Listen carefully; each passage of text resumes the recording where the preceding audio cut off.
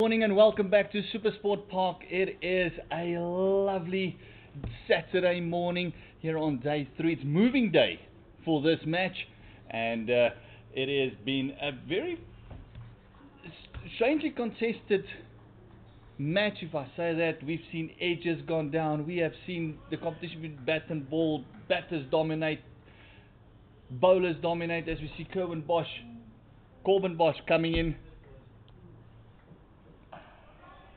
That was a bit of an inside joke. I kept saying Corbin Bosch yesterday. So yes, Corbin Bosch opening up for us today. And I'm joined on commentary with myself, Gert Maloney.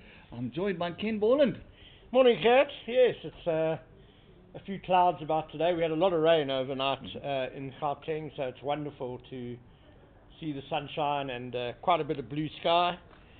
And yeah, wonderful to be here on a Saturday morning as the car train comes whizzing past. And well, Corbin Bosch just bowling one ball to end the over that was interrupted by bad light last night. Yes, went off for bad light, and a quick wrap up of the scores there. We saw a century from Dieval Brevis. We saw Makhanya score a lovely 83 as well. And at the crease at the moment, the man facing up to Gerald Kutsia is Pillay, who's on a 96. And getting off the mark very nicely this morning. Is that going to roll away and that'll be his 100? That is his 100 for Pillay. 100 runs. The second Centurion of the match. Well batted. Oh, that's the way to do it. First ball of the day. No nerves at all. Just beautifully stroked through the covers. He had a bit of a torrid start to his innings yesterday, but really he's battled through and done superbly well. Yes, that first 50 did not come very nicely to him. It was a bit of a struggle. He kept us on the edge of our seats the whole time with his batting. Kind of describes a lot. 180 for the loss of 2, and oh, it's so nice to get that monkey off your back so early. Just scoring that 100, not those nervous 90s. Now I can just reset again. He's really breezed through the 90s. In fact, like yesterday, he unfurled a flurry of boundaries. And just interesting as well to see Gerald Kutsia has changed ends this morning. He bowled entirely from the West Lane end yesterday, but starting off proceedings from the Henops River end today. And Gerald, one of those bowlers that just need a couple of overs just to get nice and loose. Oh, there we go, first edge of the day. It is, guess who? Pillay again, getting the edge through keeper and first slip. That ball just dropping short, so not a real chance, but oh, another fortunate boundary. Another so near, yet so far for the Titans. Dean Elgar standing with his hands on his hips, the classic teapot. I think maybe he's wondering, don't tell me it's going to be the same as yesterday. Yeah, Dean was part of that slip cordon that had a lot bounce in front of them, go through them. Him and Captain Neil Brandt would have had a big discussion on where they should be standing, how far from the keeper. Must they come in a little bit closer. Brandt picking up that ball and just throwing it to the umpire. Might have just rolled into the water, and this ball is only 24 overs old, or actually 23 overs old, because we saw that there was one over bowled before the new ball was taken. Just Javishan Pillay's the details of his second Division 100. The first one came actually playing for the Titans against Western Province at Newlands in 2001-22. He's been at the crease for 3 hours and 49 minutes. He faced 167 balls and is at 11 fours and 2 sixes. Very decent batter. I think this innings doesn't always show his class. It doesn't show what he can do. He, like you mentioned, he had a bit of a torrid time of it. Well, I mean, the great thing is that he stuck it out. You know, he got through it. He didn't just give it away. He's really battled gamely, and he's looked better and better as the innings has progressed. Look, there is a bit of inconsistent bounce in this pitch. There is still a bit of movement on offer for the bowlers. So there are going to be occasions when you play and miss, when you get an edge. You've just got to get through that. Just what you were saying about the Titan slip cordon and getting their distance from the bat right. This is certainly one of the slowest SuperSport Park pitches I've seen. And I imagine for the home side it has been quite difficult for them to actually get the right positioning behind the stumps. Of all the edges, I think all of them certainly have given me the impression that they've been dying on the cordon as it's got to them. Yeah, no ball has really gone through hip height. It's almost been from the knees and downwards. As you mentioned, it is definitely a slower deck that has thrown off the bowlers a little bit on the length as well. But with the deficit going down to under 200, it is 199.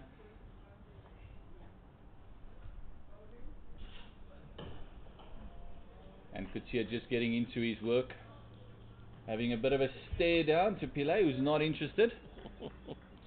George Rosier loves the contest, loves to get the passion going, get the blood pumping. Not shy to say a good morning to a batter. Love it. Love his enthusiasm on the field. He's a very polite young man off it. Oh, pull shot, that's up in the air, is finally going to come round. He can't cut it off. And that is the third boundary of the morning. Well, Pillay certainly playing his strokes from the get-go. Got the 100 under the belt straight away. But we know this from the Warriors under Robin Peterson's coaching. They're always a very positive side when batting, back themselves to get on top of the bowling as quickly as possible. And that's where that was a bit surprising when Makhanya was batting as well. He took 32 runs before he got off the mark. And with the right-left combination with Pillay, then you thought that positive intent will be there to look for the single, keep rotating, and then he got off the mark with an absolute beauty of a shot, a cut over points for 6, and then it kind of just kick-started his innings from there. He was the last man dismissed last night. Yeah, Makhanya showing great patience at the start of his innings.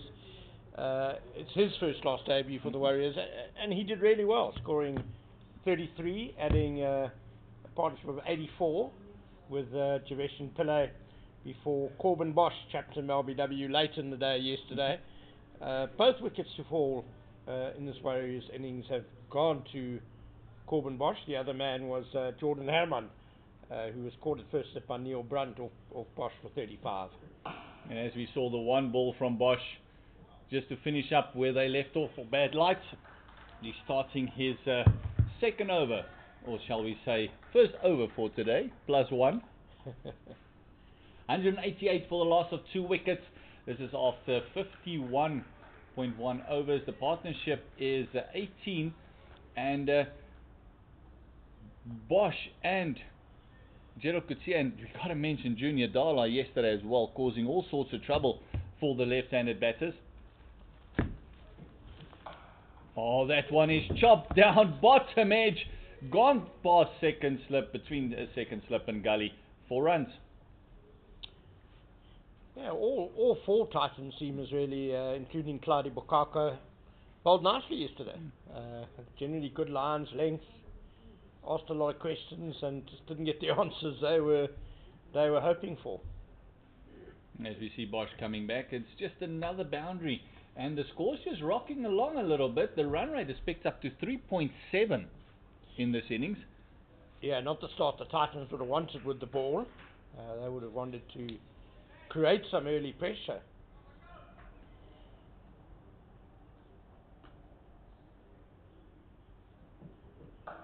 Oh, much better line. Just hitting that back of a length. We saw that back of a length was the one that spat up a bit. That was the one that also kept 1 or 2 balls kept low, as we saw with the wicket of Junior Dala, and it was Swanepoel's 5th as well. Just swung in a little bit and just kept low on that back of a length. So this will be where I think the Titans will want to concentrate on, and then also just like yesterday, get that line right. They faltered a bit in the back end of the innings where they went just a little bit too wide, but just get the line a little bit tighter, make the batters play. Yeah, that last delivery from Bosch was the perfect line and a very good length as well. Rosier, the partner of Pillay at the moment, just happy to let that one go. He's on 7 of 5. And it just come back to the Makhanya innings. He took 32 balls to get off the mark, and then he ended up on 33 of 65. So after that, it was basically a run of ball stuff. Very bright, yeah. You've got to respect the way he gave himself a platform, took his time to get in, and then batted really well, considering his inexperience at this level.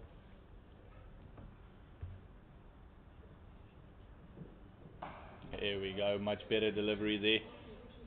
Getting right in behind it. Rosier has always been a very compact player. He's got a very good defence. Yeah, a very talented player. Was always very highly rated coming up through the junior levels. Maybe when he was younger, just tried to play a few too many strokes because he had them. He could play them. But as you say, he certainly tightened up his defensive game and had a very solid 4-day campaign last season.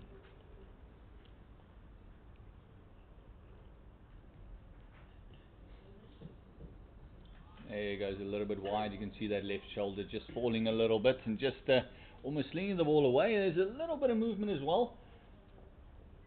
And I think that first over for Bosch and Krueger, both producing edges, might just be one of those things where they just want to get into the work and might have also just fired them up a little bit. Yeah, and they're both bowling from different ends compared to what they certainly Krueger only bowled from West Lane end yesterday. I think Bosch did bowl a couple of overs from West Lane, but he was mostly from the Henops River end. So there'll be a bit of adaptation as well that they'll have to do to that switcher ends. 2 slips and a gully for Gerald Krueger. The man at square leg is going back to the boundary, and there's also a fine leg who's quite square too. That one just misdirected onto the pads of Pillay. He's got the 2 slips, a gully, and also a deep point out for Pillay. With him playing shots, they might feel that there's an opportunity there, but also saving the boundary a little bit. Well, they know him well from the time he spent at the Titans. Perhaps he's one of those guys who likes to play the uppercut. Deep point nowadays quite often can be a catching position. We saw Junior Dala bowling around the wicket to Pillay and just about always had that deep point, which I think in that case would have been a catching position. Oh, lovely carry there by Krueger. That was something we didn't see yesterday. The ball was almost dying onto the keepers. This one taking chest height by Diteko. Yeah, if we'd had the normal sort of 2 days of bright Centurion sunshine, you would have expected the pitch to quicken up quite a lot. It's had a bit of sun, so hopefully the surface does quicken up a little bit today, day 3.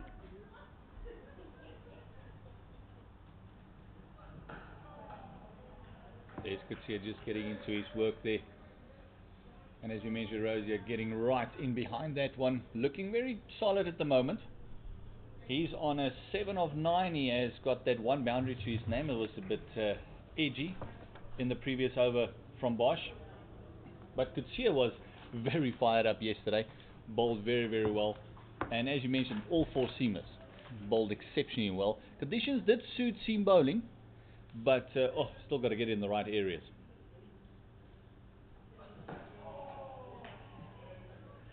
There you go. Rosier will want to make the most of this opportunity to bat for a long time today. He hasn't had the greatest 4-day campaign. He's made just 66 runs in 4 innings. So a chance for him to get his 4-day season really up and rolling today. And spend a bit of time in the crease, because that's normally one thing that is lacking. If you see someone struggling, he's not there for long enough. Yeah, and I think for the Warriors, their aim will be probably to bat most of the day. Oh, just played off the hip. Another boundary coming for the Warriors. It's a leg by signalled. one of the few deliveries that Gerald Krueger has been offline. That one just angling down leg. And just continuing your point, yes, for the Warriors, they are sitting pretty at the top of the log. The team that would want a result here is the Titans, for the Titans obviously, because they need to edge closer. They're about 15 points behind the Warriors, so every game becomes almost a must-win game for the Titans.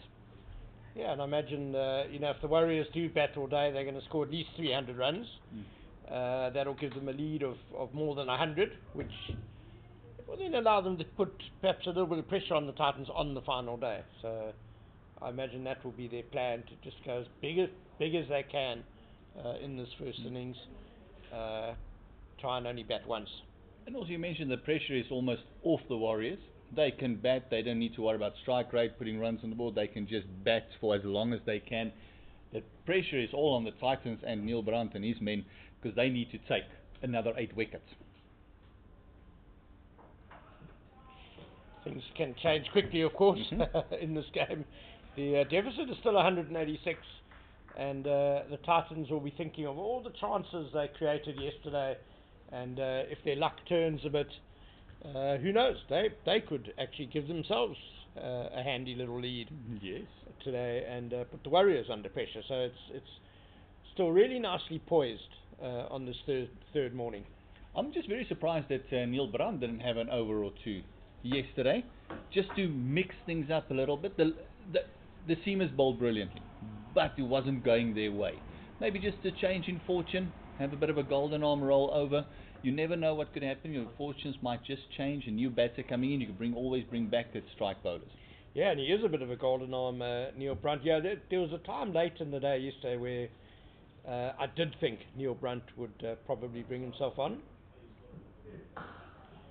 Just when you felt it had been a long day for the Titans bowlers, and you just sensed they were getting down a bit because they'd had so little luck. But we had Makhanya bowling it over instead, the medium pacer. Makhanya, a good bowler in his own right, but I really feel that Brandt could have gotten in an over or two there. So again, just to change those fortunes a little bit. Maybe today he'll look at bowling himself. He'll probably hope not. He'll hope his seamers run through the Warriors. The start that they've had this morning, it's almost been a four fest thus far. Almost a boundary in every single over. So it does become a little bit worrisome if the same gentleman that caused all problems yesterday now becomes the ones leaking the runs. And also, yes, lucky runs in some respect, but it means their fortunes have not changed. Yeah, well, then Neil Brandt will almost certainly come on to bowl. One guesses that run rate up to 3.7 now, which is pretty much what it was to most of the Titans' innings. Oh, Bosch, another front foot no ball. He's been the culprit of a few of those.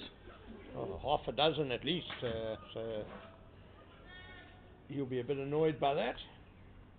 Hitting it on the head there, yes, a half a dozen does belong to Gerald Krueger. Bosch, I beg your pardon. Bosch has been guilty of just overstepping, maybe just looking for that yard or two. He does have a long delivery stride, tall lad. Oh, good bumper. That wasn't particularly convincingly handled by Javesh and Pillay. Excellent bouncer. Just that was one over his right shoulder. That was one of the few that was very well directed. The others have been a little bit too short. We saw one or two rapid batters on the hand yesterday. Pillay had one on the hand as well. I think batting at SuperSport Park, you always expect the longer the game goes on to get a few on the gloves.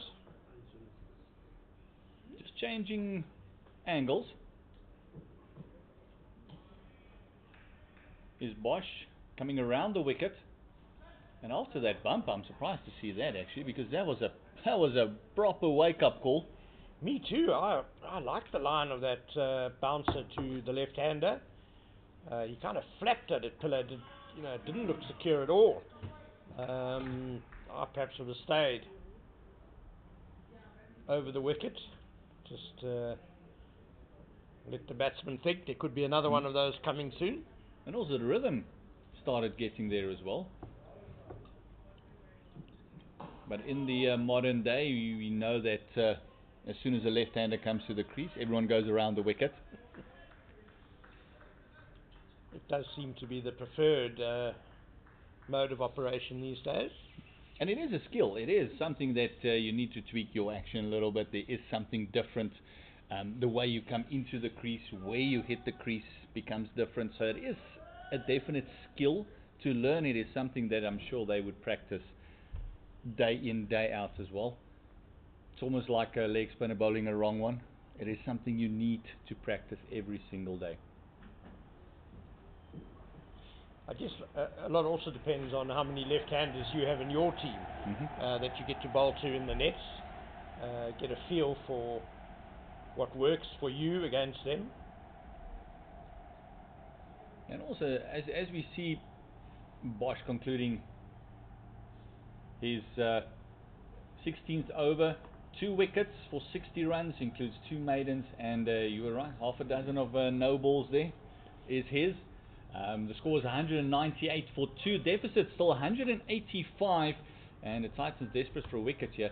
And as we saw with these, when he came over the wicket, when he bowls that effort ball, he just falls away a little bit.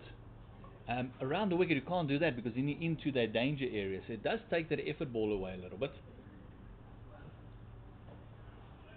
Nicely bowled that buckets here. Good carry through to the wicket keeper. Bit of movement there as well, away from the right-hander. And that's what I would love to see, that same movement. Maybe continue that to the left-hander, going around over the wicket instead of around. Maybe creating that across then into him angle.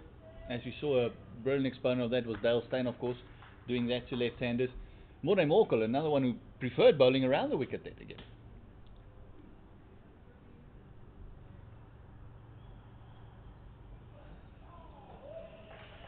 Oh. It's a great line that by Gerald Krueger. It's going to test the patience of Diego Rosier. How long will he be willing just to leave those, let them go past? It's just outside off stump. If Krueger brings it slightly closer, he's going to be thinking, should I play, should I leave? All he needs is that one to nip back, just to put that doubt in the batter's mind, and that's what makes the best swing bowlers in the world so dangerous. Guys like Jimmy Anderson. Oh, pull shots. There is protection out in the deep. Hurried him a little bit there. Rosier not in control of that one, just paddling it around. Just a single. I saw a clip this morning where great AB, Mr. 360, faced up to Peter Siddle, and it was in a test match in Australia, and the ball was swinging away, and AB was happy to leave. He blocked 2 and then or defended 2, and then all of a sudden one just came back and went through his defenses. Same line, same ball, everything, one just nipped back, and it got him. So it shows you that even the best in the world can falter to that. Yeah, it's almost like muscle memory training. I mean, I'm sure an experienced batsman like A.B. de Villiers almost knew what was coming. You know, he would have known, okay, be careful of the one coming back in, be careful of the one coming back in. But you just get so used to playing that certain delivery. Just let that one go. Great take by Diteko.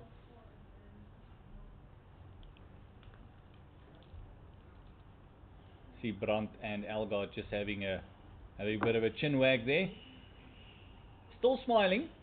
Still not nervous. They know they got 184 runs still in the bank. But they would want to get a lead as close to 100 as they possibly can. So they needed 2 or 3 wickets here.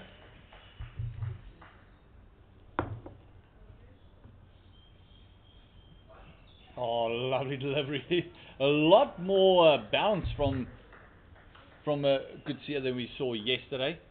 And still a little bit of spongy bounce. It's not quick. We saw the one quick bumper from Bosch that hurried Pillay. And that might just be the reasoning for that one or two short ones. He's got the deep square and the deep fine leg out, also the deep point. So he might just test him, push him back, and then hopefully go for that Yorker. Interesting that Diteko's keeping today. Rivaldo Moonsamy started the innings as wicketkeeper,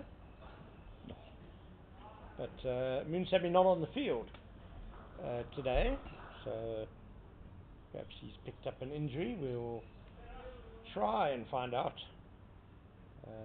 what's happening with that situation. One away from 200 after that over. It's 55 overs gone. It is 199 for the loss of 2. It is Bosch, who's on 16 overs, 2 for 60, picking up those 2 wickets, the only one in the wickets column. And then Krueger has been bowling brilliantly. He's only conceded 34 runs in his 15 overs, which included 2 maidens as well. Junior Dala, although he went for 61 runs, he bowled a lot better than that suggests. Bosch continuing. He's into Rosier.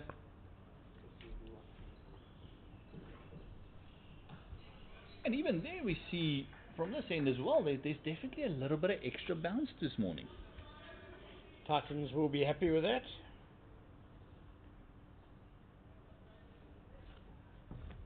And it's again just on, and it's a little bit fuller than we saw yesterday. We can see that ball just taking off there. It looks like around about that 5 meter mark.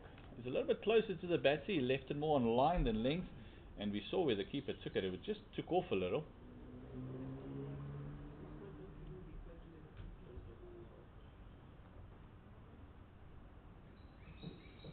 Oh, lovely pull shot there.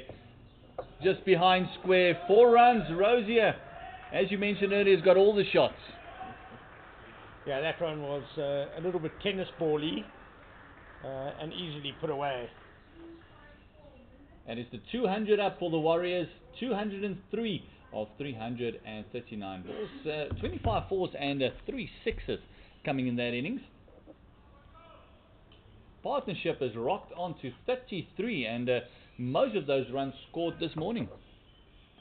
Yeah, in quick time. We haven't even had half an hour's play yet this morning.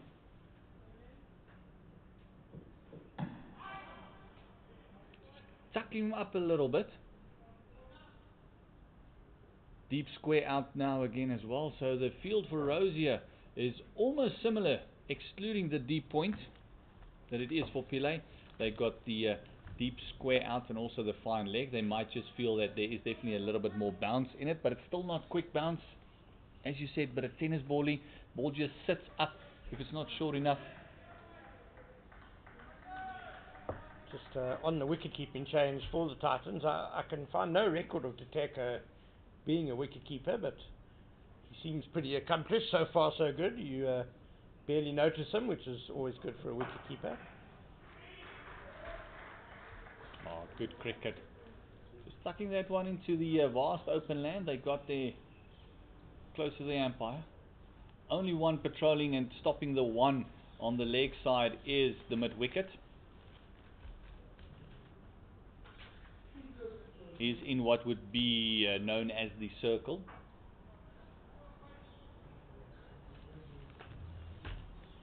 Two balls left in this Bosch over, coming around the wicket to Pillay, who's on 109 runs. First ball of the day went to his 100.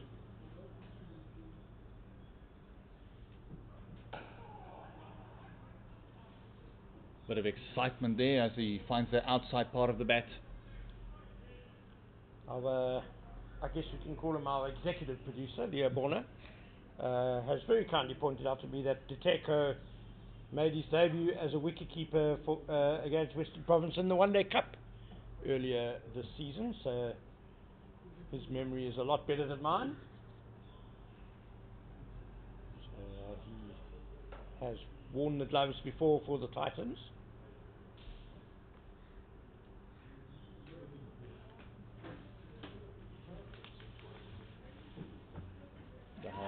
Oh, did he strangle him on leg side? Everyone very excited. Dean Elgar, hands in front of. I can't believe that was not given out. Could see a hand on head. They were all very convinced. Diteko covering a lot of ground to cover that one. Can't believe that wasn't given out. I must admit, I heard a sound that sounded suspiciously glove-like to me, and it did seem to be a deflection. Everyone very, very excited with that one. Yeah, Diteko had to go quite a long way to take the catch, which suggests there was a deflection, quite a big one. Umpire unmoved. Another one of those ones that didn't quite go the Titans' way. 204 for 2 is the Warriors over. They still have got a deficit of 179.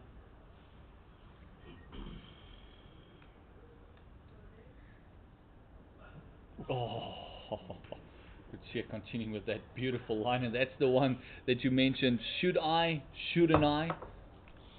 And Rosier did play that a little bit outside off Stumps, so he's being drawn across into playing at those now.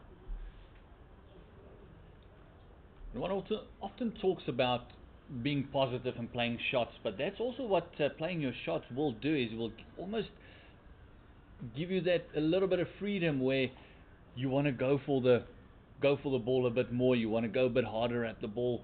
Everything feels a bit more in your zone, in your bubble. Start playing away from the body a little bit more expansively. 2 slips, a gully. Only fine leg on the boundary for Rosier. Oh, great fielding. Great fielding. That was going quite quickly. That one just a bit wider there by Rosier. As we see the fielder just felt that one in the hand a little bit. Just having a look there at the old digits.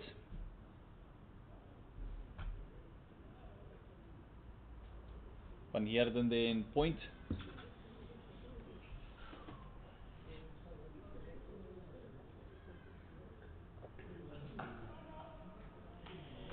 Just having a look at that replay of the caught behind down the leg side of Bosch, the appeal of the previous over. It was either glove or very, very good acting by the Titans fielders, because everyone behind the wicket was immediately up and running, appealing. Gerald Rosier came running in from mid-on with his hands on his head and sank down to his haunches in disbelief when the appeal was turned down. Oh, lovely movement there.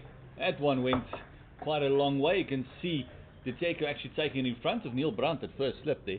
And yeah, it's always a key when you look at fielders is when did everyone go up? And Neil Brandt was actually running close and he was clapping hands and he was congratulating already. So, like you said, if there was glove, it's an unlucky call. If there wasn't, the Academy Award goes to. But everyone was excited with that one. There was definitely a noise there. There was something there. But lucky to still be at the crease. Oh, flashing that one. Brilliant take. And you mentioned it this morning. That's what we saw a lot of yesterday. The ball dying in that slip cordon. And Diteko just showing his athleticism there, taking it in front of second slip there by Dean Elgar.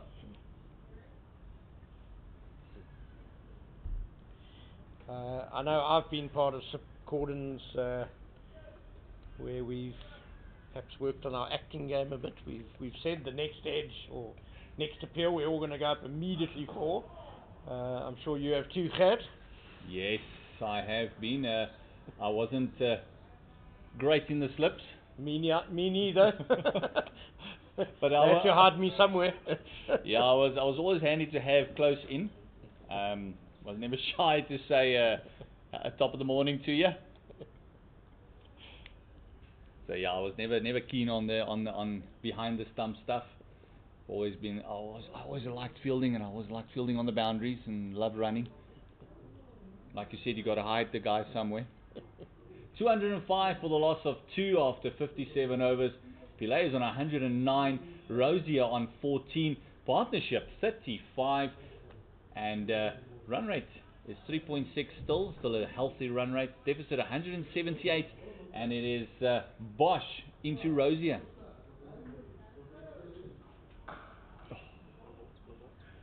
Bosch again, second one for the day. And 35 minutes now without a breakthrough for the Titans, which certainly would not have been the plan at the start of play, which brought forward half an hour today, of course, because of the most of the afternoon being washed out yesterday. And we're seeing that the clouds are rapidly clearing. There's more and more blue sky, and it looks like it could be a rather hot, long day for the Titans bowlers in the field today if they don't start making headway into this Warriors innings. Yes, and that also means that the bowling conditions is going to change in the next half hour or so. That one just hitting me on the thigh pad. Just another leg by added to the score. And as I mentioned, the bowling conditions will change a bit as well now, with the cloud cover moving away. A lot of the extra moisture that we had is also evaporating. So things will change quite dramatically in the next half hour or so. Well, Titans won't mind the pitch speeding up a bit. There are still tinges of green there. There's still some green grass.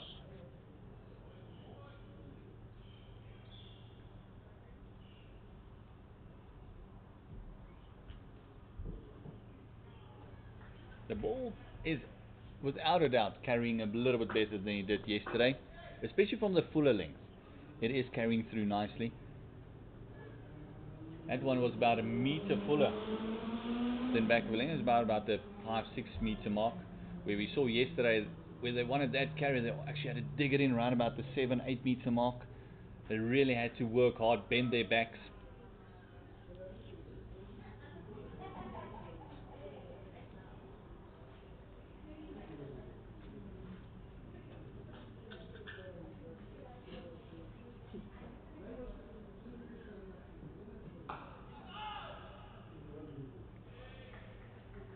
Call of weight there. It was a very early call. Dafabet at cover point had quite a lot of work to do running to his right, but his reputation obviously precedes him. He was there quickly, and the ball had barely left the bat when Travesh and Pillay shouted no. It was one of those awkward ones as well, that's sort of slightly in front of square, slightly behind square, whose call is it? That sort of thing. Confusion can easily happen with those. And as any coach will tell you from a young age, yes, no means no. Oh, that one wrapping him up. It looks like on the hip. He does not look comfortable. Hopefully it was the hip. Yes, just rubbing that that leg there. Oh, that inner thigh. That's never pleasant. And that wasn't particularly short. That one spat up a bit from Corbin Bosch. Nasty delivery to the Centurion. That's the one that hits you after about 3 days. It will start changing colour.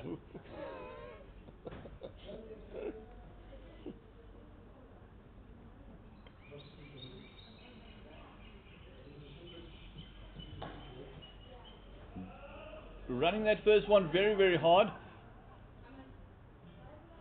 Trying to put some pressure on the fielding there, and just the one just tucked off the pads again. Yeah, Makhanya, one of the better fielders in this Titans side, very quickly off the boundary there. And those bone bruises are always the worst, aren't they, Khat?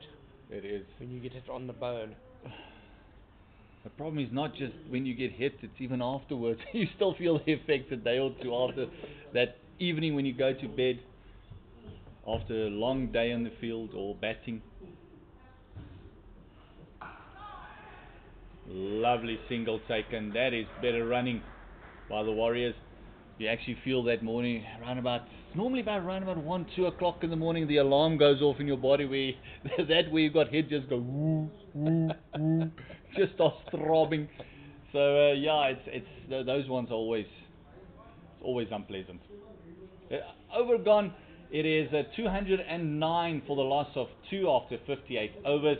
Pillay on 110, the second Centurion in this match. Dafabet being the other one. And then Rosier is on 15, as we see a change in bowling. Sibonelo Makhanya coming in. He bowled the solitary over yesterday. It went for 3. Might have had a few more, but we went all for bad light.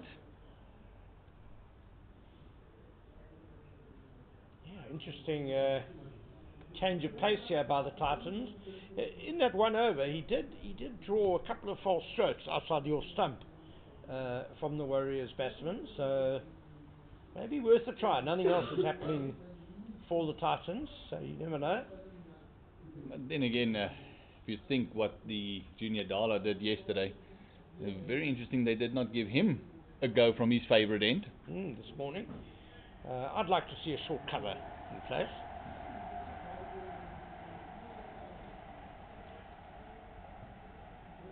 That was just very much a loosener by Makhanya. Doesn't bowl that often these days, so maybe a bit of stiffness from his one over yesterday. Yeah. And also he scored a lovely 83 in the partnership with Devil Brevis as well. Batted beautifully, and at times actually scored quicker than Brevis, which is quite a feat.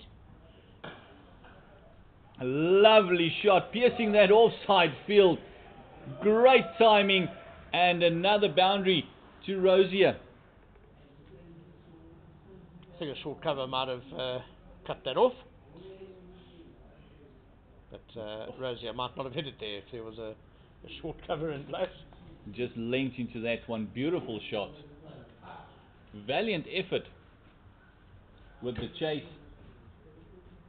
But Rosier getting into his work now. He is 19 of 32. Lovely shot. And it might just feel a little bit more comfortable against Makhanya's pace and movement. Oh, what a great comeback. Fantastic delivery. Superb delivery. It was bounce. It's a great line as well. That is what you want to see as your captain. Neil Brandt will be very, very happy with that.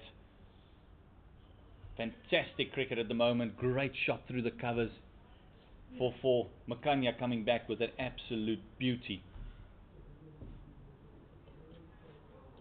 You called it, short cover in place. Going across a very long way, did Rosier there. And yes, they might have heard you. Your voice travels, Ken. Neil Brandt getting in that short cover. He's got a slip in place, which is more of a second slip. He's got the gully, and then he also has Neil Brandt placed himself there in a short cover. Still the deep point out, and the fine leg on the fence. Oh, he's getting out way across his stumps. That most definitely would have hit him outside the line. Might have gone on to hit the stumps, but it's gone outside. Just hitting him outside. You can just see the replay here. He does move across to the offside quite a lot. Height might have also been a factor there. Yeah, no question there. The umpire got that dead right. Rosier getting that front leg well outside off stump. Interesting though that he's Makhanya is making him try and do something different.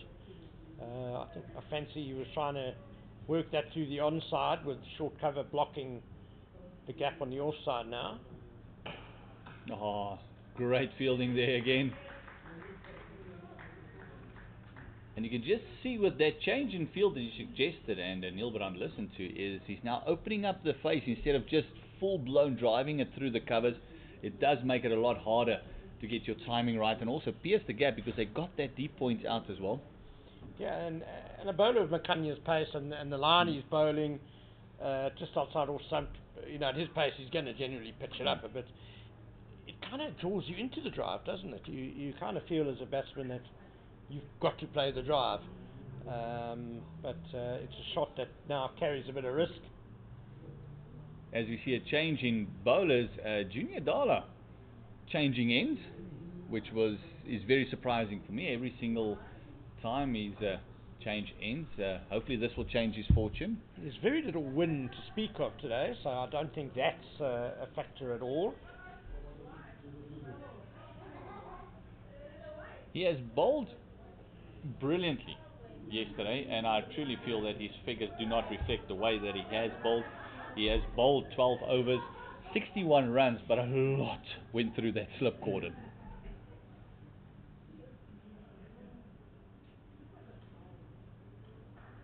Just warming up, just getting into his work. You can immediately see the difference in bounce and pace when it comes from Bosch to Dala, and also from Makhanya to Krueger. The batters might just feel that if they can get on top of Junior Dala here and maybe get on top of Makhanya, that might be the reasoning, that they might force that fifth bowler, maybe force Neil Brown to bring himself on, maybe just force the changes a little bit more than letting the bowlers settle. Yeah, and then Titans might have to start bringing back their frontline bowlers for second, third spells earlier than they would have wanted to. Oh, that's a short arm jab over mid-wicket. The ball is plugged in this outfield, and it will still win the race. Another 4 to Pillay. Yeah, he likes that short arm pull, doesn't he? He executes it well. That one wasn't as well struck as a previous one. He hit late yesterday, but still enough on it to get it to the boundary and through this fairly slow outfield after all the rain overnight. That will also change as the day goes on. This outfield, very well known that you go fetch, you don't normally chase.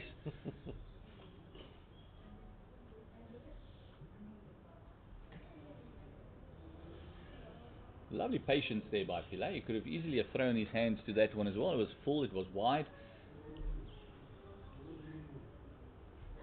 Yeah, what's been good about his innings is that he's been quick to identify scoring opportunities, balls that he can put away. He's done so very well, but also watchful, and he's left a lot as well. He's on 114, 14 fours, 2 sixes. Facing up to Junior Dala.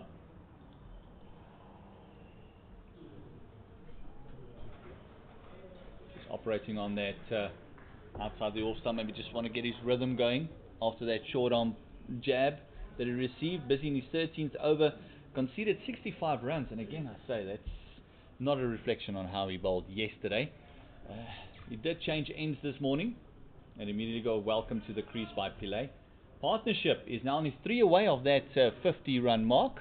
They're on 47, and again most of those runs coming in this morning.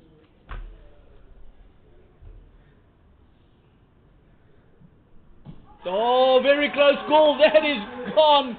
Fantastic bowling, Junior Dala, and Pillay tried to turn his back to the umpire, but he knew as soon as it struck him, he knew he was dead in front. It's the surprise fuller ball from Junior Dala. He does normally bang it in short, but every now and then he can slip it up there into the block hole. Pillay looked a bit surprised. He was trying to drive it on the onside, and it was very straight and very full and very plumb. That was cluttering to middle, and it's one of those ones where as a batter you feel, how did I miss that? But it is the experience of Dala. We were calling for it yesterday, maybe just go a little bit fuller with the movement, a little bit fuller, and he almost went up, right up to the batter there. Fantastic delivery, but Pillay can get a big round of applause. He has scored 114 runs of 194 balls. Fantastic batting, 14 fours, 2 sixes, 60 strike rate. Great innings. Yeah, career best for Javesh and Pillay.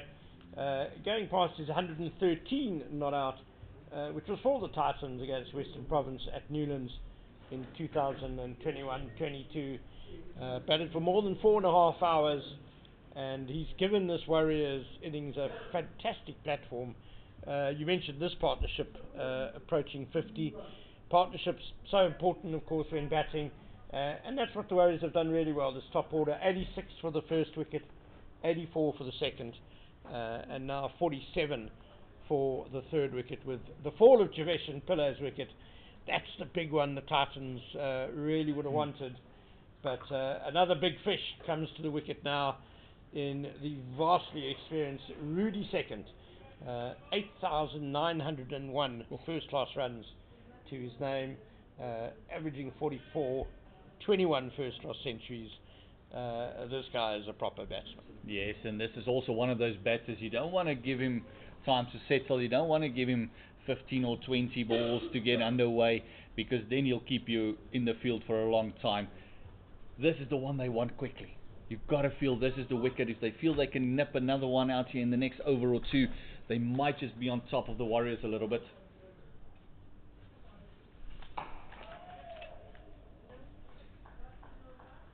Positive foot movement from the get-go, and you can actually hear everyone just livening up in the fields a little bit.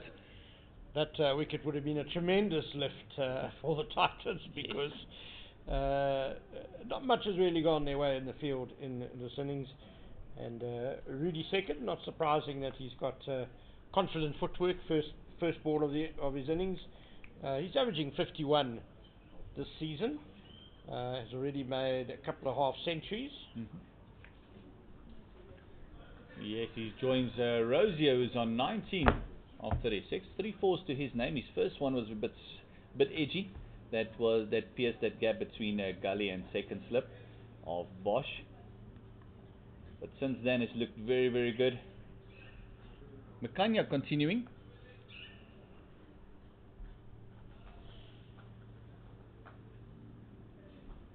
He'll be bowling to Rosier.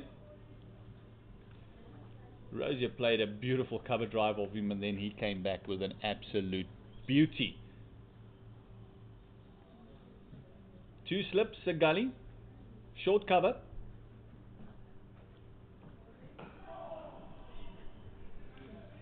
And that would be the line that Makhanya wants to operate from.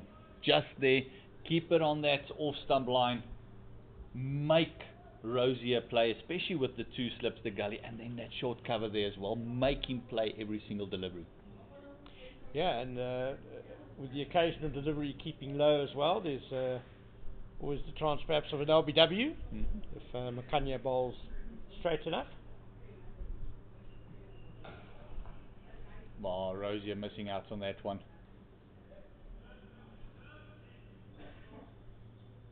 Might have tried to get under that one, a little bit up and over. Yeah, I wonder if short cover is preying on his mind a little bit.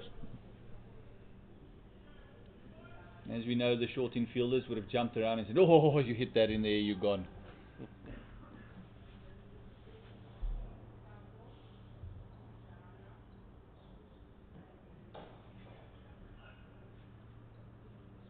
Oh, great fielding, great fielding. Just keeping alive in the field there.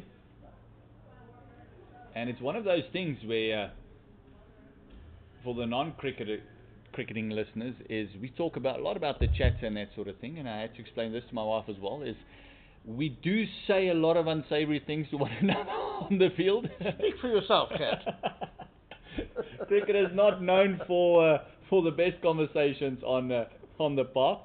Speak for yourself. I was always just telling guys how wonderfully they were playing, wishing them the best of luck. Can we just get a fire extinguisher, please? Someone's pants is on fire.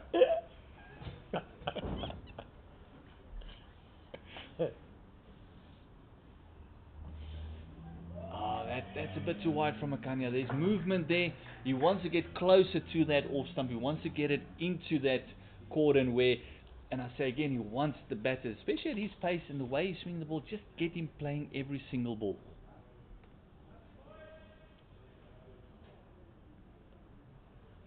We saw a leading edge yesterday, also not going to hand, where they actually tucked up Pillay as well. We tried to work it around and it just popped up.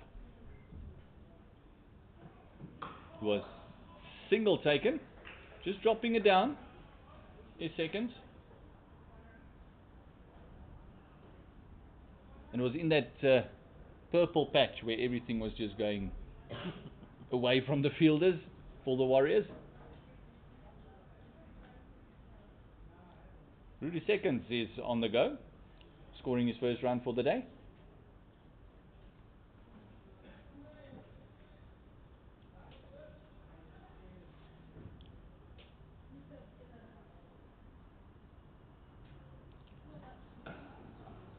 look where he played that, walking across and into the line of the ball. Rosier, without a doubt, could be feeling that Makhanya is a bit of a threat.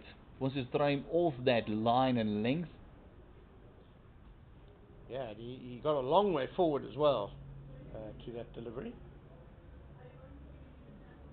End of the over. It is 61 gone. It is 219 for 3.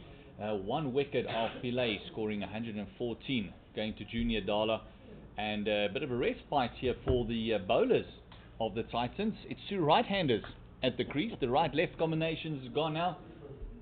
It is Seconds joining Rosier on the crease after a 47 partnership between Rosier and Pillay.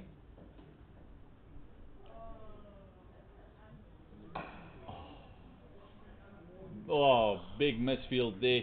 That would not please Neil Brandt whatsoever. Yeah, Josh van Heerden, the 12th man. Yeah, that's a very irritating misfield against the new batsman. First ball of the over.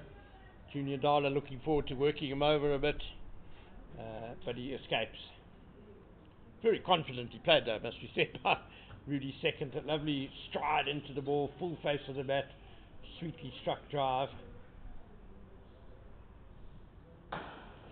Oh, Junior Dala pitching it up again. But that has been the earmark of Rudi Second's career, I feel. He's always been a very positive batter.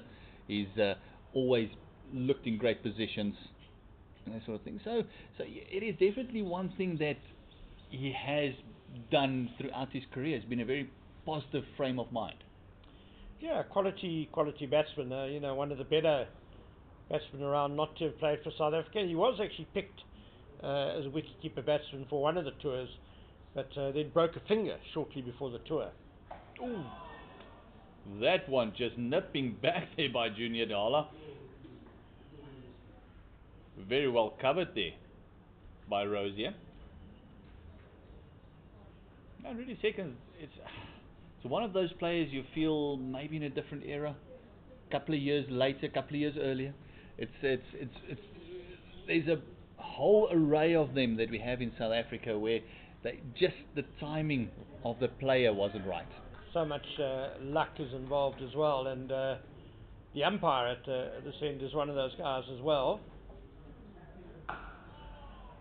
Arno Jacobs standing at the West Lane end. He was a really good batsman for the Warriors, for Eastern Province.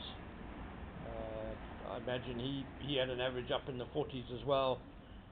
Never got a look in for the Proteas, played SAA, but also one of the better batsmen of his time not to get international honours. We'll just dig up his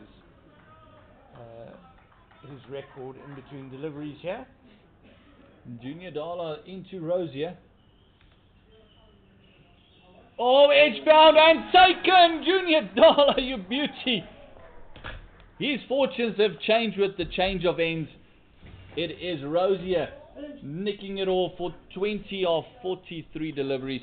Fantastic delivery there. And that misfield working in their favour at the moment. It did. And Junior Dala finally getting some reward for his wonderful bowling. And his second wicket, Diego Rosier, gone for 20. He was there for an hour, faced 44 balls, hit 3 fours. And Dean Elgar snapping up the catch at second slip.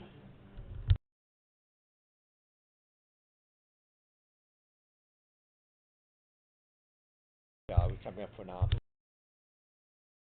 Alright, we're going to be with you in a couple of minutes of the fall of that wicket just before drinks.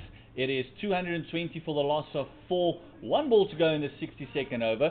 And we're going to have a change in commentary as Otto Simon will be taking over from me in about 3 minutes' time.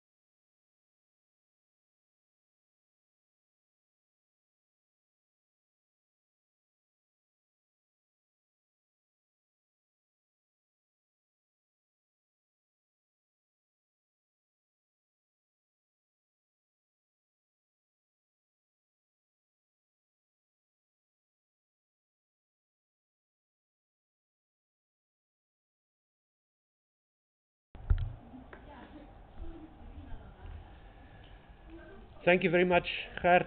My name is Otto Simon. I'm here with Ken Borland. We're coming to you live from a beautiful Saturday morning here at SuperSport Park in Centurion in Swane. It is Pillay now joining second after that breakthrough from Junior Dala. Two important wickets from Dala this morning. Great stuff from the stalwart of the Titans, the Dafabet Warriors. Showing us why they are top of the log. They bat quite deep, and the Titans were in a little bit of trouble after the first 30 minutes. Didn't look like they could buy a wicket, but Dala came on and did the job for his team, and now they've got two new batsmen at the crease, the Titans.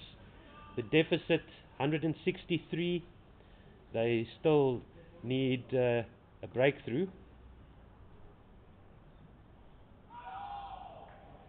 And there's a little bit more energy in the field now from the Titans after, like I said, a difficult start to the day. They seem to be a little bit flat, but now the energy levels are back up and guys are talking to each other, and there's a little bit of a buzz now.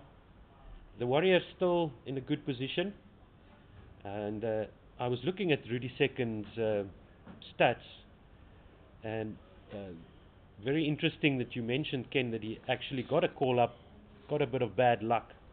But with those figures, you can't understand how he doesn't have a test match line on his stats figures there.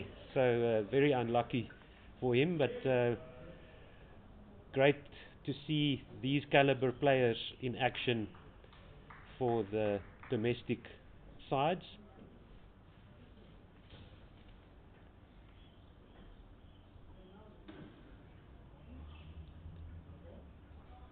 And I'm reminded of the story of this Australian First Division, where they stopped picking the older players and got rid of the experienced players in their first class setup, and it soon showed up in their national side, where players struggled to make that step up to international level. So that's what you need. You need these old guys, these experienced guys, testing the mettle of the young guns coming through to make sure that when they do go on to test level, that it's not such a big leap. Well, it always used to be the strength of Australian cricket. And good morning to you, Otto. Great to have you back behind a microphone. That guys could only make it into the Australian Test side after they'd scored like 10,000 first-class runs. Exactly. And the rest of the world really tried to copy them on that. But you're quite right, they do seem to have gone away from that model a bit. But I hear talk from down under that they've realised the error of their ways. Yes, indeed.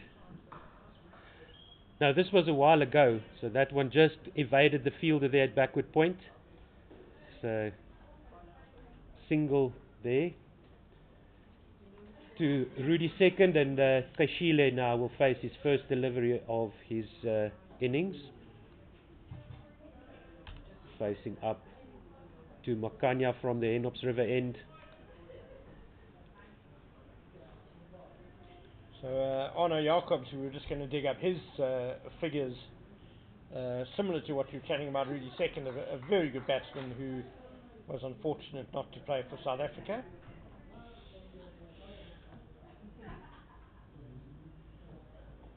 Oh, through the third slip goes the edge of Pillay's bat, and this is more of the same now for the Titans. Yesterday they had all sorts of bad luck and things just edging the way of the Warriors. Whenever there's a tight call, it seems to go the Warriors' way. They certainly have the rub of the green, as they say, in the season so far, I would imagine as well. Sitting at the top of the log. Well, they've been very unlucky in the previous two seasons with weather and indeed, things like that, just being pipped to the title in the last round on both occasions, so maybe they do. Pillay just walking down the wicket there. Interesting. So Makhanya has got only the backward square leg on the boundary. It's Junior Dala fielding down there. So very much an offside packed field, and that edge, finding the edge, just not finding a slip fielder.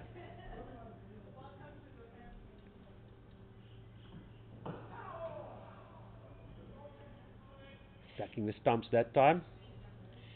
So Arno Jacobs, who is now striding across towards the stumps because he's going to be the umpire at the bowler's end. He played for South Africa A, scored a couple of hundreds, only 6 innings for South Africa A, made 2 hundreds, averaged 65 for them. But his franchise career for the Warriors, 82 matches, 5,500 runs, averaged 42, high score of 218 not out with 1100s. So he was a very good batsman indeed, and just unfortunate not to go any higher than South Africa A. And a very elegant left-hander to watch as well. He was good on the eye.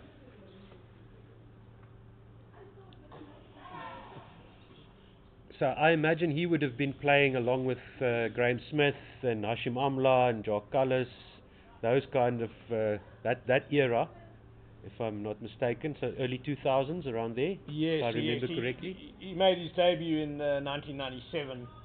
And, Okay. Played through all the way, in fact, until the 2012-13 season, when he hung up his playing boots. So as Gert mentioned, just a couple of years either way, he could have maybe had a look in. Oh, that one kept quite low. Wow. And Second also having a long stare down at the wicket. Rightfully so. Yeah, that was a horrible delivery to get. Fortunately, outside off stump. Yes, if that was on the line of any of the stumps, that would have been gone. That would have been Second gone. The Dala's had a very successful spell so far. 2 wickets. There's only 2 wickets to fall today. Just another one going through the gap there. Didn't carry to the slips, but third slip would have definitely stopped that. I think Rudi Second played that really well, actually. Let's give him that, yes. Let's say he did steer it down through that third slip gap. In between second slip and gully there. Definitely was in control of that one.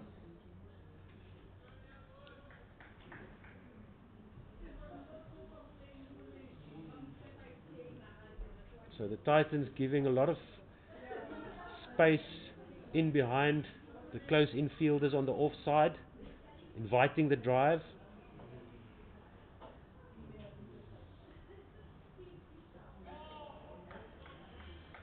That one was one that got a little bit of bounce there. So it looks like it's not the easiest wicket to bat on at the moment.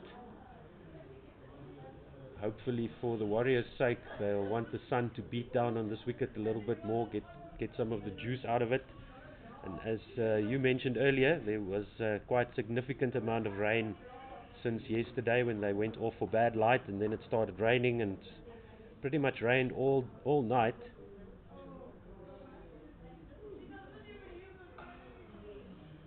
Oh, that was a nice pull shot.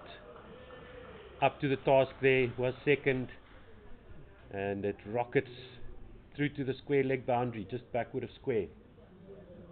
Yeah, there we're seeing that it's still quite a slow SuperSport Park pitch. Junior Dala banging that one in, but it just set up nicely, sort of waist high for Rudi Second, and sweetly put away. That was a cracking shot, that. And backward square leg, couldn't cut it off, had no chance really.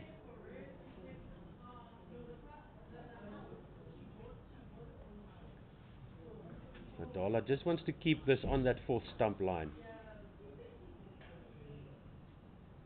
Exactly there.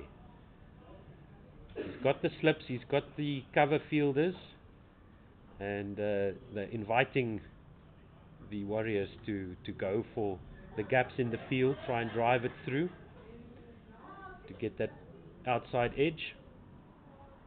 That seems to be the plan right now. maybe the backward square leg on the boundary is there for the short one, for the hook shot.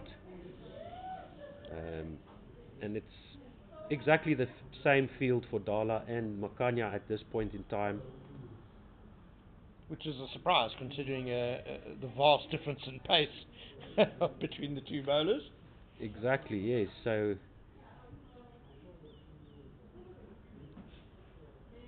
Makhanya will continue from the Henops River end. Oh, very iffy shot there by Kashile, outside his off stump. Indecisive. Well, Just backed out of it at the last minute there. Good ball though, wasn't Yeah. it? A sort of delivery that does create problems for a batsman. It was that bounce again. Yeah. Just outside off stump, not that short. Yeah, maybe the bounce surprising Kashile there. The ball just lifting up off the deck. And that one kept low. Yeah, and that's why I still think the Warriors, their best route to winning this game is probably to try and bat once. Any sort of testing target, batting second, could be a daunting one. The deficit is now 150, so the Warriors are going to avoid the follow-on. Not that that was ever really in much doubt in this innings. Largely thanks to Pillay scoring his personal best, 114, and really taking the Warriors up to a position of strength in this match, so they can dictate what happens in the rest of the match as long as they keep wickets in hand here. And I agree, Ken. I think they would, with only 5 sessions remaining, see if they can bat through to after tea, get a lead on the board, and then force the Titans to speed up their pace if they want to set a target and get those 10 wickets to get the win. These 4-day games, any time lost is really making a big impact in the way the game goes. So that hour that we lost yesterday maybe pushes the odds more towards the draw.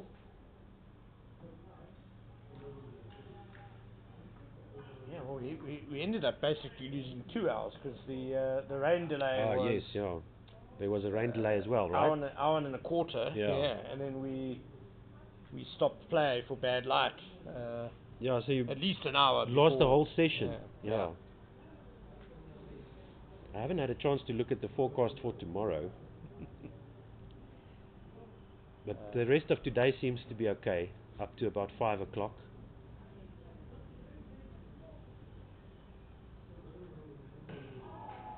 So if we look up at the sky, we have what my kids call Simpsons clouds. Looks like wonderful. Yes. the clouds at the start of the Simpsons show. The greatest show on TV, I must say. Watched a bit last night. Yeah. Bart's Comet was the episode I watched. So we see patches of blue in between beautiful fluffy white clouds sitting in the sky.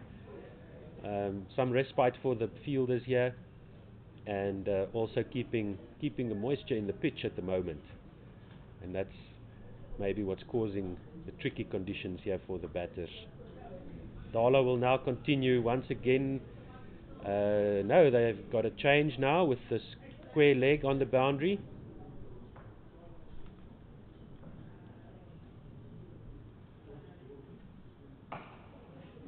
It's a beautiful line there by Dala. Going for the stumps, maybe thinking about the variable bounce, keep it on the stumps. If the ball misbehaves, we've got another wicket.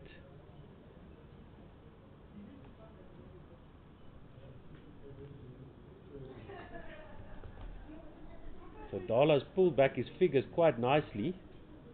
I think he started the day conceding over 60 runs. He's now only conceded 74. So 10 or 15 runs in the day and 2 wickets. Good stop at extra cover there. Was it Van Heerden, if I remember correctly? the man with the brim hat and the...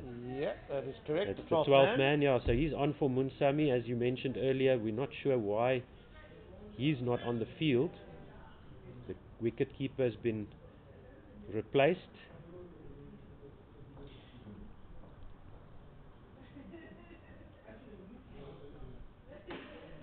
On the leg stump there, Dala looking for that nasty bounce. The second is up to the task. Pillay will now face Dala, I think, for the first time since he came to the wicket. Not 100% sure about that, but I don't recall seeing him at that end of the park yet. Yes, in September, Pillay, the SAA wicketkeeper, hasn't had the greatest season so far in red ball cricket. Just 69 runs in his 4 innings.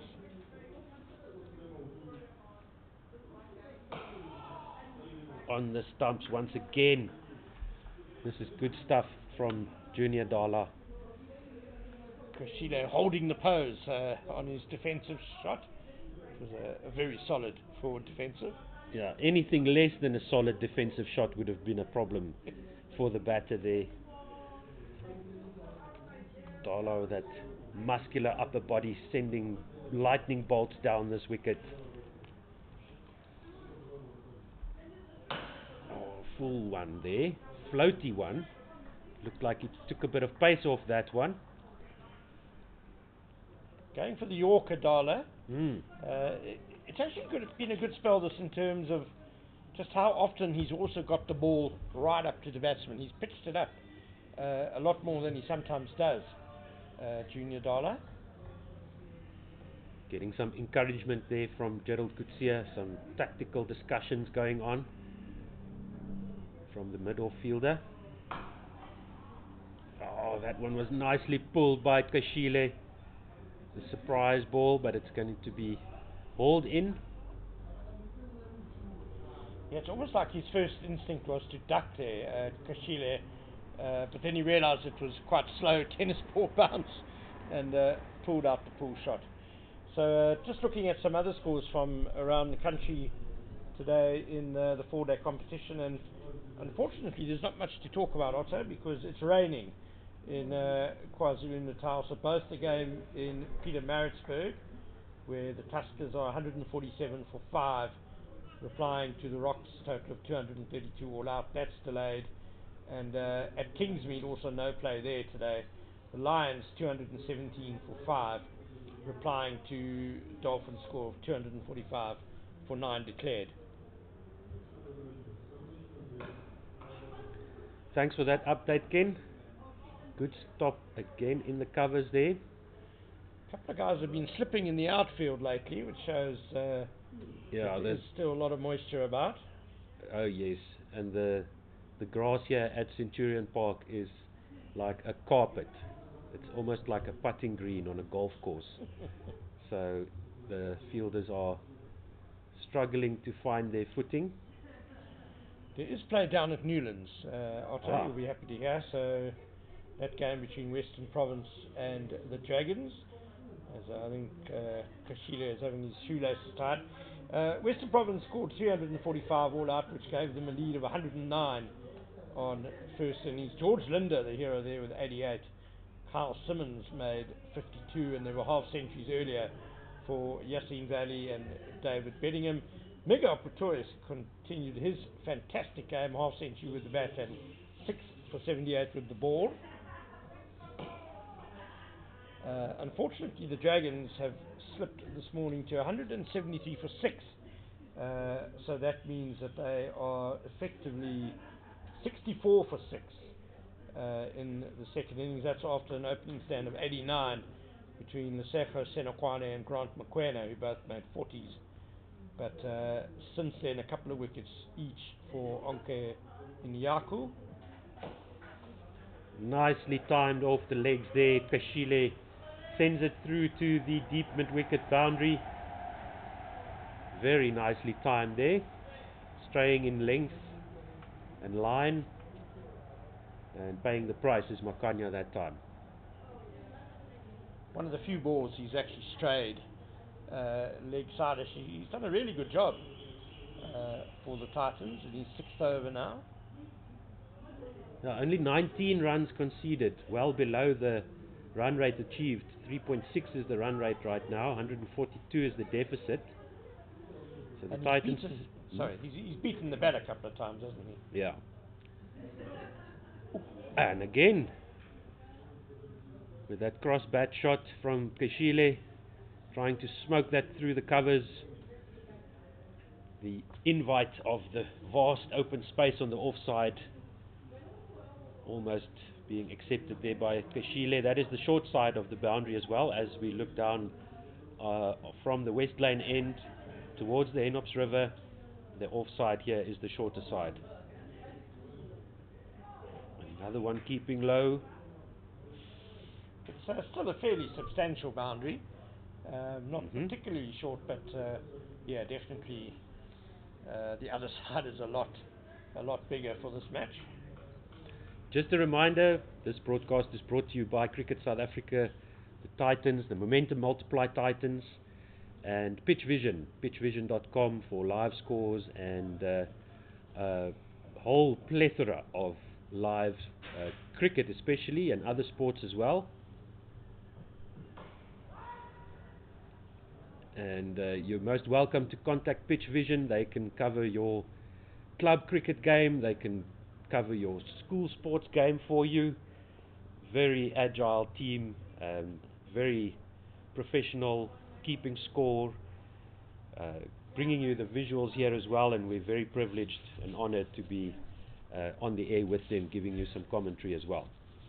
Yeah, they're pretty much ubiquitous. I mean, it's unbelievable the range of cricket matches they cover all around the country.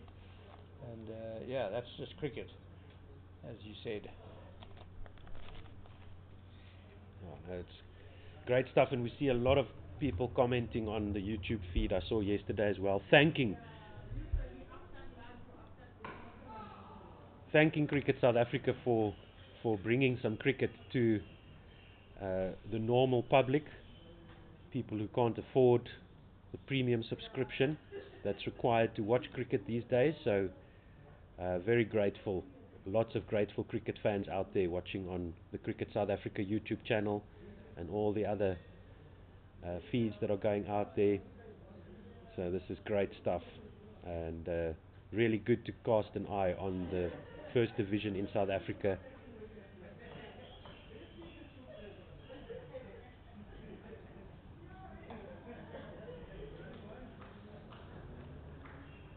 This one is going to be picked up. Now things have quietened down here for the Titans once again. The Warriors getting stuck into their work, putting a prize on their wickets. Doesn't look like they phased at all, except for the variable bounce. Nothing much going for the Titans at the moment. No chances going to, no balls going through the air. And of course, this cricket not going through the air on any sort of TV channel. 4-day cricket in South Africa is not televised. So tell your friends who are interested in 4-day cricket that they can watch on the YouTube channel. I was having a discussion with Kate Maloney yesterday. He's our tech wizard. He was telling me all the different ways you can watch the streaming, laptop, tablet, cell phone. He didn't mention your TV, the smart TV, yeah. These days. Yeah, you've got the YouTube app on there. You can. It's just like watching TV with commentary, with everything. Another one attacking the stumps, middle stump this time, but Keshile is up for it. Yeah, and this we missed this 4-day cricket. Being able to watch the 4-day cricket, it's not the same when you just go through the stats at the end of the day and go through the score sheets. You don't really see the context and the difficulty that the bowlers or the batters had, the conditions. So it's great to have it back, at least in digital form. And there you go, Keshile accessing the space there on the offside, the longer boundary, but there's nobody there. Very good looking shot that. See a replay now off the back foot drive, beautiful. It is a strong area for Krueger, beautifully put away. And just so true what you've been saying, Otto, about being able to watch the 4-day cricket, and just this game, a prime point. Gerald Krueger, 16 wicketless overs, may look a bit mediocre, but he's actually bowled really encouragingly well ahead of the first test here. Yeah, and he will be in the mix for that first test. Not sure if he will get a nod onto the field, but that test match, of course, kicking off on Boxing Day right here at SuperSport Park in Centurion. As far as I know, today is also actually free entry. If you are in the area, come on down. You can listen to the commentary on your phone or your tablet while you relax here next to the field. Bring your own drinks and food. There are no stalls that I can see operating right now, but the braai area is there. There's some people with a gazebo there under the trees, on the grass embankment here behind Castle Corner. Lots of open spaces, lots of open seats. You can take your pick and enjoy the cricket with us here at SuperSport Park in Centurion. Change in the bowling from the Henops River end. Looks like it is Gerald's son, Gerald Krueger. No headband today. That's going to be like Goliath when you cut his hair, surely. Not Samson, yes. So, not sure why he's let go of his Karate Kid look today. I actually fancy Gerald Krueger's chances of playing in that first test, especially with the injury to Anrich Norquia. Tall, fast bowler, quick, gets bounced. That's what worked against India in the last series. And I think a pace attack of Rabada, Jansen, Krueger would be very, very handy on the surface. Yes, and of course Marco Jansen also having a run for the Warriors in this very match. He's definitely going to be playing for the Proteas. Probably in that number 7 spot. Mm-hmm. Or maybe not. They might go 4 pacemen, no spinner, extra batsman at 7. Ooh, I don't know. These days, we've got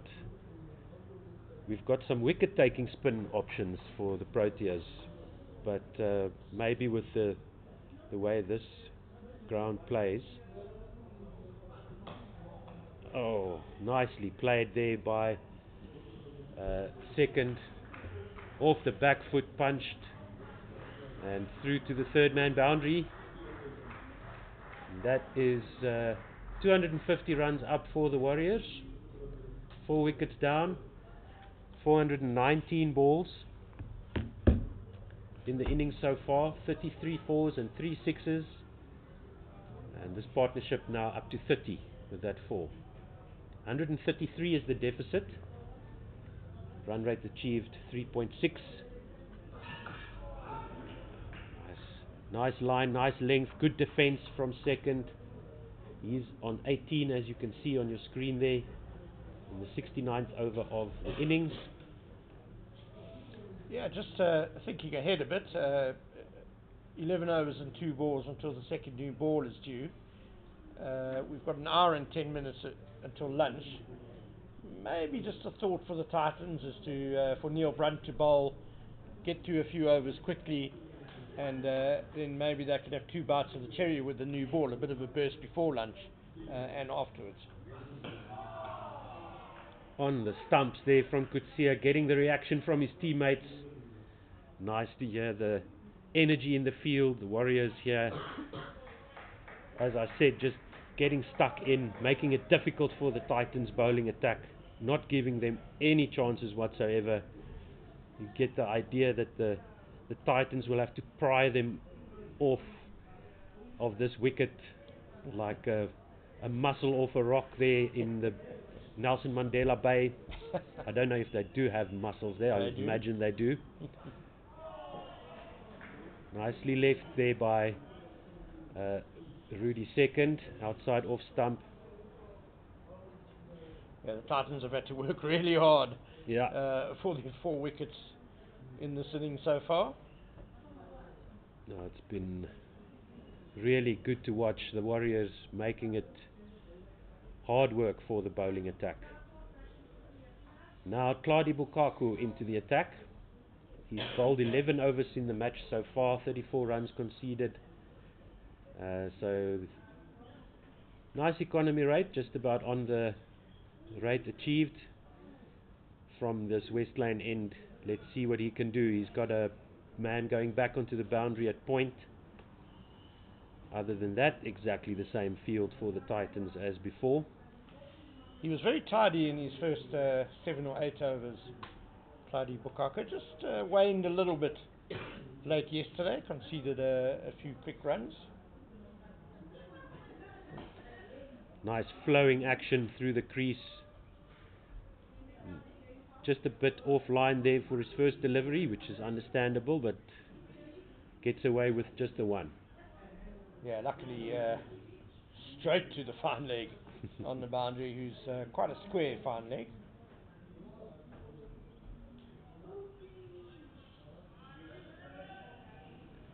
Some encouragement coming through, if you can hear that through the microphone.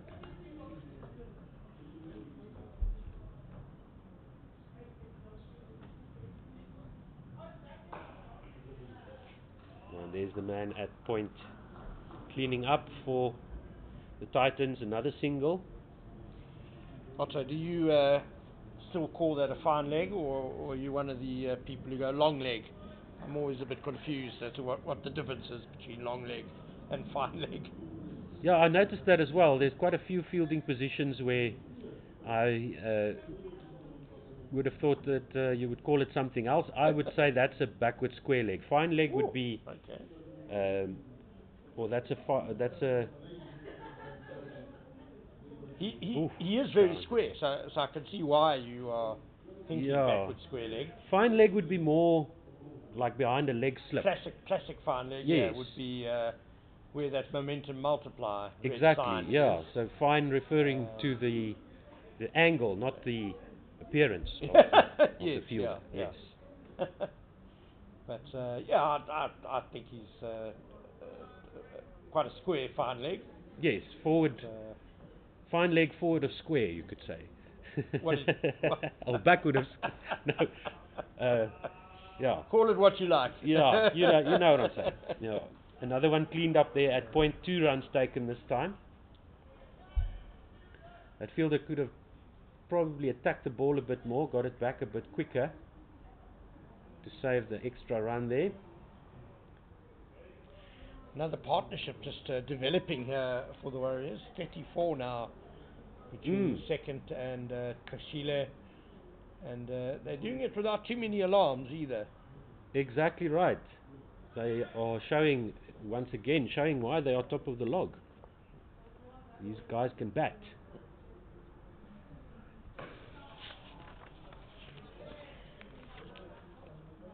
So where are the Titans going to find a wicket? These two seem to be very content just to sit and wait for the bad deliveries, defend the good ones, let the better balls go through to the keeper. Low risk cricket here by the Warriors. Frustrating for the Titans.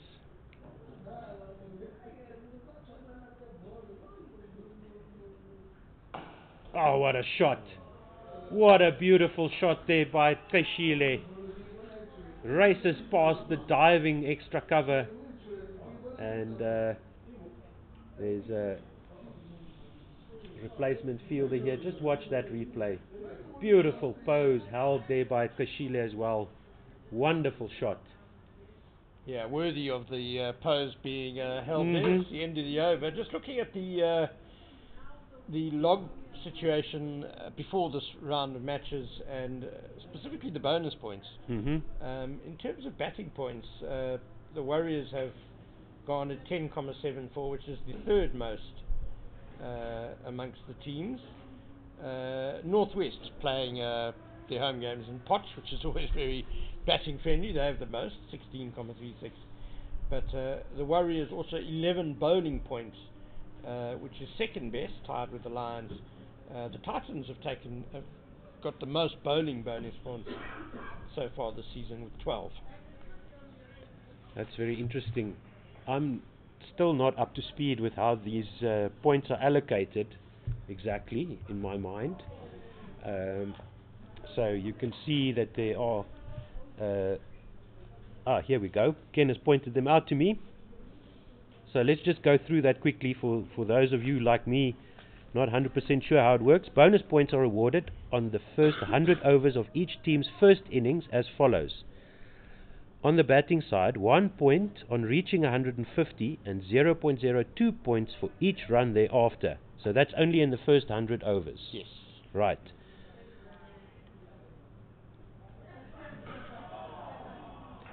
Krueger continues.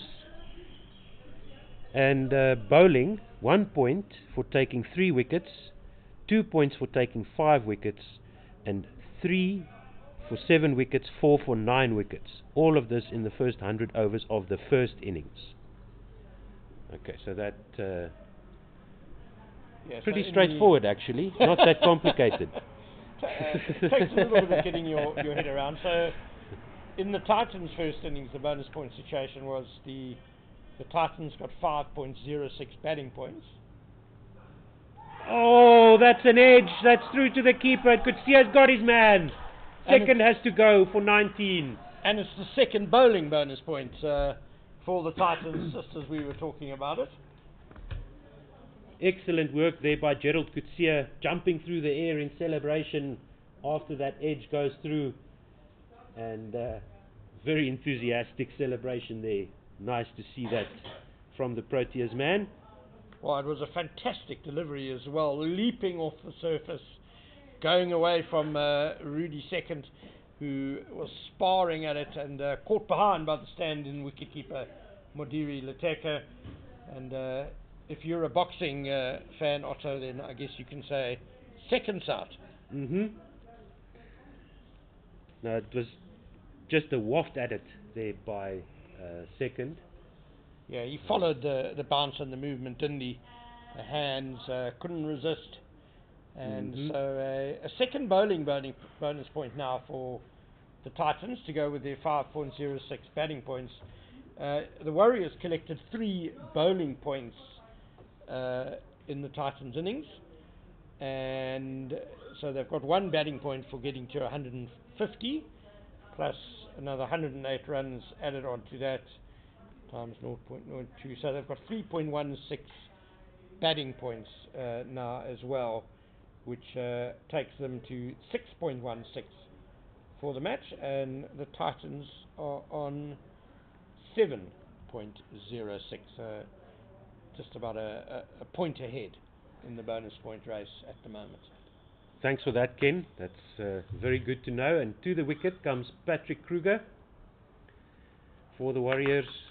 Quite an accomplished all-rounder. Highest score of 192 I saw there. So he's definitely one of that lower middle order of the Warriors that presents a big challenge to the bowling attack this season. Jansen is in next. Swanepoel, Meyer and Mjanda, the other players in the shed for the Warriors. So they've still got a few batters to go.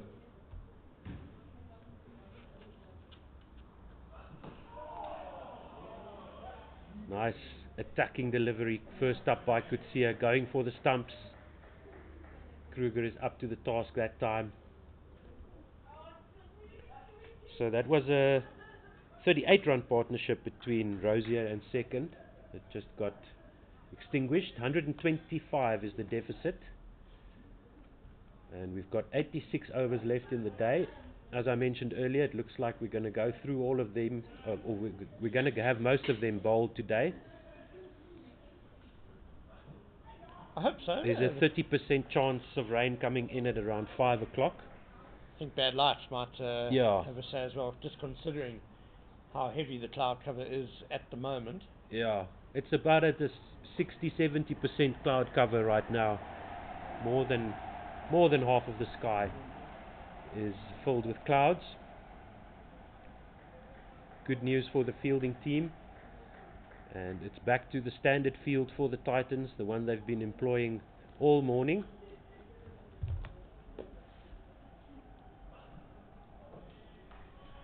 Nicely left alone that time by Krueger, continuing with the low risk. Just that one mistake by Rudi Second, giving the Titans a chance, and they managed to cash in on it this time after quite bad luck yesterday. Just nothing going their way yesterday. Quite the opposite today. They've taken all of the chances that were given to them, and they've had 3 so far today. Funny how the game works. I don't think the Titans have bowled quite as well as they did yesterday, but they've had more reward. Not that they bowled badly today. No. It's been a manful effort. Yeah, it's very tidy. A few no balls by Bosch early in the day. One at least that I can remember.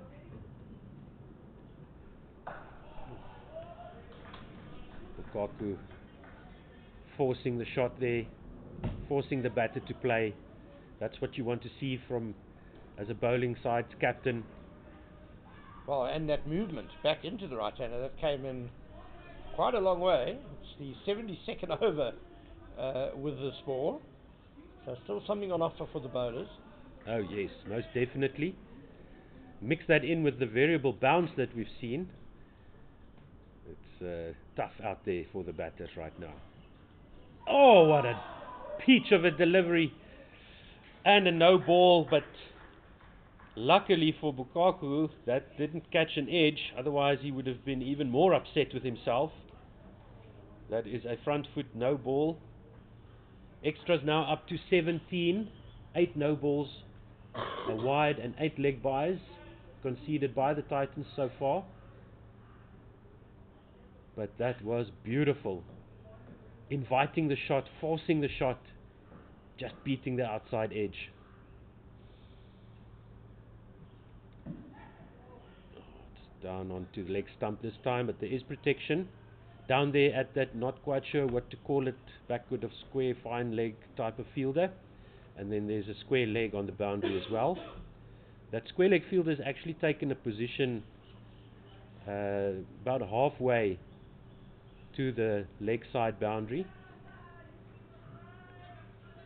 and continues to walk in closer now, and also point coming back to the traditional position up from the boundary.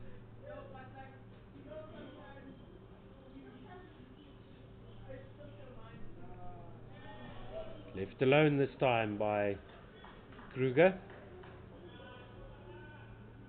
123 is the deficit. So if the Titans, they've got their 3 wickets in the session, so that'll hand the session to them so far this morning. Yeah, I think they'll be satisfied. They had a slow start to the day. But yeah, those 3 wickets really a big morale booster for them. Absolutely right.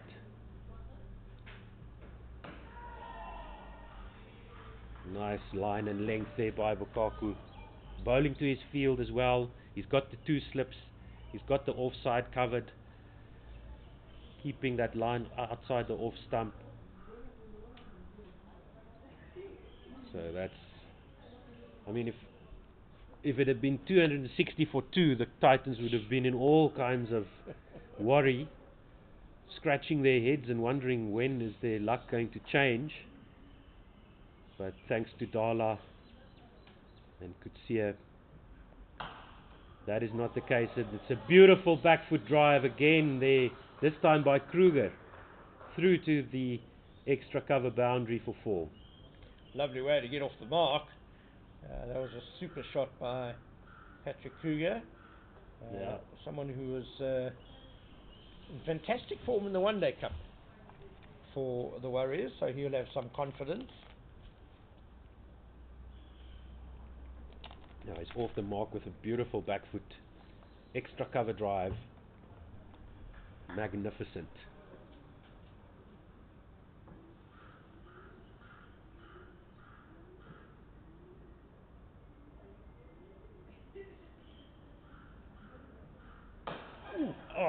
straight drive this time.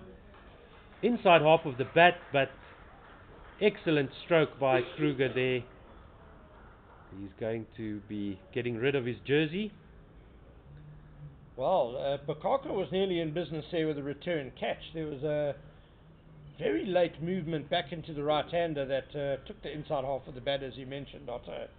It was uppish past Bokaka. The lateness of the movement and the oldness of the ball, 72 overs now, makes me wonder if that wasn't a bit of a reverse swing that Bokaka generated. We'll have to keep an eye out for that. And it's not the same ball that they started with, of course. There was a shot played just to the left of the wicket here at long off that must have collected some puddle of water or something. So this ball has something to offer for the bowlers.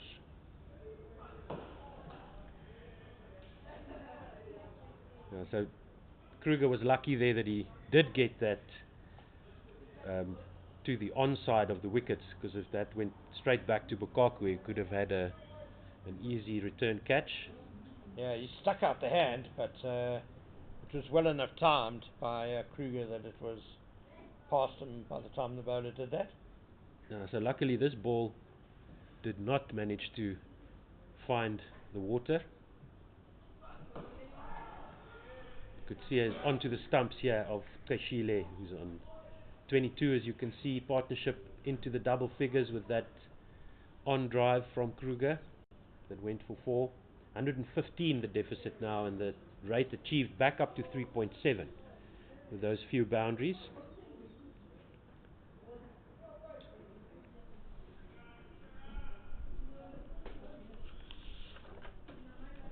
Square leg on the boundary, as, along with that backward square leg, 45.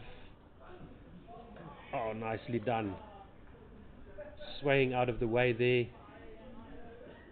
Good bouncer, good leave. It's still a battle for the Titans, nothing coming easy for them. The Warriors showing their mettle, showing their grit and determination.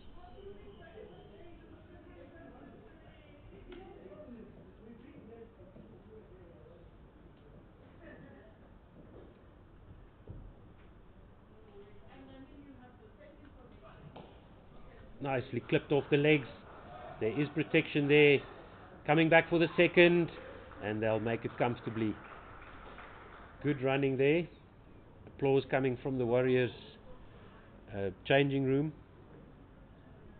They've been quite vocal from that side there, shouting their support, applauding every milestone, trying to keep the energy levels up from that side as well.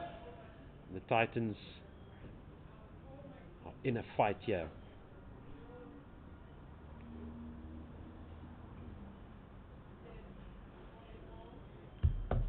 Sheila, not sure why he backed out of that one. There's nobody at the ground, so no chance of somebody walking past the side screen. Well, there's nobody on that side of the ground at least. There is a cricket match going on the banks there behind Castle Corner to the left of us. I think there's someone lurking in the pale blue shirt behind the side screen, just to the right of it there, under a tree, Otto. Ah.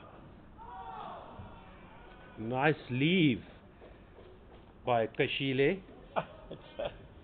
Isn't that telecommunications box? Ah, I see. Lurking.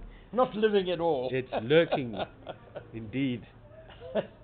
Maybe the wind just disturbing the side screen cover there. Something caught the eye of Pillay, which made him back out there. And good leave after that. Getting some oohs and ahs from the Titans players. Oh, mistimed pull shot. And then nobody behind the stumps there. 2 runs picked up there by the Warriors. Wow, that could have easily been a wicket. If he'd just connected that a little bit better, it would have been straight to mid-on. And Bosch going for the run out as well. Scored a direct hit at the non-strikers then. Patrick Krueger got his bat down in time though, and then unlucky the Titans that the deflection went away for a couple of overthrows. We're having a bit of an unscheduled drinks break here. Yeah, with the extra hour, that's to be expected. So there's another 40 minutes or so to go to lunch. And we'll take a short break as well, and we'll be right back. And of course, we will say thank you to everybody who's listening. We can see the numbers growing and growing, so thank you very much for your support. Of course, this is all about the fans. That's the whole reason why all of us are here, and why we have the sponsor support. So thank you so much for all the support. Thank you for the messages coming through. We'll check in with the comments maybe after drinks. So we do appreciate that, and we'll be back in about 5 minutes or so.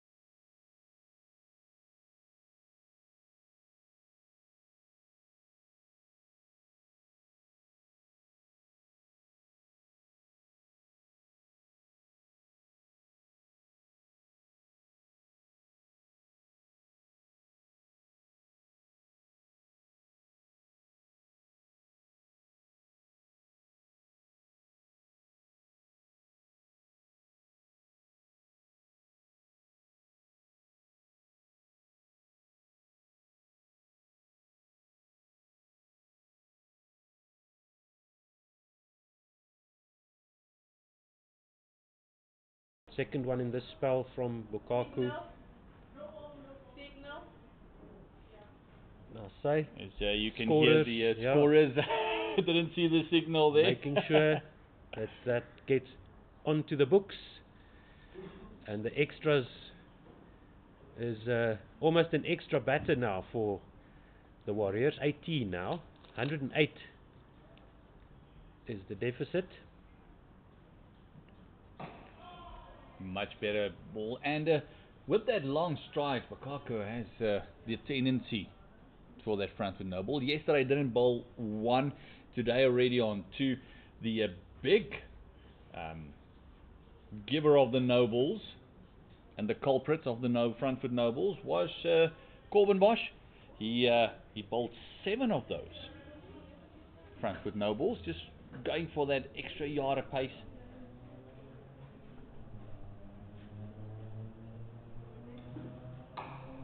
Much better line here by Makako, giving the batter nothing to work with. Yes, indeed, and that's pretty disappointing from the Titans. Those front foot no balls. 7, you say, for Bosch. 7. That's not up to standard at all. So Yeah. coach and captain won't be happy with that. He was one of the lucky ones, at least didn't get a wicket with the no ball front foots. As we know, their teammate Morne Morkel still holds the record for the most no ball wickets, yes. And that's for the Proteas as well. I remember you mentioning that yesterday. Yes. So that's an unfortunate, and yet another unfortunate Proteas record. Is he the worst of the Proteas or the worst in the world? Well, he's one of the worst in the world, actually. I think he's right up there. He's in the top 3. Ugh. So yes, it is one of those things. But if you ever met Morne, he is a very, very tall gentleman. So maybe getting that jump right by a centimetre or 2 will probably cost most people a metre. That is true. Oh, it's a lovely carry there, Makako. And we saw this morning from this end, it is just carried nicely throughout the morning. Here and there, outside that off stump, the balls did keep a bit low. And that's definitely something that the batsman, I think that may cause the batsman just to force themselves to try and play the shot, because they know if it's on the stumps it might keep low. So it's not easy out there for the batters right now, make no mistake. I don't think. No, look, and the conditions have changed as well. When we got here this morning, it was a couple of clouds, it got nice and blue, it got very light, and all of a sudden the conditions has changed to become much more bowler friendly. Overcast again, as we hear the Gautrain passing. It's overcast, and Gerald Coetzee being replaced here. A change in bowlers. Makhanya. Nice bounce once again. Makhanya has bowled the 6 overs. He's gone for 19, which included a maiden, and bowled very, very well. He was taken a liking to in his first spell by Second, who played 1 or 2 nice shots against him. This is. I would have kept Coetzee in here, but Makhanya getting a chance from that Hainops River end. I think that could be the fact that they're busy with the 75th over. They might want to keep him nice and fresh for when they take that new ball on 80 overs. I still would have said I would love to see Neil Brandt roll his arm for 1 or 2, just give a different dimension. He has also a left arm, just turning it away from the right-handers. I would love to have seen him bowl a couple of overs as well already. Maybe get to that new ball and then get your seamers back and working hard again.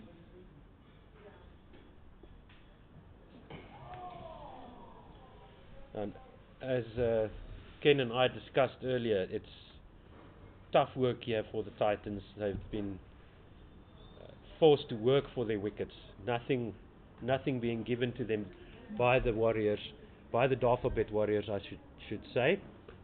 And so, for the momentum multiply Titans, who would you like to see with the new ball? Oh no, there's absolutely no doubt you would want to see Bosch and Coetzee with that new nut. But again, and I can't emphasize this enough, I would love to see just a change up.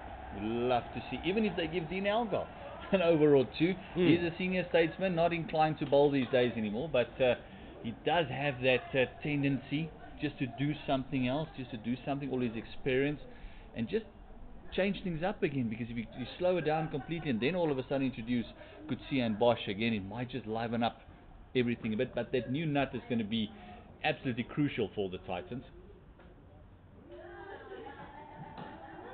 It's going to be one of those telling factors, as Pillay just getting one down to a vacant mid-wicket. Yeah, let's see if there's something in the wicket for the spinners. Maybe with the extra or the variable bounce, some of the balls spitting off the wicket, some keeping low, might be interesting to see. Well, I think it will definitely be interesting to see what happens when the pace gets taken off and the revolutions get put onto that ball. Stepping outside the off stump. Just getting an outside part of the bat there. And for me, it's not just about if they spin in the wicket or not. It's just changing up the pace. Yeah. And the trajectory of the line a little bit. It's just doing something different with the ball. And I saw Brevis warming up for his bowling as well. I think that might be one of those things where he just wants to say, hey Cappy, don't forget I can also roll my arm. So he's also there with his leg spin. So with the right-handers, maybe rather go for Brevis instead of the off-spinner? Well, he is a left-arm off-spinner, so the ball will be turning away from the right-handers as well. Same with Brevis. But it's yes, of course. Yeah, you're right. 276 for the loss of 5 wickets. Partnership 18. It is Pillay facing up. Oh, that one. Another front foot, no ball. Oh, this is starting to get a bit frustrating for Brandt now. This is 10 no balls. And a wide.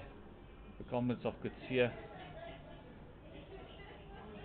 This is dangerous territory for the Titans, because of course, as you mentioned, you don't want to be that bowler that looks around, starts to celebrate, looks around at the umpire to see the arm stretched out and the wicket down the drain because of a front foot no ball. Yeah, and it's something that's a everyday occurrence, especially in the longer format. It's not like their pace varies so much from the shorter format to the longer format. I think they can definitely just practice that a little more, just get everything going, get the toes on the line. So if you stretch it a little bit, you've got a whole foot to work with. But as we know, modern day cricketers, they feel every inch is as good as a mile, not the other way around.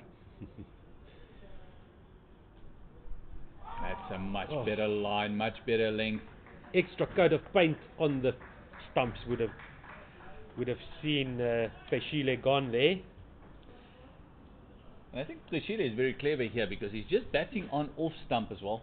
So it gives that bowler maybe the inclination of just going that one stump wider, because he's so good off his legs. You can see him just moving there in front of off stump, covering up all his stumps. He wants them to bowl at his legs.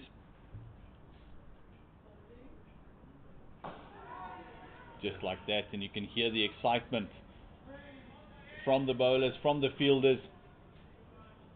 Diteko, the keeper, standing in for Munsami. We still haven't had word why Munsami is off the field. He's not on the field at the moment, so it'll be interesting to hear. Maybe he's got a smack on the hand or a finger.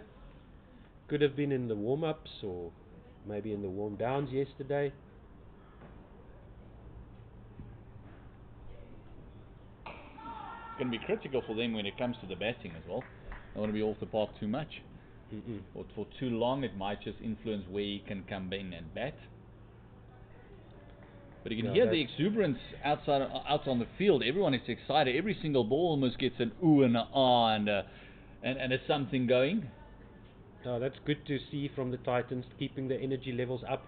That short extra cover has got me thinking. Probably as the batter's thinking as well. Looking for the mistimed drive, the mistimed shot, taking the pace off, getting the batter to go through the shot early and getting the ball to bobble up into the hands of that extra cover fielder there. What do you think about You're that 100% position? correct there. I also think that that position just stops a batter from maybe play a big flowing drive shot as well. Not necessarily there. Oh, that one took off. Might be a 1 or 2 foot marks there, as we saw the right-handers coming around the wicket. Not necessarily there just for the catch, it's also just to be in the face of the batter a little bit. And just telling, listen, if you're going to play the drive, hopefully you're technically correct. It's going to be it's got to be a good one. But it's 277 for a loss of 5 wickets, 4 overs to go to that new ball, 76 gone. It is Krueger is on at 10 and Pillay is on at 27. Partnership 19, deficit still 106. They've still got some runs in the bag, do the Titans. They would love another wicket here before lunch. And preferably also before that new ball. Careful not to just wait for the new ball. Oh, top shot. Top shot. That is for the moment it left the bat. Just sitting up nicely in the wicket. Saw that earlier in the day as well. When that back of a length gets hit, the ball just is floating through the air so beautifully for the batters to just smack it through to that deep mid-wicket cow corner boundary. Smoked off the back foot there by Krueger. And as you mentioned earlier with Ken, is he's had a great time with the bat in the shorter format of the game. This one punching through the covers, deep point coming around, and settling for 1 there. Krueger just having a look at the toe end of his bat. But he had a great time with the white ball as the limited overs. And no mug with the bat whatsoever. He is a very strong batter and he's a very strong gentleman as well. Big shoulders. He can really smack it. Average of 28.2 before this game, but a personal best. High score of high score of 46 for Patrick Krueger before this game. So a very good lower middle order batter.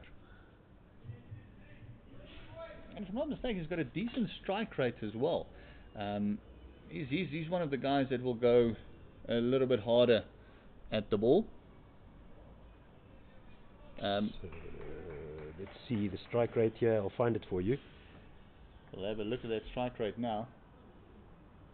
As Krueger is facing up to Makhanya.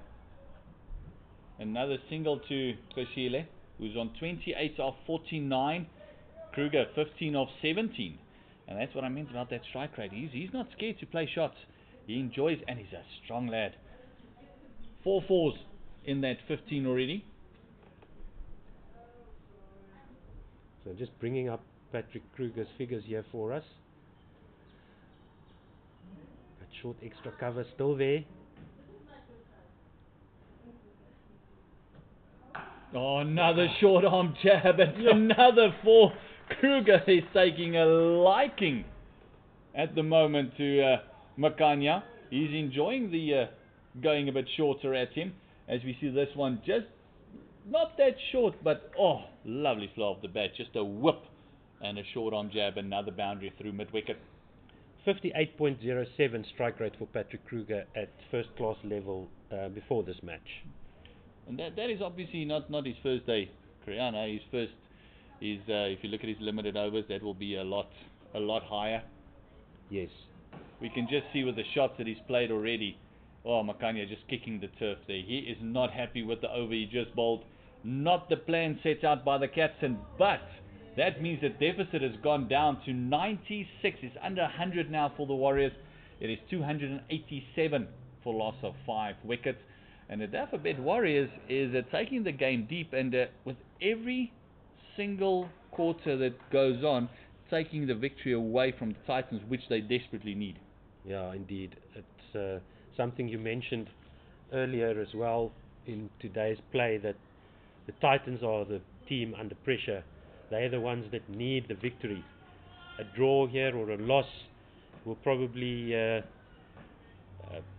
that's going to be tough for them to come back to the top. They've played 3 games, they've only won 1 so far. So they need to get that W column going if they still have any aspirations of getting this trophy for this season. They will definitely have to win this match. They've got 5 sessions left and a few overs to see if they can get that done.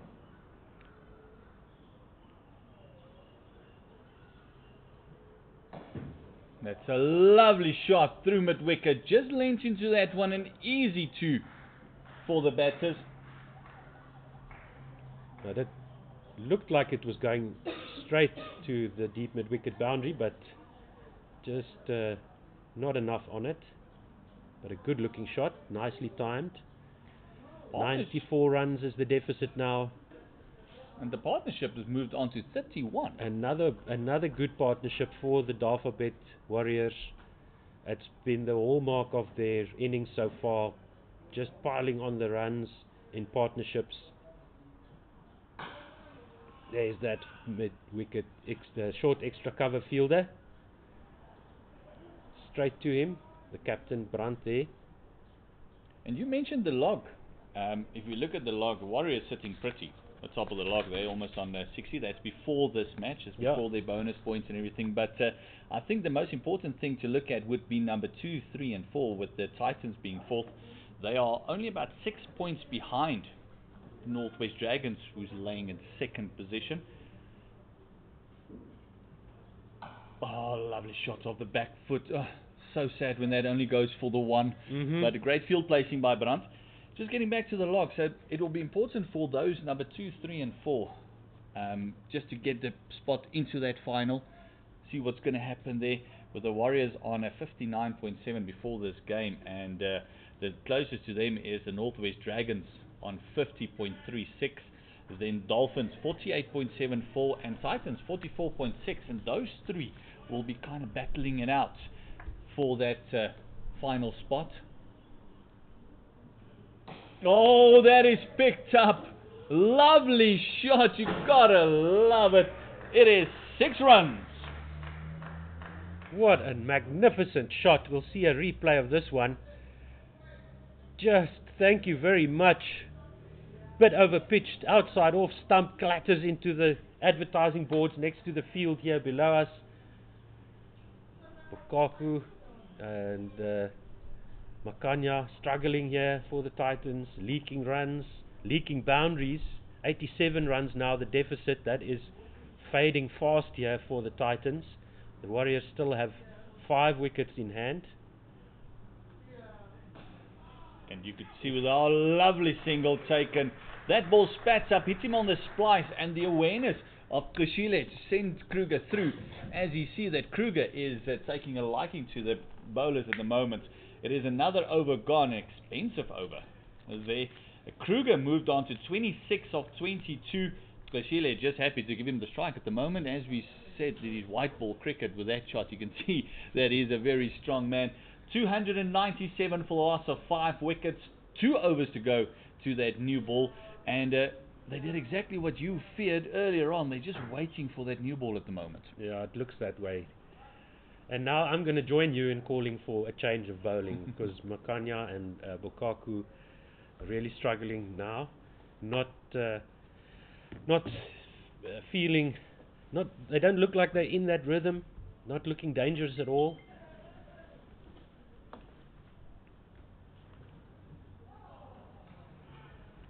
That's a better delivery. Better line. You also got to feel that maybe the bowlers now just got to change tactics a little bit. Maybe get this, as we see the field spread out a bit more. He's got the deep square out. He's got these deep fine leg out. He also has got deep point out. Maybe just get a little bit more defensive. If you're going to wait for that second new ball, then maybe just for the next 2 overs, just try and limit the damage. Just get the run flows down a little bit. 100%. Oh, another short arm jab. This one didn't go through mid-wicket. It was almost a flat bat slap straight past the bowler. 4 runs again, and it's a 300 up for the Dafabet Warriors. And Krueger, great batting. That partnership now jumping up to 43 with those 3 boundaries. And a dismissive shot, disrespectful, absolutely dismissive from Patrick Krueger. Yeah, he's loving that short arm jab, just back of the length, just getting that bat through the line. He's moved on to 30 of 24. And he's just punishing bad balls. He's not really taking a risk at all. Oh, and what a Nice jabber comeback. to come back. And in Makhanya's defense, that last one wasn't a terrible ball. It was a pretty standard back of a length sort of ball. I think Krueger's just seeing it nice and big, and that's why he couldn't get around to play it through the mid-wicket like we saw the other 2 in the previous over. He kind of just slapped that one down. This one went more conventional, and a brilliant ball. Great comeback by Makhanya. Indeed.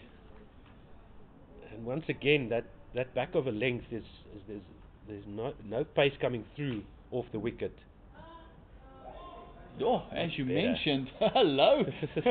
There's something that came through there. But that's on a good length. Yeah. You know, that back of a length ball just seems to sit up for the batters to cash in. So you've got to be careful of that. Small margins for error. And Krueger just calming himself down, walking to square leg, trying to stay within the game plan that the Warriors seem to have for this match so far, for this inning so far. Just keeping it tight, making sure that they're not giving the Titans too many opportunities, frustrating the bowling attack as they creep up towards that 383, 82 runs left for the Titans before they will concede a lead. And as I mentioned, the 43-run partnership, absolute gold dust here for the Dafabet Warriors. 3.8 runs per over so far in their innings. Just trying on their legs. There's protection out there. And yes, of that 44 runs, we see that single from Krueger. Krueger has contributed 31 runs in this partnership. He's going at tremendous strike rate as well, over 100, as you can see there, more than a run a ball. So that's hurting the Titans at the moment. They would have loved to see him maybe on a 10 or a 12 off his 24 balls. Instead he's gone past the 30 mark. So Bosch is back into the attack from this West Lane end. He's going to have 2 slips in. He's got the point man on the boundary. And then that, what would you call that? Backward square leg? 45 on the leg side? Yeah, it's just a square, not fine leg. Everyone's got a different saying to it. We just say move, fine leg, go a bit squarer.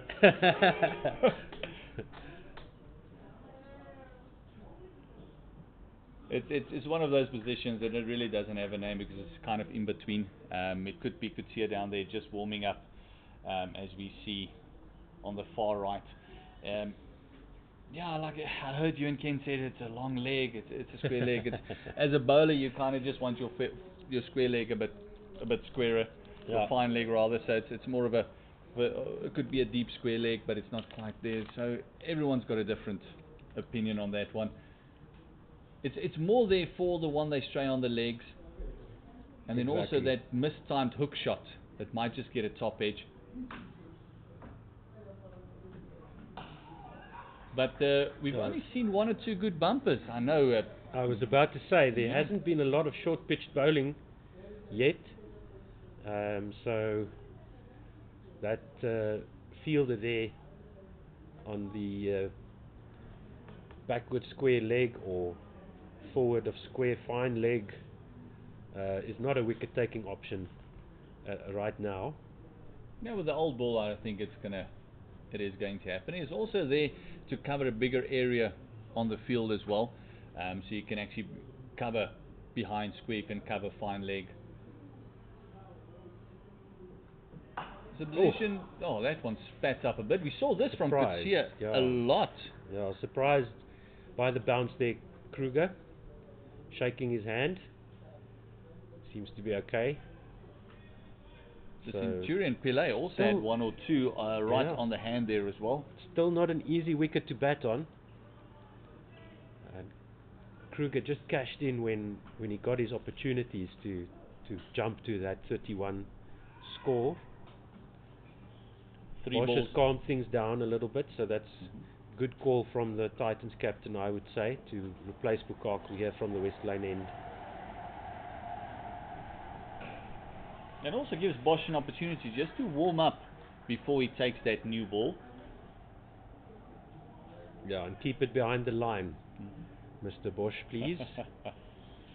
Yes. Don't give us that 8th front foot no ball.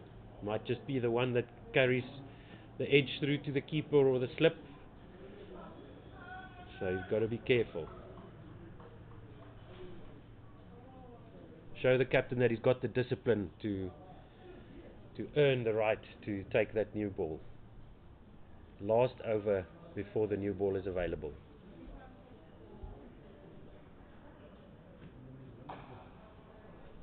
That's Deep. time there's cover for that back foot square drive. Only the single, 80 runs now the deficit. Still 5 wickets in hand for the Dafabet Warriors. 303 for 5. 1 ball to go until that new ball is due. Bosch teaming in. Do you reckon they'll take it straight away? Yeah, I think Rosier will say, throw me the new ball. Just one of those cats. Do you hear the come on, Boshy?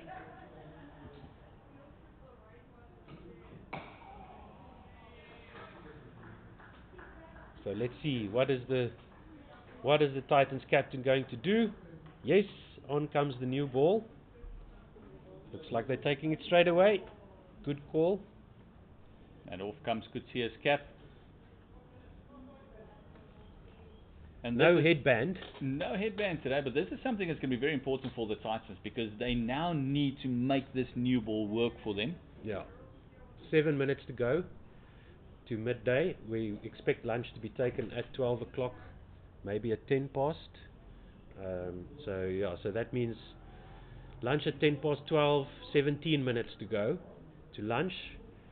So they should be able to get in, what will that be, 5 or 6 overs at least? Well, it Maybe. all depends on how tight they bowl and how quickly they rush. At the moment, we not see them rushing too much, so they might be looking at trying to get in a 4, maybe a 5th over with the new ball, but also not trying to rush things as they want their bowlers fresh as well. 303 for 5, 80 overs gone. Second new ball.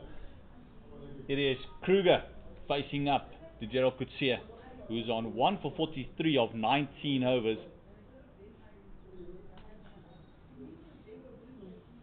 Let's see what happens. Oh, you can immediately hear off the new ball off the bat, Yeah. just making a proper sound. A little bit of a higher note. So it's got well behind that one, that Patrick Krueger.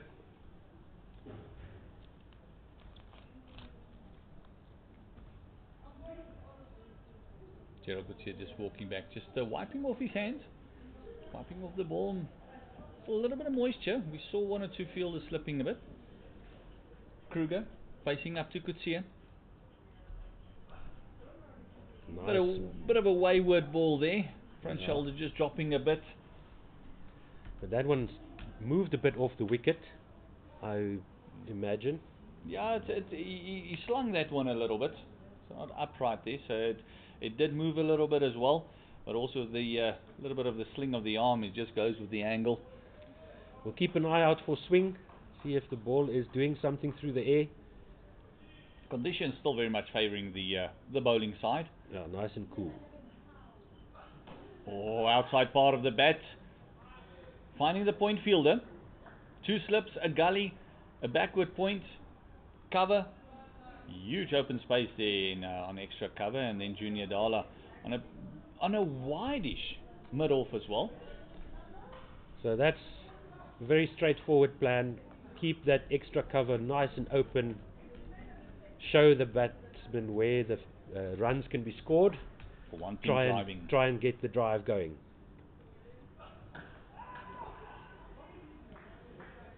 Especially with the new ball, you want him driving, you want him going onto that front foot. That's when those slips, Elgar and Brandt, will come into play. So Krueger just showing Kashile there that there is some movement off the wicket that he's picked up, and he's been very disciplined so far in the over, just getting in behind the ball, no wafty drives yet. Oh, there is a bit of something there. You can see Rosier just getting very excited. If we look at this slip cord, and Brandt is just looking very relaxed. Next to him, the very experienced previous test captain Dean Elgar. And next to him we got the exciting young Brevis, who's also a Centurion of a match. He scored his first 100. Yeah, he scored his 100 in 110 from 172 balls. And his previous best was just 58, Dewald Brevis. So, and also came over pair in the previous match. End of the over is the first one for Rosier, hopefully just warming up a little bit. It is 81 overs gone. It is 303 for the loss of 5 wickets. Now 13 minutes to go as we see Corbin Bosch getting ready for his first over with the new ball, his second over in the spell. So maiden over to start for the new ball. That's good news for the Titans. You want to keep the shine on that ball for as long as possible. Don't let them send it through to the boundary or into the advertising boards or into the stands here or anything like that. Oh, there's falling away a little bit as well, but there was a bit of late movement there as it passed the batter as well. Nice bounce we saw from this end. It does spat up quite a bit. So I think what Bosch should try and do is, even with the old ball he got 1 or 2 to spat up, maybe just get it a little bit fuller, more attacking lines, especially with the new ball. You only have 12 minutes to go to lunch. You got that 80 run deficit still. Maybe be a bit more attacking, maybe attack the lines a bit more, especially Krueger, who's been looking to play shots. Rosier will be happy to go to lunch. That's a better line. Needs to keep it there, maybe just a little bit fuller. Closer to the stumps. I would go a little bit more at the batter. Okay. I would love them to play. It's a new ball. Yeah. Play as much as you possibly can, because as long as the batter is playing it, he's going to give you an opportunity. If he can just leave the ball. Remember what we said earlier. The Warriors is in a happy position of being top of the log, not easily caught. The Titans need to win, so they need to attack. They need to get the wicket. So if you're just going to make things happen, if you're just going to let the ball go past, it's going to make it hard for yourself. You're going to run out of time. Yeah, you're quite right. That's it. That's what I want to see. That's what you want to see. But then you need that square leg on the boundary if you're going to attack the stumps like that. Or will you be happy to concede the boundaries there and keep the offside pact as it is now? The offside pact is there. Thinking of the action of Bosch, he does take the ball away from the right-hander.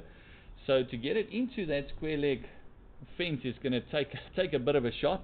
If he keeps it pitching it middle and off and then swinging it away from there, or even if it straightens up, I think before lunch they won't be inclined to take a high-risk shot.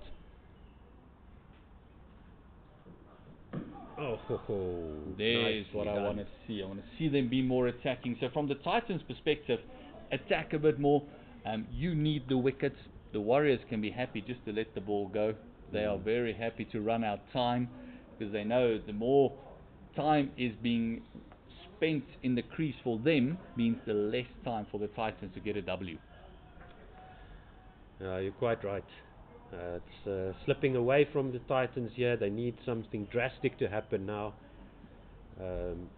in order to give themselves a chance. There's not a lot of time left in the day.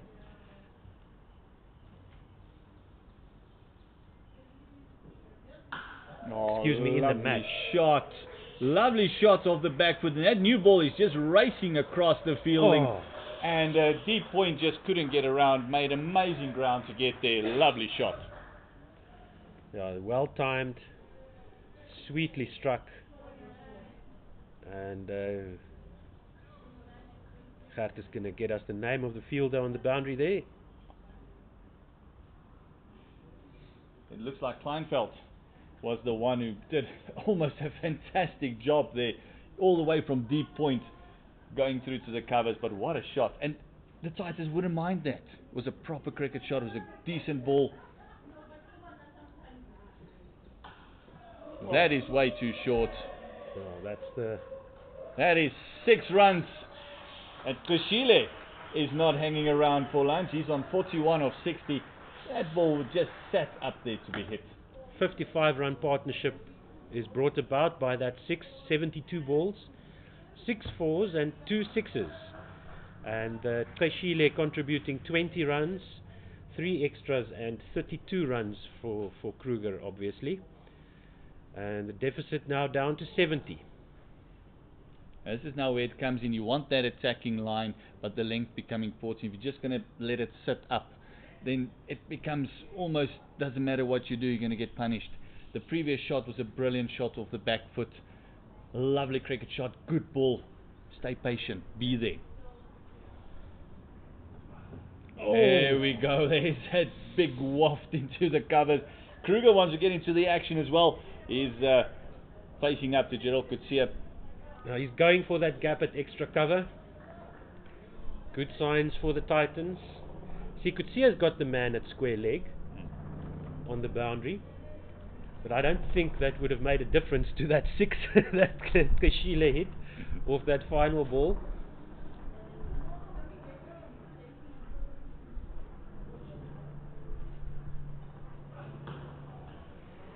The plan is a little bit different for Coetzee. I think they feel he might have the better bumper, because he does have the deep square, but he doesn't have the deep point out. Yeah, so point is closer, is inside the one-day, what would be the circle or the ring in the one-day game. Closer to the bat. Still the 2 slips, gully, backward point, and then the big gap between point and mid-off. Oh, that's going to hurt. That's going to leave a mark.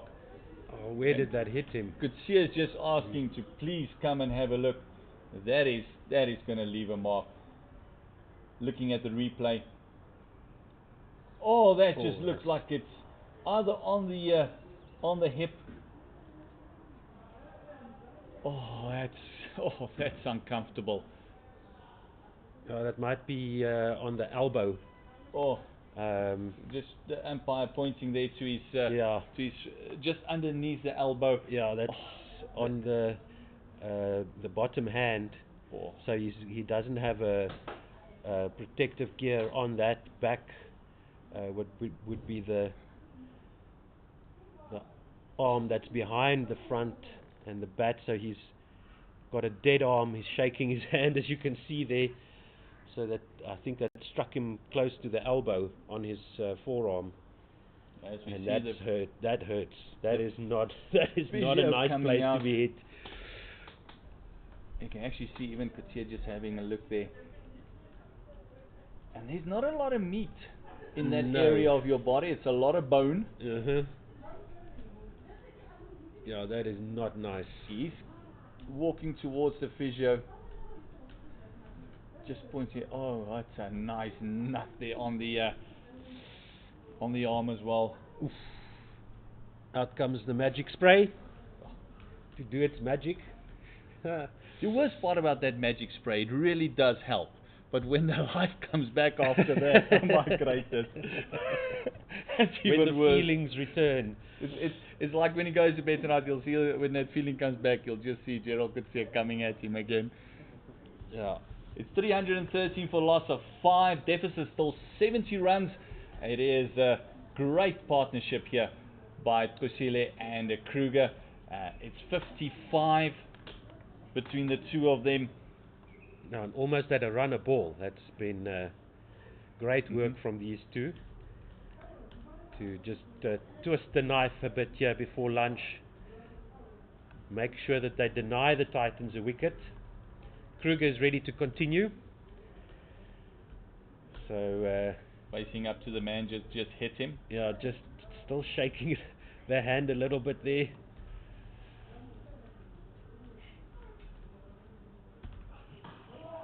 Nicely in behind. We Good- knew that good Rosier will comeback. go at him.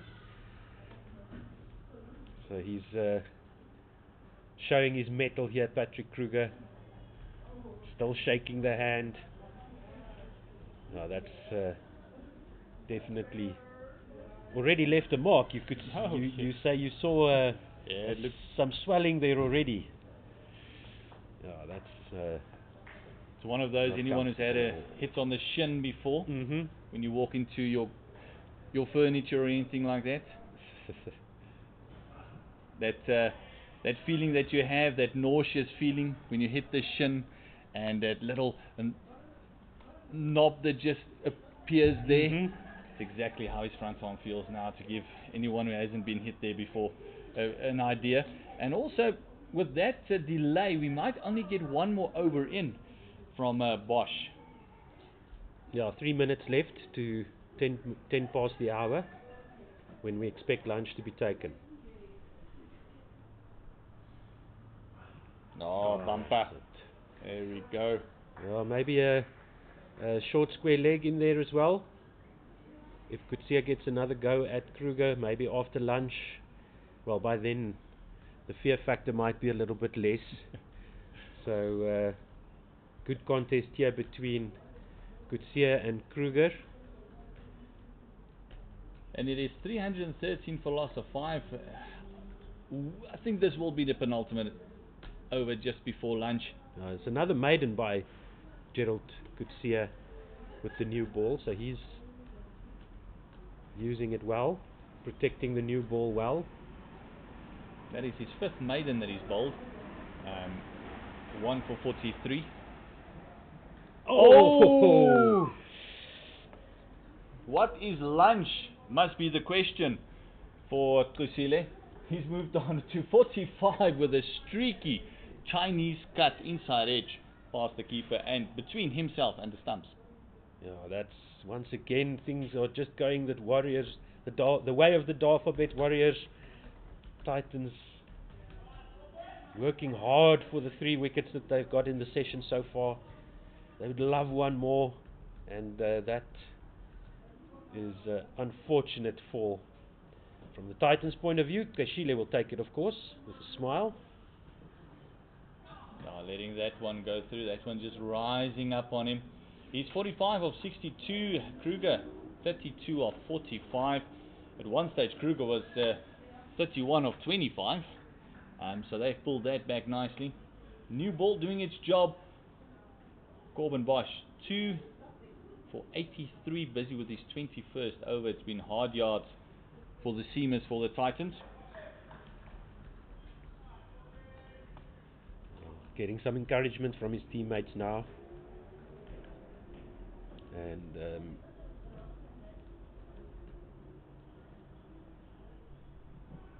that's what you want to see. Oh, and almost a Superman effort. The wow. second edge in the over, and that would have been an absolute screamer by the senior statesman Dean Algar. It would have been a blinder. Just out of reach. Half a chance, almost a chance. Just once again, things turning up Warriors. Another edge, finding the gap, and Yeah, and it looks like it bounced over the rope and into the little gap there between the grass there and the advertising boards, looking for the ball. Looks like he found it. It's Brandt, the captain. and Good job. And we'll have to start calling these calculated edges from the from the Warriors, because they've been placing those edges in the gaps. Yeah, I don't think I'll give that one to Kashile. That was a forward defensive shot. That was a proper outside edge. And luckily for the Dafabet Warriors, just got enough bat on it to evade second slip. Third would have swallowed it. Oh, and another one trying to get out of the way, and just leaving the periscope there, half mast, and he is riding his luck. In this last over before lunch, he had the inside edge go for 4 past between the keeper and the stumps. Then he had the outside edge past a Superman diving Dean Elgar. Pretty sure I saw red cape there when he was in there. No, that would have been a catch of the season. Great hang time by the senior statesman.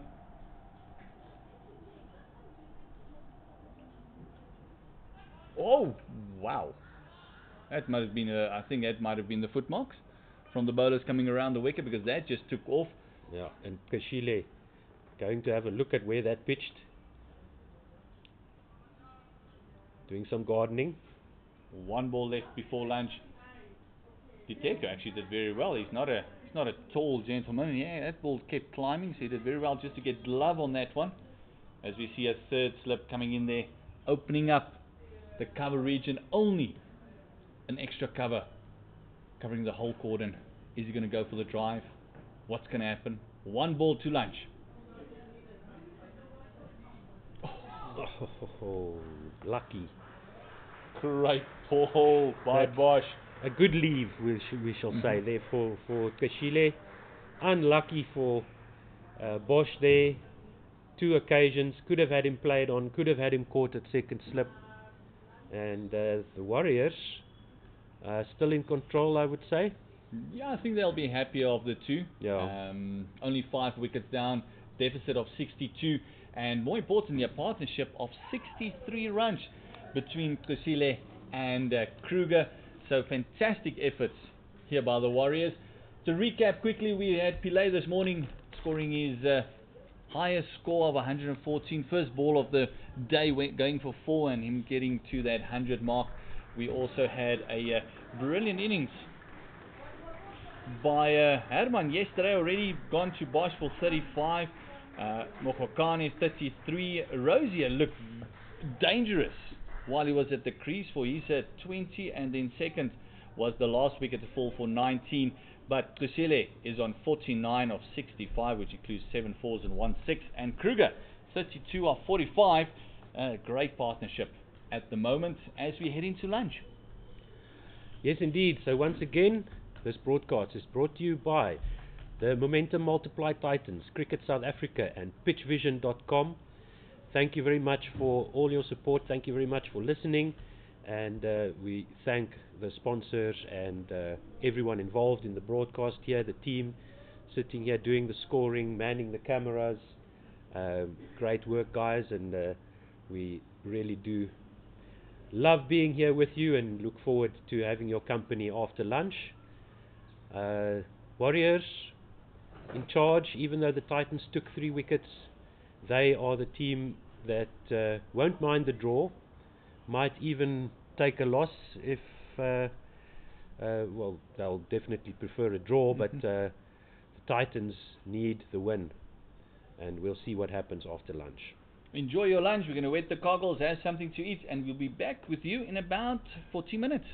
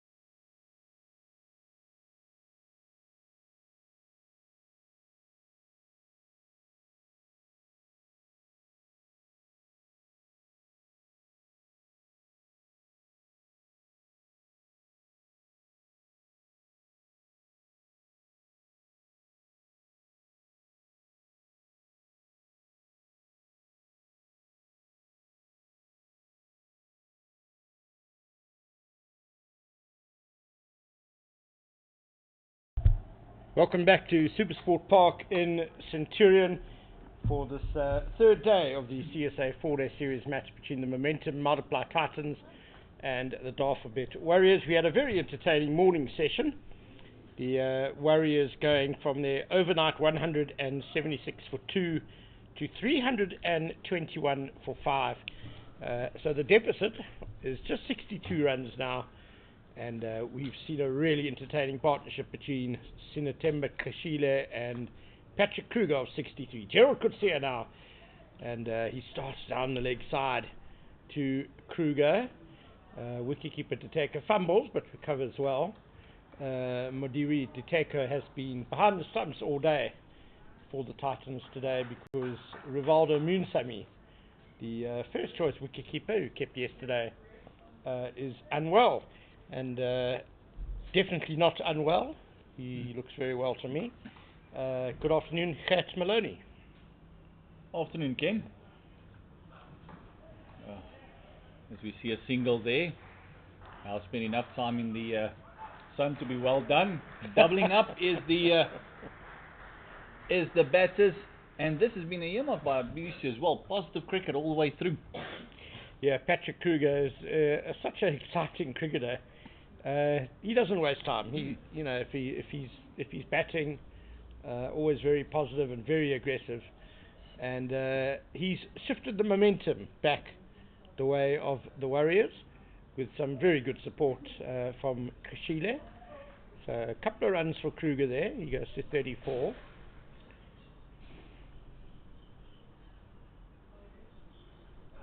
Oh, that's a good delivery.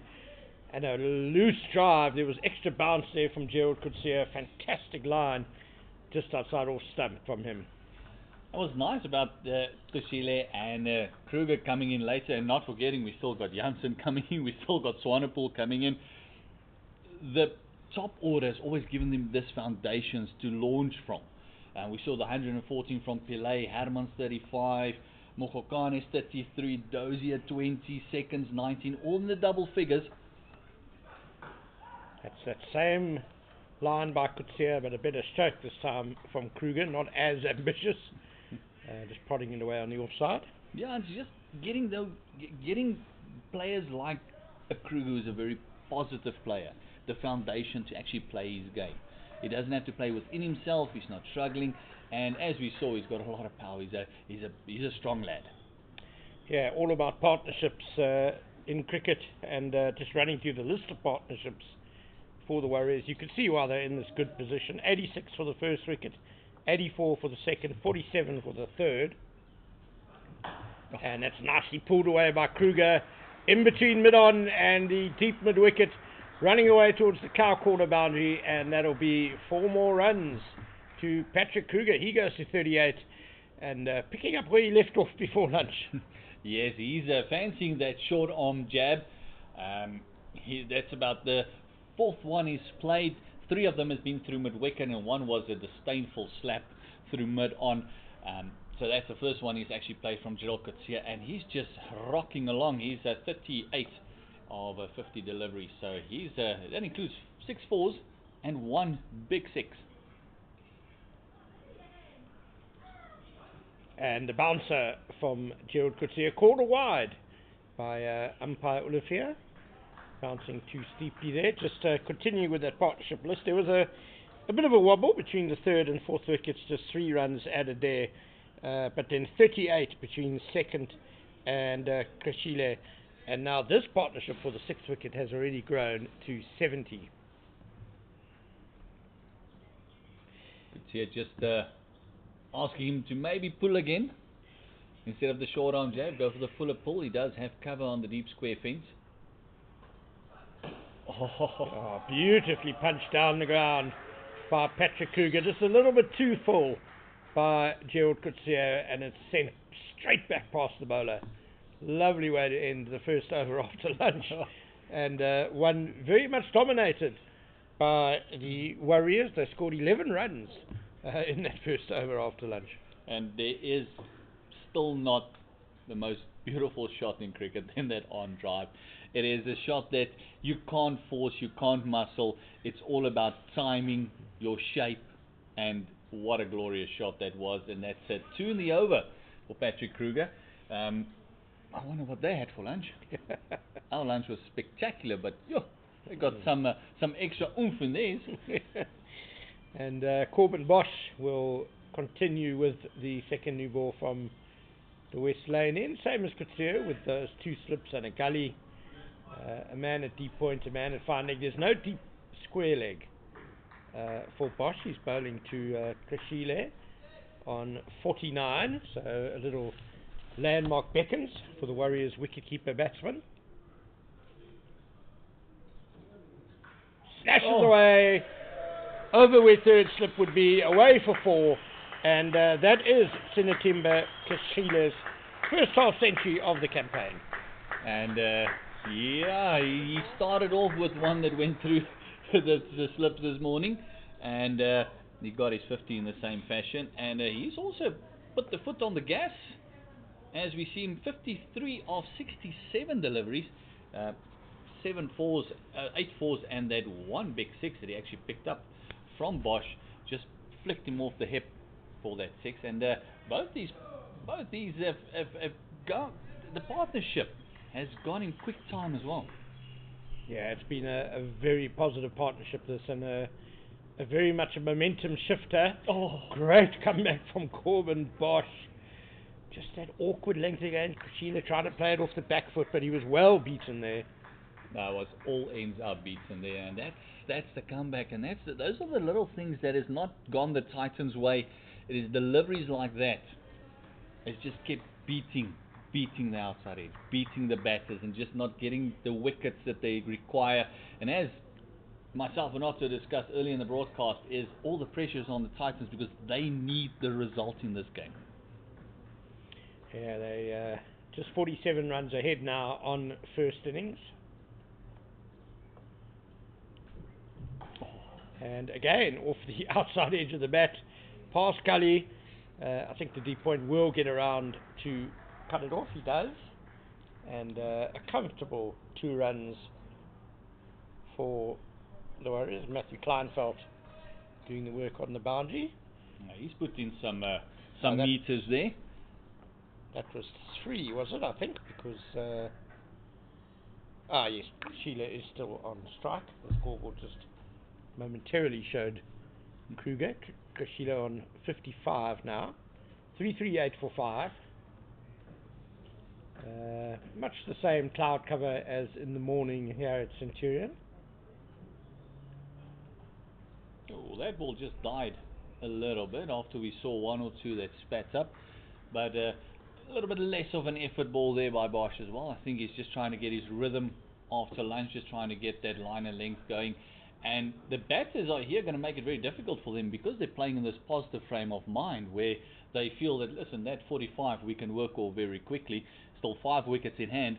The Titans need 2 or 3 wickets here because we saw that lineup still to come. You still got Jansen to bat, you still got Swane to come in as well. Both very handy with the bat. Bosch in again to Krueger. Oh, another beauty that has Krueger prodding outside that off stump. That one took off a bit. Oh, but yeah, I think we're in for a very entertaining afternoon because the Warriors probably targeting around 100 runs in this session, which would give them a lead of 55. And I fancy, we know they always play to win. They always play very positively. And I fancy things going well for them in this session. We will probably see a declaration if they're not bowled out midway through the final session with a handy lead for the Warriors, quite possibly. Off the side pad, that's surely going down the leg side. Big appeal from Bosch and the Titans. But very optimistic, looked high and looked like it was going down leg as well. You can just see where the taker was going. He was going down leg. The ball was always angling down. I think it's one of those where they kind of just want to work each other up a little bit. Just get going in the field. Just feel a positive energy. Maybe buy a wicket or something like that. Just with a hard appeal. So it is one of those that you feel aggrieved, but I think Bosch knows. It was a bit high, it was going down leg, and you just see where the taker was going towards. So, that was missing leg by quite a margin. Yeah, a slight step across these stumps by Krueger, which maybe got the Titans a little interested. But Gerald Krueger will resume from the Henops River end. That deep square leg back in place. But Krueger just leaves that alone outside off stump.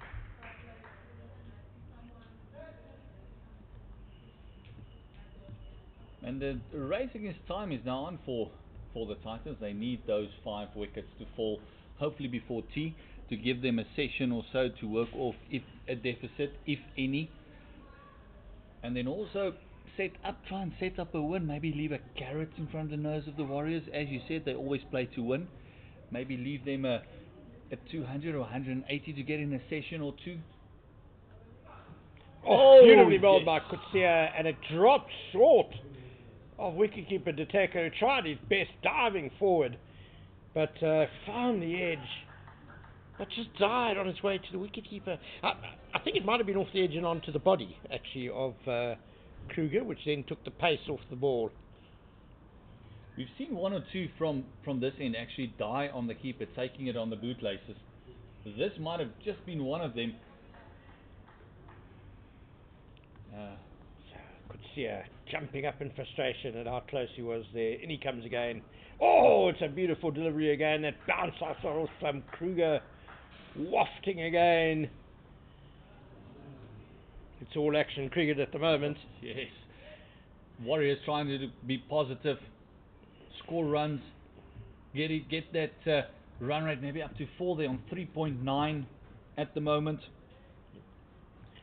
Yeah, it's almost one of those situations where it could even be better for the Warriors if they just get bowled out quickly. I mean, a deficit of 45 is not too bad. Their big challenge is going to be bowling the Titans out a second time. It's a good leave by Krueger, not trying to hit that one through the covers. And then also in the same breath, it's going to be hard for the Titans to, against the bowling attack, to actually put up the runs so they can still maybe get the win. So it's a nice, evenly poised contest at the moment.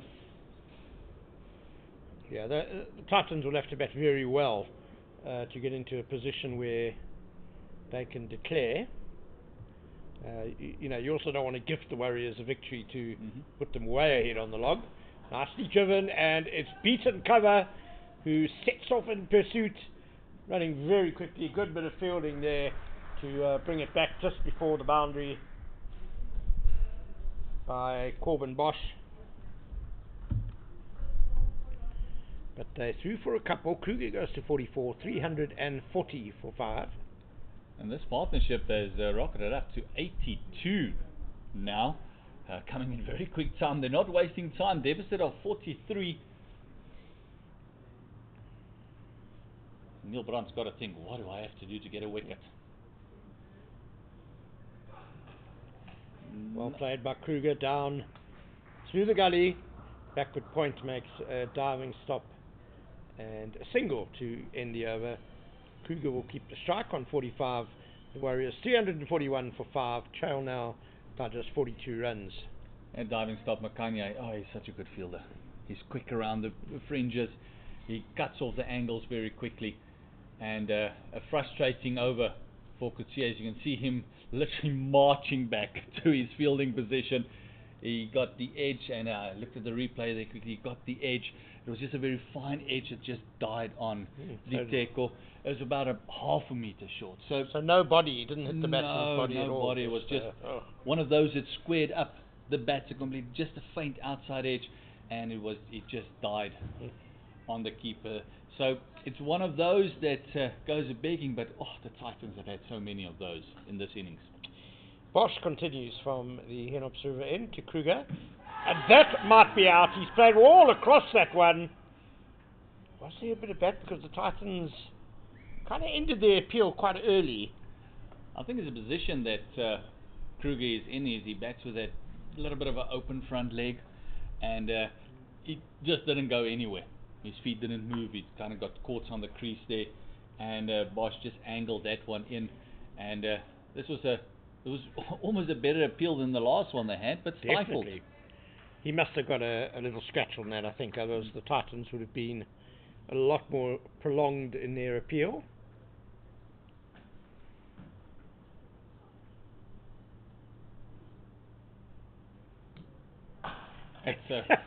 Krueger was he's mistimed that really. He's ended up slapping it to mid-off, not too far away from the bowler, but the bowler had slipped and fallen over, so he didn't have much chance of taking any catches. Corbin Bosch. We'll call that ground. Serve. Yes. It was almost like where's the sniper for Bosch? A flat batted shot, mistimed. Bosch going down. Everything happening in these 3 overs so far. Yeah, Bosch will be glad the ball wasn't coming straight back at him, because he probably wouldn't have been in a position to catch it. Would have got a hit. That's too far leg side. Is there a brush of the bat? Surely. Yes. Umpire Arno Jacobs really took his time in giving that, but there was a very hard sound that we could hear all the way up here as Patrick Krueger is caught down the leg side.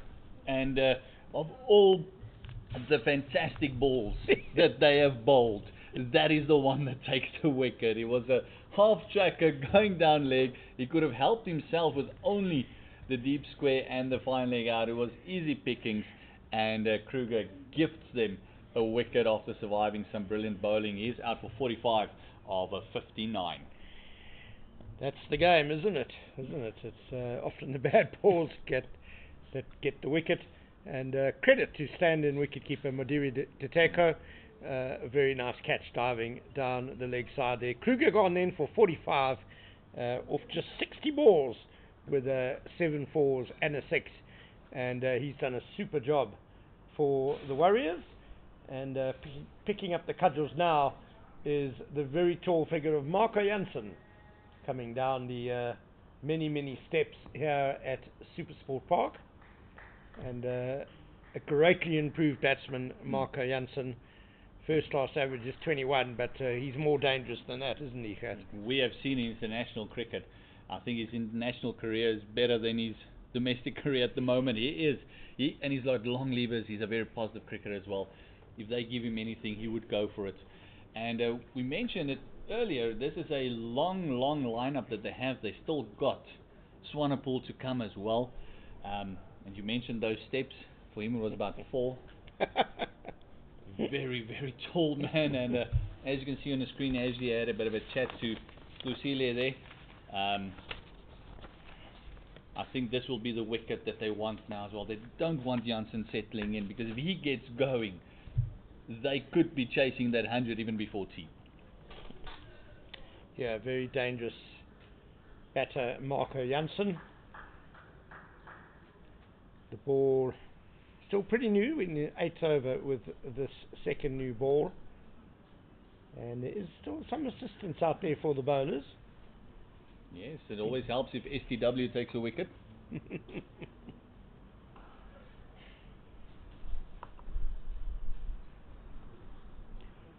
2 slips in a gully, the deep point, the fine leg on the boundary. Here's Bosch to Jansen.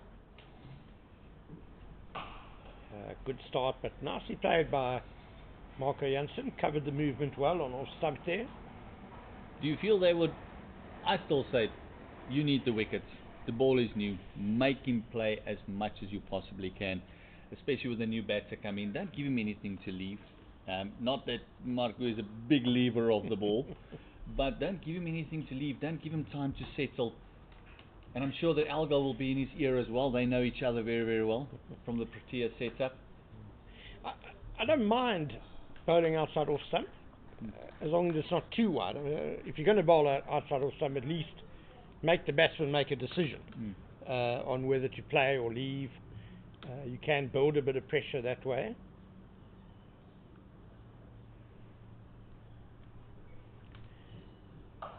That's a good back foot punch by Marco Jansen. He doesn't have any problems getting over the bounce down to that deep point, and he's off the mark with a single.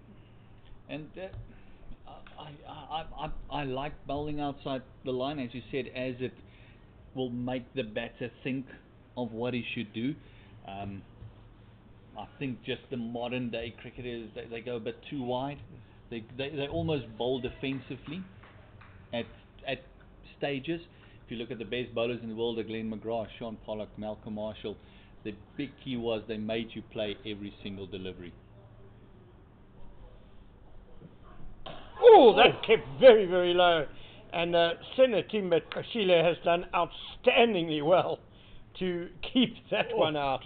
My goodness, well done, Senatimba. I think Marco Jansen is saying thank you. That didn't happen the ball before. He would have had a bit of a tougher time getting down there. Yeah. The bat does look very tiny in Marco Jansen's hands. But Kashile, considerably shorter man, well, he did very well to keep that one out. My goodness. That's the same ball they got Junior Dala out yesterday as well. If you can remember from Swane, his 5th wicket, that ball also just came in and also just died and went through this underneath the bat of Junior Dala, giving Swane his 5er. And this is going to be interesting. Good see to Jansen. And he has his headband back. Did he have it back on when he took the wicket? No, I think is that what has changed his fortunes? I think he felt that headband gives him that extra bit of yard or two. Will definitely give him a bit more confidence. I think he's used to it. We mentioned the superstitions about cricketers. It's not all about the headband for Gerald Coetzee, but I think it definitely helps. Here he comes to Marco Jansen. 3 slips in a gully now. That's just too wide from Coetzee. As we saw that ball die down, it's exactly what happened with the edge from Krueger in the previous over as well. Just that faint edge and the angle of that just made the ball die a little bit more. And a very interesting contest here. Yeah, 2 Proteas who you could almost say they compete for a similar spot in the lineup, although I think they might both play in the first test. Oh, Jansen, that's a very ambitious back foot shot, trying to slap it through the covers. And as you can see, he's not practicing the leave. He's a batter that likes to get on with it. And the ball's got to be very, very wide for him not to reach it. It's got very long levers, and he can time the ball tremendously. And he's not just a hitter, you know, he's played some really valuable innings for the Proteas, where he's shown he's really worked hard on his defensive technique.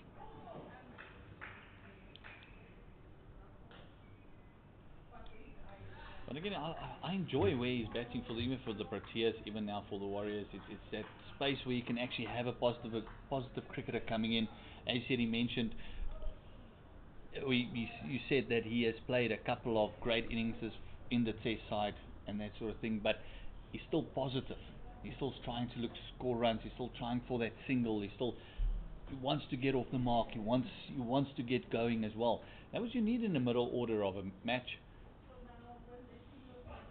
Oh, sweetly driven through cover point for 4 by Marco Jansen. Lovely timing. He's just sitting on that one, just waiting for it to be pitched up and getting those hands through the line. And that's the positivity that I'm talking about, is that just changes the complexity of a game. In the middle order, you want to control. As a fielding side, you want to control it, keep the runs down, frustrate, pick up a wicket or 2 and make the batters work. But if you've got positive mindset, those sort of balls go to the fence and the deficit goes down to 37. Oh, that was a better delivery. Not as wide, pulled the length back a little bit, and Jansen flashing and missing. No feet movement there by Jansen. Well, there was, but it was after he played the shot, which shows you that he was very much off balance, trying to play that drive in inverted commas. But yeah, this is really developing into a good contest between these 2 young up-and-coming Protea stars. Edged! Oh, it's a fantastic effort by 3rd slip, diving one-handed to his left, but down it goes. Unfortunately, Corbin Bosch, he's got good big hands. That would have been a brilliant catch. That would have been absolutely fantastic. It's one of those that either stick or they don't. And it's the second one we've seen go to ground that would have been an absolute beaut. Yeah, Bosch diving to his left. I don't think it was Dean Elgar's catch at second slip. A little bit too far away for him. Elgar's left-handed anyway, so he would have been moving to his right. It doesn't really help. So, the end of a very eventful over. Corbin Bosch now to bowl to Pillay on 55.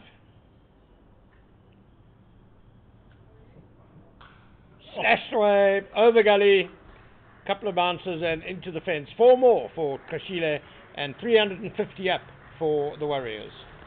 He had no intent of keeping that one down. He wanted to go over that cordon. You can see him just opening up that face and just uppercutting that one. And Pillay is also getting a good move on here. He is on a 59, 350 coming up. It's 47 fours and 5 sixes. Yeah, the second new ball can cause batsmen some difficulty, but it can also be a great benefit to set batsmen. Comes off the bat a lot quicker, easier to play your strokes, and Pillay is certainly profiting after lunch. Driven out, but he won't beat mid-off. Junior Dala. That one not completely timed. You heard a big thud from the bat, but it definitely was in the middle. Yes, not that sweet sound when it hits the sweet spot. The bing.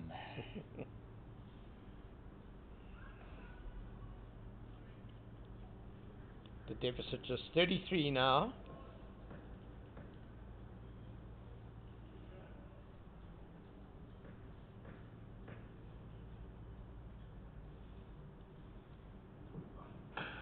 Oh, that was a bit of a hoik by Pillay, the bottom hand, coming through the drive dragged across to mid-on. No timing there.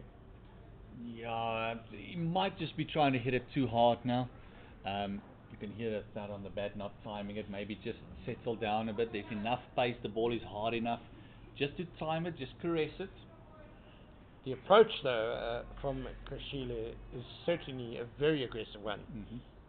After lunch, I think the message, the plan, very clearly, let's get as many runs as quickly as we can in this session. And that's chopped out to cover by Pillay, kept a little low. He might have been looking for that cover to point fence again, maybe trying to double up. Yeah, it looked like it was developing into a cut, didn't it? And then the ball just wasn't coming through for him, so he adapted well.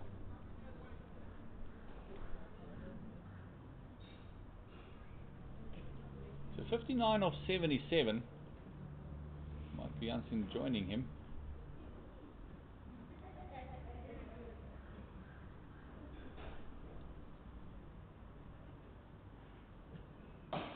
That's nicely driven, but straight to mid-on, who's quite close in on this occasion. No run. And he's picked out the only fielder on the leg side. Looks like he might have a problem there with his bat. He didn't sound too good the previous two as well. That one he timed nicely though. I think that might just be the reason why I started looking at the bat.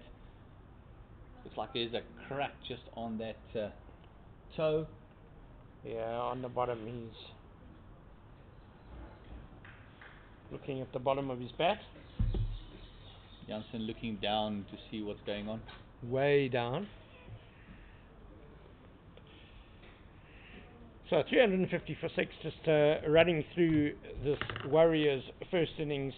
All built around Javesh and Pillay's gutsy century. It didn't go all his own way at the start of his innings, but he hung in there superbly to score 114. Good support from Jordan Herman, who scored 35 in an opening stand of 86. And Makhanya on debut for the Warriors, 33. sharing in the partnership of 84 for the second wicket with Pillay. And then today, Diego Rosier out for 20, Rudi Second for 19. And Patrick Krueger, just a little while ago after lunch, dismissed by Corbin Bosch for a very positive 45.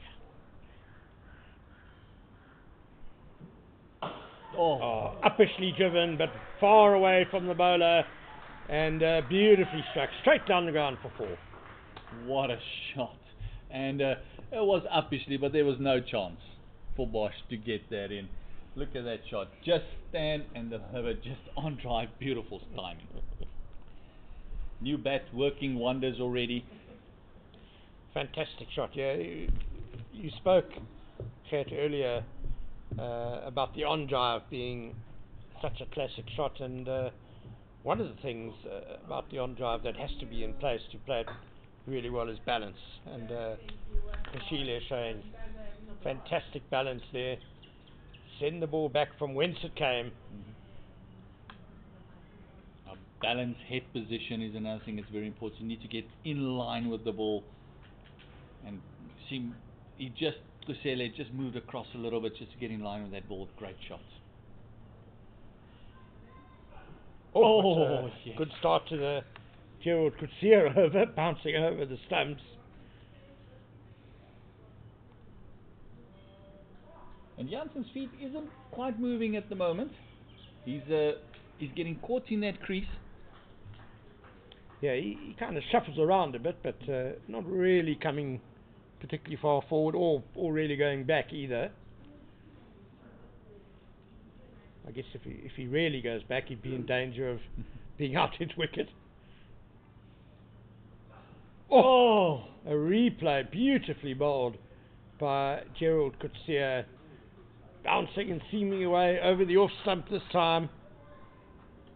And again, feet going nowhere. He's pressing forward and he's pressing with that front leg, but that back foot just twisting, making that hip open up, and Krueger's just squaring him up at the moment. Yeah, it's high quality bowling by Krueger, who's looked every part an international class bowler in this match, even though he's only got 1 for 61 at the moment. And that one comes back into Jansen a bit. He covers it well there. Jansen, we know, can be very destructive. He's 5 from 11, but he's only played the 1 convincing shot at the moment. Well, he's got to give the bowler his due. The bowler's bowling well, bowling in some really good testing deliveries. Just wanted to say, I think Krueger has been bowling at him a couple of times in the net. You could see he's just probing on that off stump line, and even the ball that came in, I think he feels it might have been a metre too short. He's not coming forward, dragging forward. Jansen, for a tall man, very happy just to play the ball around about the hip height.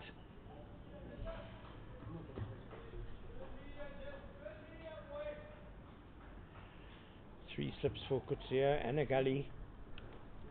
A deep point ever present, fine leg.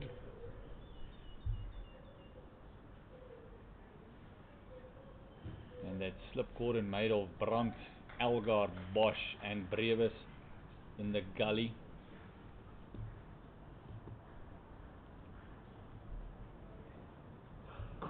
Nicely worked by Jansen off his hips. It's raced past mid-wicket, who is valiantly running after it. He's done well, Matthew Kleinfeld, to haul that one back. But 3 more runs to the Warriors and to Marco Jansen. He goes to 8, and the total 357 for 6. And I think for Krueger, the frustrating part is he's had a good time against Jansen there, just straying on line a little bit. He would have liked to have another ball or 2 at him. 1 ball left in the over. Deficit has gone down to 26. 357 for loss of 6. This is the 91st over. Krueger to Kele. And good end to the over by Gerald Krueger. At 357 for 6 then. The deficit 26. Krueger on 63 and Marco Jansen on 8.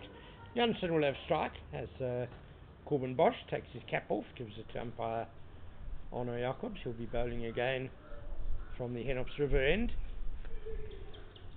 He only faced the 2 balls from Bosch, one of which he got a single just to get off the mark, and then the very next one we saw 1 ball being very naughty and misbehaved, and Pillay did brilliantly to keep that out, kept very low and also nipped in a little bit. So it'll be interesting to see if Jansen has that in mind, seeing that he's not actually coming forward with a big lunge. He might want to get that front foot out a little bit more.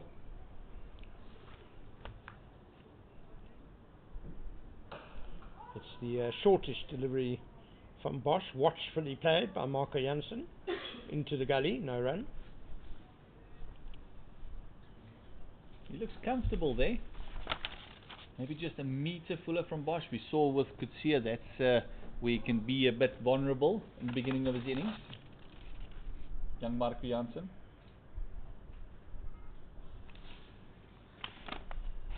You mentioned earlier about fighting for teams in places. This will be a great battle for Corbin Bosch as well, because he might feel that he's in with a shout as well. Bit of an all-rounder role, bowling at another all-rounder.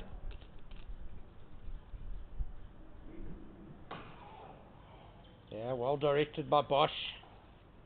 Going pretty straight there. Jansen keeps it out. Jansen dropping to his knees as if to say that one kept extremely low.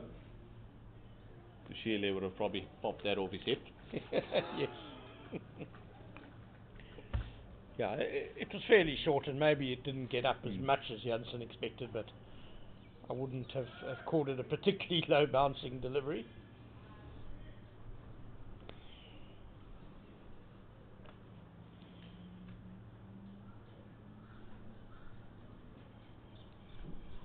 Oh, uppishly, the edge in between the second slip and gully, and away it goes for 4 very unconvincing runs.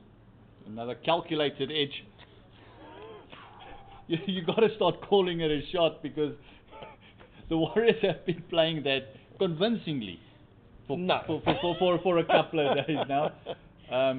They've been riding the luck, and I guess if you're top of the log, you play positive cricket, you create your own bit of luck. The returns have been good. Yes. On the shot, but I wouldn't call it convincing in any way, shape or form. The bowlers, I feel for the bowlers. It has been hard work, all the way again, just pressing, not lunging with that front foot, not coming forward. Interesting though that for Krueger they've had a 3rd slip in place. He would have gobbled that down, but not for Bosch. And now Marco Jansen goes straight down the ground. He hasn't timed it that sweetly, and I think Clyde Bokako is going to haul that back in quite comfortably, pretty clear of the boundary. So just a couple of runs for Marco Jansen, takes him to 14, 363 for 6. Yeah, practicing a cross-line shot there. I'm happy with the shot. I think he just, because the weight isn't transferring onto that front foot, he's just not getting it through the line of the ball, just getting the momentum through. But also another sign of positive intent by the Warriors as the deficit goes down to only 20.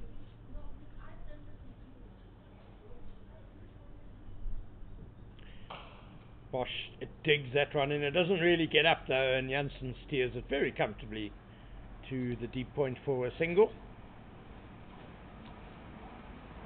Cow train passes. The time is 1 minute away from the half-hour mark. It's almost 1:30 at SuperSport Park. So we've had 40 minutes since the lunch break, and already 43 runs scored. So the Warriors rattling along at a run a minute here at SuperSport Park.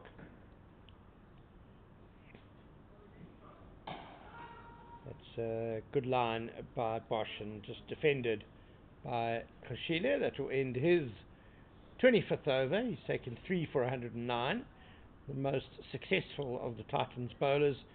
Junior Dala's got 2 for 82, and Gerald Krueger 1 for 64. Haven't seen too much of Junior Dala today. He's bowled 17 overs. Bosch and Krueger 25 each. They've been sharing the new ball duties. Krueger will continue.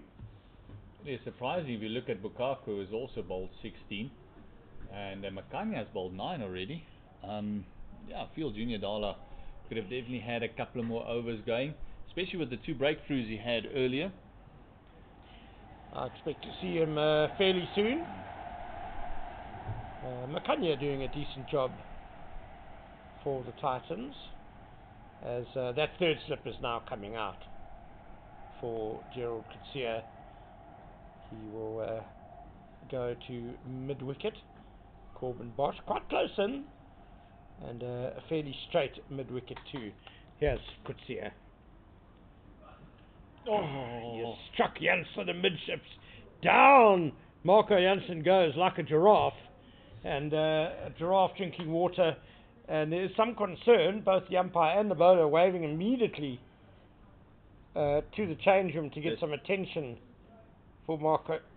Oh, on that back hip, that has missed everything. Did make rather an ugly thud into soft tissue, didn't it? Oof. And Marco Jansen, not the he's one of the tallest gentlemen you meet, but not one of the biggest. There's not a lot of meat. No, he's very wiry. Plenty of strength and power, though. I played golf with him earlier this year. Man, can he punish that little white ball? Yeah, with those levers, I believe he can make it ping. Yeah, and pretty straight too. Oh. I'm happy to say. So he doesn't play golf like most of us, like David Hasselhoff, in the sand most of the time. So we're going to have a break here for some attention for Marco Jansen. I was just interested in the field placing of that quite close and fairly straight mid-wicket. Presumably something that Gerald Krueger knows about Marco Jansen from, as you said, bowling to him a lot in the nets. Might just have a tendency to pop it up. Yeah, I was just thinking a tall man maybe falls over a bit when he's playing off his pads, which would tend to cause the ball to pop up towards mid-wicket.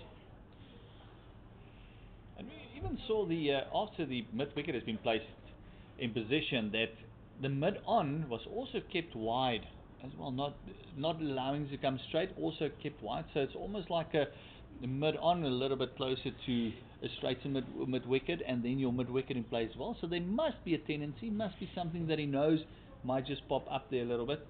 From our vantage point, in fact, that mid-wicket and the mid-on were almost directly in line with each other, which was a bit unusual.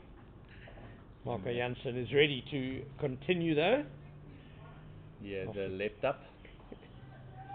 Getting some treatment. He's stretching his leg. And Gerald Krueger will resume battle with his Proteas teammate, who responds with a beautiful drive towards extra cover. Very well stopped. Good scrambling fielding there. That has woken up the feet a little bit. He's now definitely going at the ball more. You've got to feel once a bat has been hit, especially a fast bowler mentality might take over. Not going to hang around now, not allowing the ball to come at him anymore.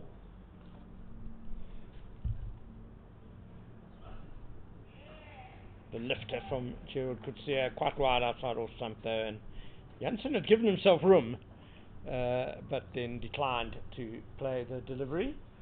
The good fielding the ball before in the extra cover region, I think that's the 12th man, Josh van Heerden, on the field for wicketkeeper Rivaldo Moonsamy, who, as we said earlier, is unwell today.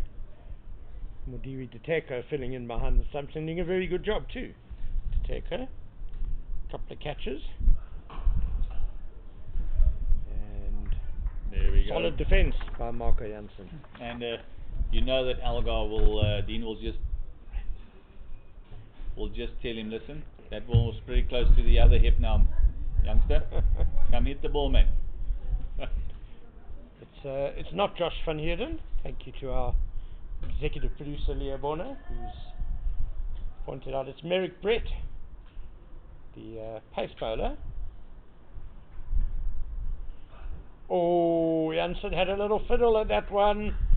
He was tempted and beaten just past the edge. Good to see a pace bowler moving so well in the field, Merrick Brett. That was a very good bit of fielding by him. But times have changed there as well. The most of the pace bowlers have become great athletes as well. There's not a lot of the how we used to call them, the old camels on fine leg anymore.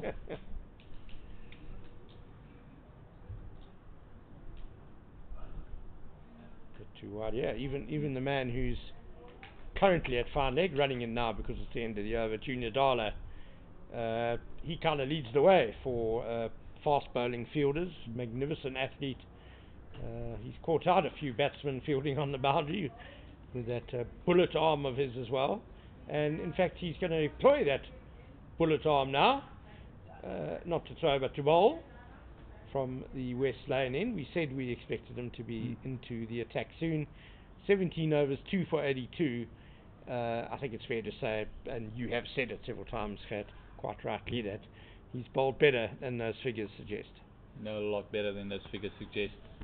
And I think this might be the challenge for Jansen.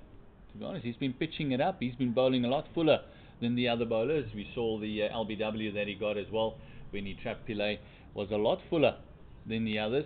So it is one of those bowlers that can surprise you with the bumper, but he does get it from a fuller length to nip away. So Dala to Krueger on 63. There's that fuller length and inside half of the bat, inside quarter in fact, away on the leg side. Midon does the fielding, no run. That's what I was looking for. Just with this positive mindset, maybe just give them something to go after. That one might have been a tad full, maybe a metre shorter, just making the batter play it on the rise instead of getting to the bounce of the ball. It did nearly sneak through though.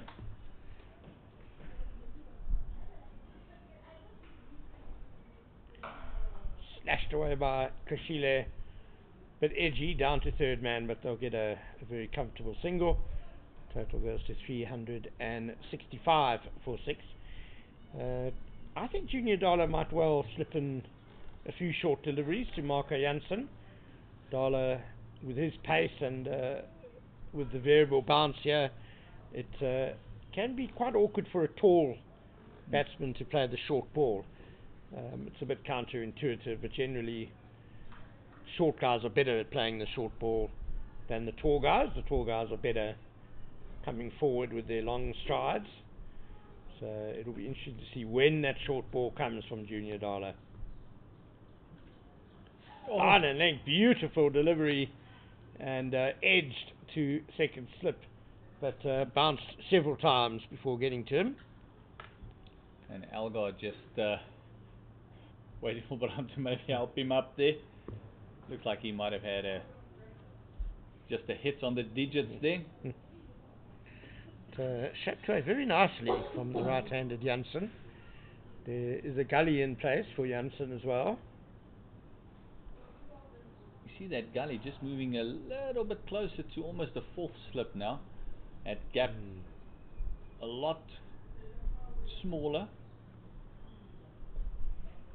Full again, and Jansen's got this away to the left of mid-on, who is giving chase. He might well haul it in before the boundary. He does. Clyde Bakako, good work by him, but 3 runs for Jansen.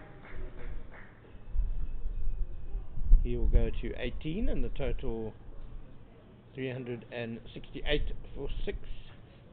Hasn't really found his timing yet. Even that one is he's just sitting on the shot. That's why he's playing it. It's so uppish.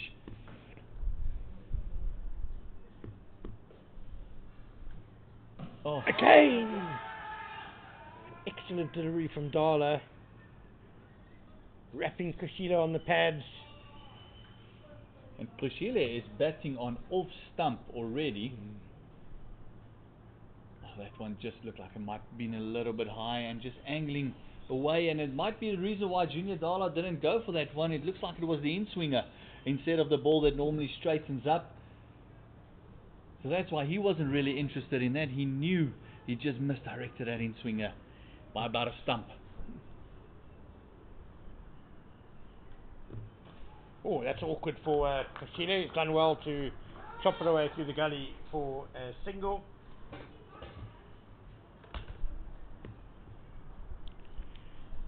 $369 for 6 after 94 overs. And will we see a double change? Well, it's a very good first over back by Junior Dala. Certainly asking a lot of questions of the batsman.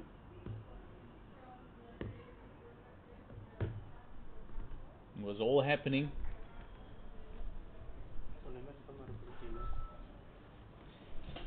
And a lot has been happening down at Newlands, but nothing is happening now anymore, which will tell you that that match is over.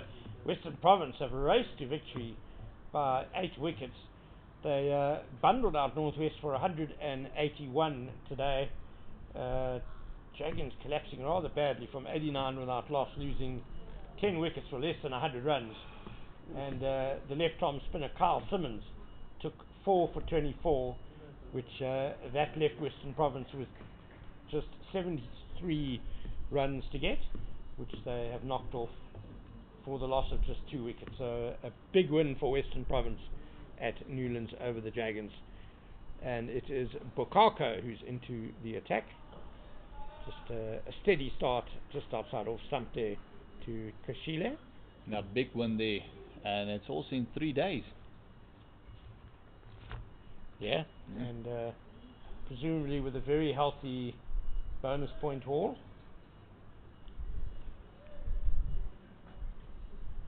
That'll put Western Province very strongly into contention in this 4-day competition. They've already claimed 1 cup this season, the 1-day cup, of course, where there was no one really who challenged them. This 4-day competition is a lot more closely contested.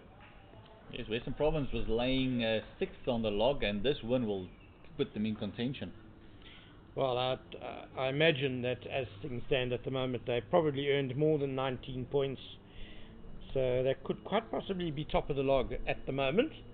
Of course, we do still have a day and a half of action to go in this round, but the KwaZulu-Natal games have not, they're underway in Durban, but they might struggle to get results there. Both games, the first innings haven't been completed yet, and it's nicely worked away behind square by Krueger to finally for a single. And this game too, of course, we're still in the first innings, but the Warriors are cracking along. They've reduced the deficit to just 13 runs now, and I fancy they'll have their eyes on bowling to the Titans before the day is up. Well, maybe just as it gets a bit darker, the clouds is predicted to come in a little bit more than it is already, around about 4:30, 5 o'clock this afternoon. They might just have an hour and a half burst at that top order of the Titans.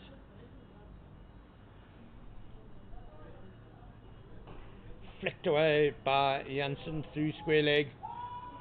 Dala called into service again and fine leg. There's that arm you were talking about.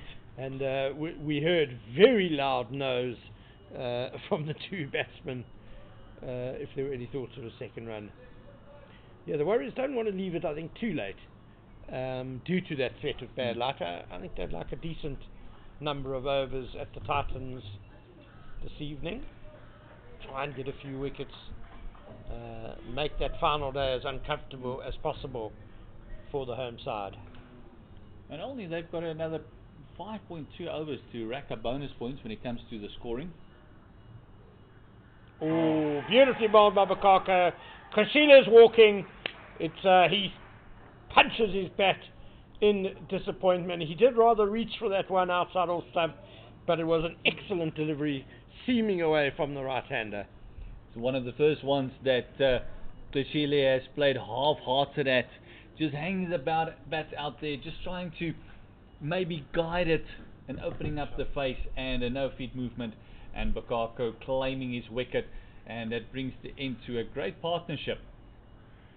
Or shall I say, a partnership beginning to develop by Jansen and Rosier. So Pillay out for 66 off 89 balls, just over 2.5 hours at the crease. 10 fours and a 6 by Pillay, his highest score of the season thus far, and a very important innings for the Warriors. Very well played, and it's put them in a very strong situation, with Swane now coming to the wicket. He may be batting number 9, but he has the highest first-class score of 188 not out. So clearly the man can bat. Yes. His first-class average is just a little under 30. So perhaps no respite for the Titans just yet. As soon as you get to number 8 or number 9, you feel we've got a bit of a hole to bowl at. We want to give the single to one batter and bowl to the other. But in this instance, you've got a Rosier who scored at a good rate or not. Jansen, who's no stranger to runs, he scored his first 50 the other day for the Proteas as well. Now you've got Swane who's averaging 30, batting at 9. So it is, like you said, no respite. It's going to be hard work. They need another wicket here, does the Titans. And they want to give themselves as much time as well, because the deficit is still 12. It's not a big lead, but it is a lead, a psychological 10-run lead. We are 10 for naught. Let's get going. I don't know. I think if one of these clouds had to suddenly open and we had a massive downpour now, it rained until 5 o'clock, I think the Warriors would quite happily declare with a deficit of 12. Their chances of winning this game really are going to lie on bowling the Titans out cheaply in the second innings. Lukaku around the wicket to Swane for beautiful shot, very efficiently, clinically dispatched through point for 4. There's your number 9. Great shot. Not a great delivery, to be fair, but yeah, very, very well put away by Swane. Ends the over, 375 for 7. And there are just 5 more overs left in terms of collecting bonus points. That might be the other reason why they might just carry on as well. Oh, I think they'll certainly bat into 100 overs.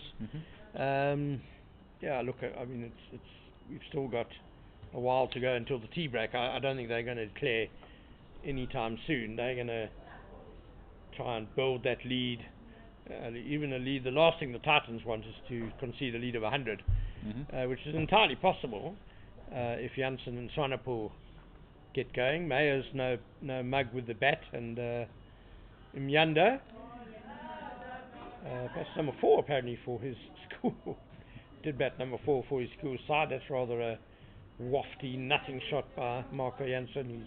He's angry with himself. He knows that looked lazy. And yeah, this is what makes the Warriors such a dangerous team, is because they bat so low. I mean, if your number 9 still has an average of 30, and he picked up 5 wickets in your bowling spell, oh, what a handy lineup to have. Full from Dala, and a very well timed bit of footballing skills there from Junior Dala, because Jansen had crunched that back down the wicket. Oh, he's very lucky to get that underneath the boot. If that came up a little bit more, hit him on the ankle or anything, we would have seen another one down. And everyone asks, why do you put a foot out there? It's instinct. You see the ball, you want to stop it. You're used to throwing everything at it to stop it, so it's just instinct. Exactly right.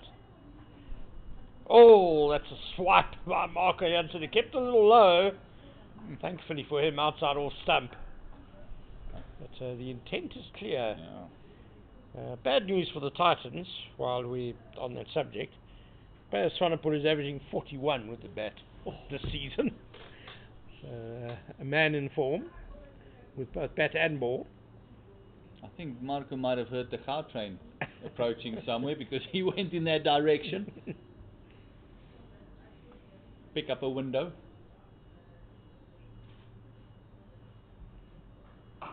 But as you mentioned, the intent is clear. They want to work off that deficit. Only 8 more to get. And I think, yeah, then they'll have a go because they've racked up the points. They want to battle that 100 over mark just to get as much points as they possibly can.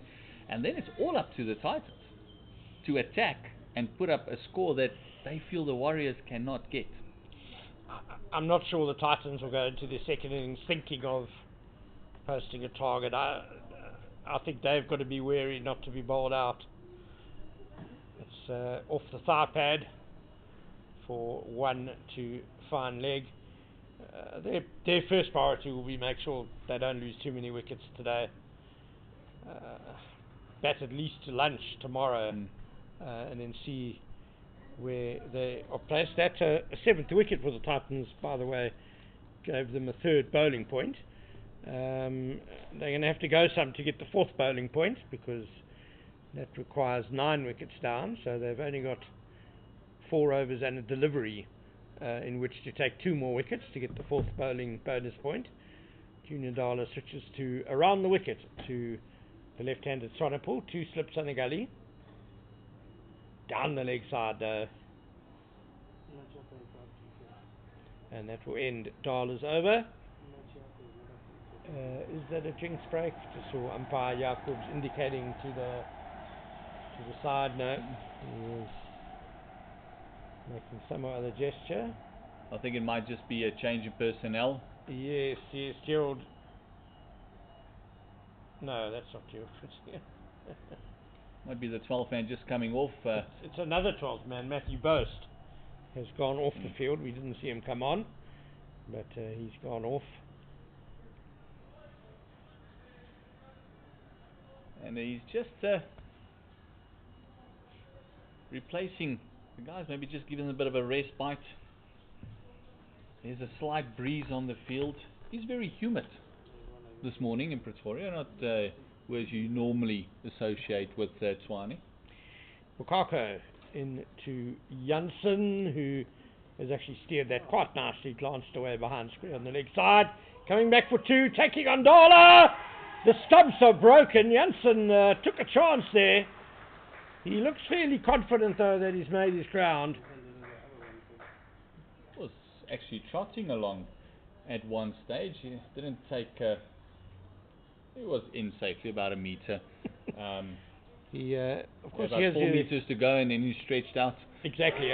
He can put the bat down from just about halfway down the pitch.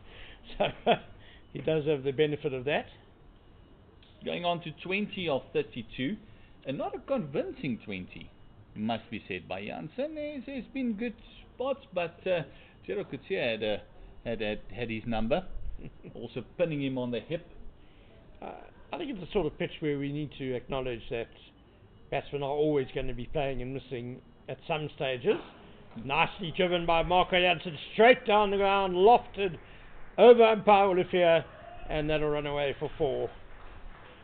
Much better shot, much better conviction in the shot this time. He tried the same shot against Bosch as well. Didn't come off. And well done on reaching 1,000 runs to Marco Jansen in a domestic series. Very well done in first class career. Yeah, so that'll include test matches and SAA games and all that sort of thing. Nice landmark for Marco Jansen. 1,000 first class runs. And the deficit has gone to a solitary single. It's taken Marco Jansen 54 innings to get there. That's a good delivery from Bukaka, coming back into Jansen, but well defended. Jansen already has 115 first-class wickets, is it? Yeah, 115 first-class wickets, 1,000 runs. a really burgeoning career as an all-rounder. Again, into Jansen, who waits very nicely and then just whips it to square leg for a single. Much better timing on that one. You can actually hear the ball coming off that sweet sound of the middle of the bat. Yeah, he wasn't trying to force the issue there. He waited nicely for the ball, just worked it. Plenty of space on the leg side to collect runs, as the left-handed batter Swane is now on strike. We see the field changing a fair bit. Two stiffs in a gully. Cover mid-off. There's a deep backward point in place. Mid-wicket, mid-on, fine leg, mid-off. And Swane just prods this to cover. No run. Interesting to see what the approach would be with Swane, because we mentioned his figures. This season alone averaging 41. Not your typical number 9 batter coming in, and also it gives that left-right combination chance to get going as well. So if these two can start rotating strike, it's going to get a lot harder for the bowlers as it goes on.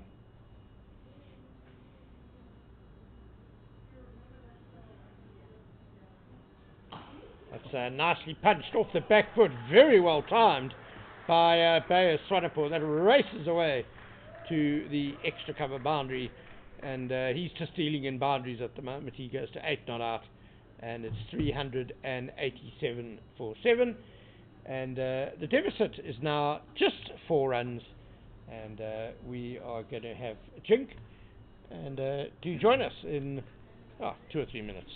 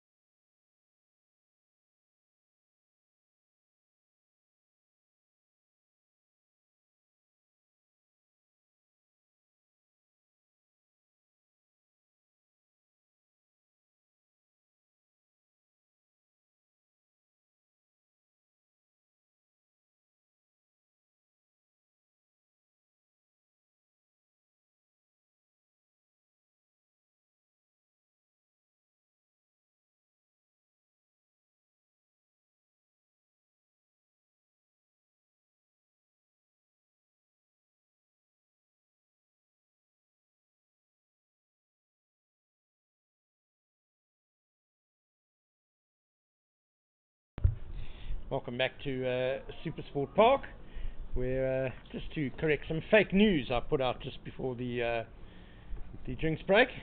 It's a lead of 4 runs for the Warriors. That lovely shot from Bayer Swane put them ahead of the Titans, and it's a very good afternoon as well to Otto Simon, who joins me behind the microphone. Thank you very much, Mr. Ken Borland. Yes, Junior Dala to Marco Jansen, who, that's an extravagant millionaire shot. He's down on one knee, Marco Jansen. It looked fabulous, but the only problem with the ball wasn't there. Nothing but fresh air that time from Marco Jansen. So it's once again, what a pleasure to see him and Gerald Coetzee, Dean Elgar, these superstars in action here at SuperSport Park. And thanks everybody for tuning in. We do appreciate the support, and thanks for all the comments coming through. Dala, that might be called wide. It was a pretty wayward bouncer. No. Just one short ball for the over, indicated by umpire Jacobs. Yeah, I have to say that we might still be in the first innings on the third afternoon, but it has been really enthralling cricket on all 3 days. Now you're 100% correct there, Ken. It's been a tough battle for the Titans, and they put up a good fight in their batting innings as well. That's slapped away through mid-wicket by Jansen. There's a man on the boundary though, so just a single.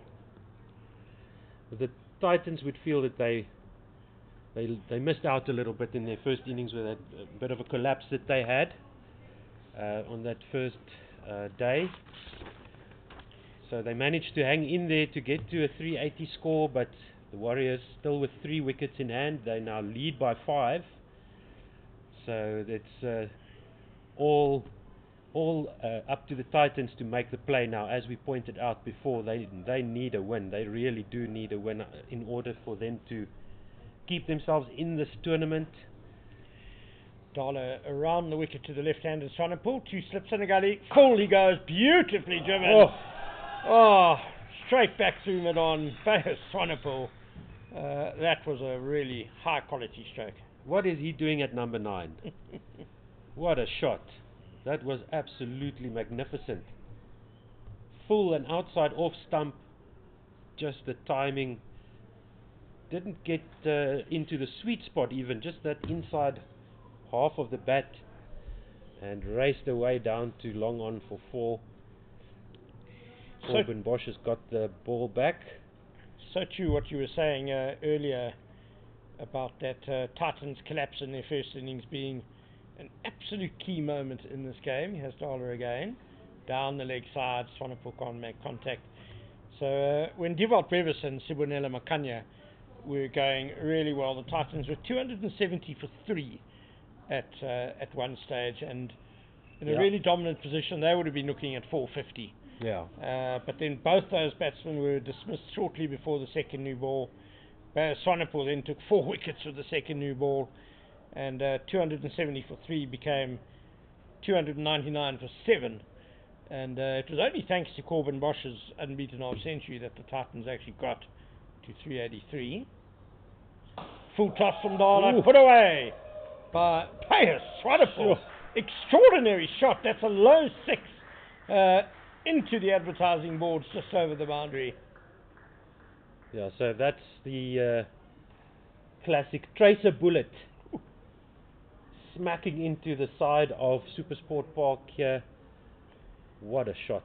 That is, once again, this man is 18 off 7 now. Can you believe that in a 4-day game? It really does look like the message out there for the Warriors is score as quickly as possible. The rate achieved now up to 4.1. And this partnership already on 27. Lead is 15. And at 18 or 7 is all boundaries. Up as Swanepoel, 3 4s and a 6. And a 6. As Marco Jansen. That was an incredible shot by Swanepoel. I initially thought it had gone all the way along the ground. Shall we call that a 911 turbo, a flat 6? Yes. Cloudy Bukaka to Marco Jansen. And that's a decent delivery, just pushed back to the bowler. 2 slips and a gully for Bukaka. 2 men 10 yards or so in from the boundary on the leg side. It is the long boundary on the leg side, bowling from the Henox River end. I fancy Marco Jansen could still quite easily get it over their heads if he connects well. Oh, that's a good area from Bakako. Jansen wants to drive, he wants to punch it through the covers. There's a lot of space there at extra cover in between a shortish cover and wideish mid-off. Lots of space to access there if you can bisect those two fielders, and two slips in the gully waiting for the edge. Comes back into Jansen that time, but he's dealt with it nicely, chops it through cover point for a single. He'll go to 28 not out, and 399 for 7 the total. We wait for the scoreboard to update. This is tough stuff here for the Titans. The Warriors are in control. They still got 3 wickets. So for the Warriors, what would they want to see the Titans in batting before tea, do you think? Or are they going to try and get as many as they can before they get bowled out? The inside edge a no ball anyway, so it wouldn't have mattered. And to add insult to injury, it's run away for 4. So Pillay on it for 22 runs now, all in boundaries, as the Warriors go sailing past 400, 404 for 7 now. The 54th 4 of the Dafabet Warriors innings, 6 sixes. The last of which was an absolutely extraordinary shot by Swane, full toss outside off stump, straight into the advertising boards, maybe lifted 2 meters off the ground, if that. That's a good comeback. Well, it was a good ball, the last one as well by Bakako. And Swane has broken his run of boundaries with a single into the offside. Yeah, just to answer your question, I'll tell you it's a good question, of course. As the Warriors are now ahead, they can go about building a lead. I don't think they'll declare before tea, certainly not. They're going to see how big they can build this lead. You know, they get it up to 70, 100 runs. That's a very telling lead. Yeah, and take the Titans win off the table completely. Well, it would be very hard then for the Titans to win. They would have to bat really well. Driven hard, and it's to the left of mid-off. Gerald Krueger just watches it go racing past him and to the boundary. 4 more runs for Marco Jansen. Jeez, if he had been a little bit straighter, maybe 2 meters to his right, he would have just comfortably taken that catch, but it was well struck by Jansen, so no chance for Krueger to make up the ground to get to that ball. And that is what the Titans want. They want to see that shot, they want to see the drive, but that was well executed by Jansen. Very nicely done. Yeah, so we've got about 50 minutes until tea, and the Warriors pretty much batting at a run a minute at the moment, so that will make the lead at least 75 by tea. Yeah. Ooh, just down the leg side, Jansen misses the glance. They might even bat for a little bit after tea. I guess also depends on the weather. They don't want to leave bowling to the Titans for too late in the day. I'm pretty sure bad light's going to cut a bit off the day today.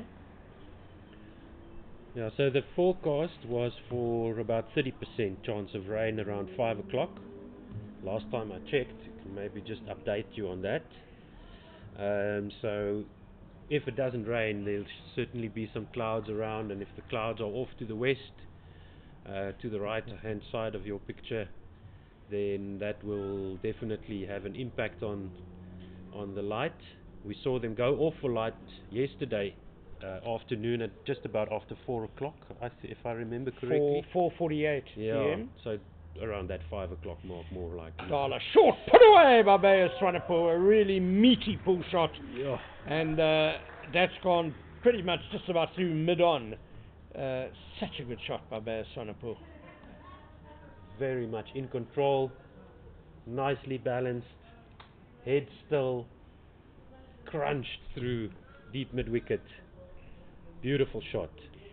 And the partnership is worth 42 already, and we haven't even had 5 overs together, these two. So the Warriors really are racing along. The Titans need to break this partnership as soon as they can, because they are busy being put into a very, very uncomfortable position indeed. Oh, that's not a good delivery from Junior Dala, and it gets the treatment. This time cut away for 4 by Swane. He goes to 31 not out. Off just 11 deliveries. Sure. It's just hammering away at this Titans attack. It's getting tougher and tougher now for the Titans to see themselves get up and win this game. Full and wide and put away again by Swane. This is fabulous batting. It's another 6 for Swane again into the advertising boards. Another 6. Another 6, and that's the 52-run partnership now. 52 runs off 29 balls, with Swane scoring 37 of those 52. That is absolutely exquisite here for the Dafabet Warriors. Good to watch as a neutral fan, a Warriors fan. The Titans fans, not so much, not liking this at all. And well done to the Warriors. The lead now 40. I know it has been spoken about before, but at the moment this Titans attack is all looking a bit samey, or right arm quick. That's not going to make it to the boundary as Gerald Krueger cuts it off, but another single. The Titans, I think a change of pace is badly needed, and Neil Brunt really has to back himself as a very useful left-arm spinner. The Titans have got to try something different here, because at the moment things are getting out of control for them. You're quite right. I think that would be a wise decision to go ahead and give the spinner a try. Last 2 deliveries before the 100 overs are up. And Marco Jansen, what a shot there. That's not going to go for 4, but that's a very good looking cover drive. It was handsome, wasn't it? Getting the hands through it, steering it into the gap. So no chance for the 4th bowling point. The 100 overs will be up after this delivery, and best the Titans will be able to do will be 8 wickets down. So they needed that 2 more wickets to get that extra bowling point, and to take back control of this match, or just to keep themselves in this match with some kind of chance to win it. But I'm afraid the Warriors, I think they've done enough to take that Titans win off the table right now, unless something drastic happens in the next day and a half. Yeah, and that is the end of the 100 overs. The Warriors 426 for 7, so they've given themselves a very handsome haul of 6.52 batting points, which to go with their 3 bowling points gives them 9.52 for the match. The Titans got just 5.06 batting points. It wasn't bad, but it's nearly 1.5 points less than the Warriors have managed. And also, of course, the 3 bowling points, so they end up with 8.06. So the Warriors a whole bonus point more than the Titans, and that reflects the strong position they're in this game, leading by 43 as Clyde Bokako comes around the wicket to Swane down the leg side. Right, so for the Warriors, they can now dictate what happens in the rest of this match. So if they carry on at this rate, as you mentioned, Ken, they're going to be, well, now it looks like they might get close to 500 by the time we get to tea, and that will give them a lead of 120 odd. So, well, 117 to be exact. Shorter from Bukako. Swane On the jump a little bit, but struck nicely to bit off. No run though. So if they manage to do that, get a 100-run lead by T, they should be in a good spot to get the Titans wickets for under 250, which will give them enough time, few enough runs to chase for the win. Yeah, the But Titans. let's see, that's all up to them now. Titans will be under a lot of pressure, batting with a 100-run deficit. That keeps it a little bit low. It's a no ball by Bukaka as well. We've seen a lot of no balls by the Titans today. They haven't bowled as well as they did yesterday, when we could say they were very unfortunate. But today it's just been a little bit ragged around the edges with the ball. No, that's true, and Warriors picking the fruits now of that effort yesterday and all the luck that went their way, because now these bowlers they've been in the field now for a full day, give or take. No, this will be session number 5 for the Titans bowlers now, because they started bowling yesterday before lunch. Yes, yeah, that's correct. So that's tough work here once again. Warriors keeping the Titans in the field and now getting to cash in here. Piling on the pain. There's been a lot of frustration for the Titans, and now a lot of hurt is being added to that by this really admirable Warriors side. Driven hard, a lot of bottom hand, but straight to mid-on, no run. Almost took off Marco Jansen's ankle there. So he sort of froze in place as that ball came rocketing towards his feet. Missed him just. Now the Warriors have also managed to get rid of one of the slips.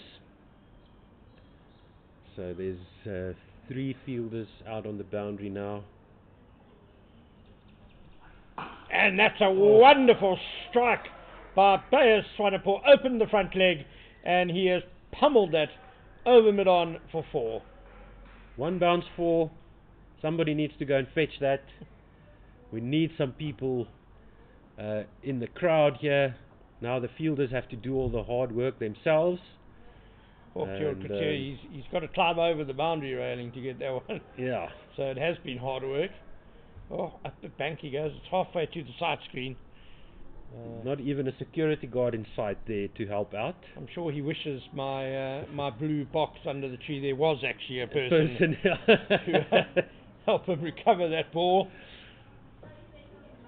No, for sure. This is reminds me of the matches we covered during the COVID restrictions, where the international players had to run around and up into the stands to go and search for balls. So now we can resume.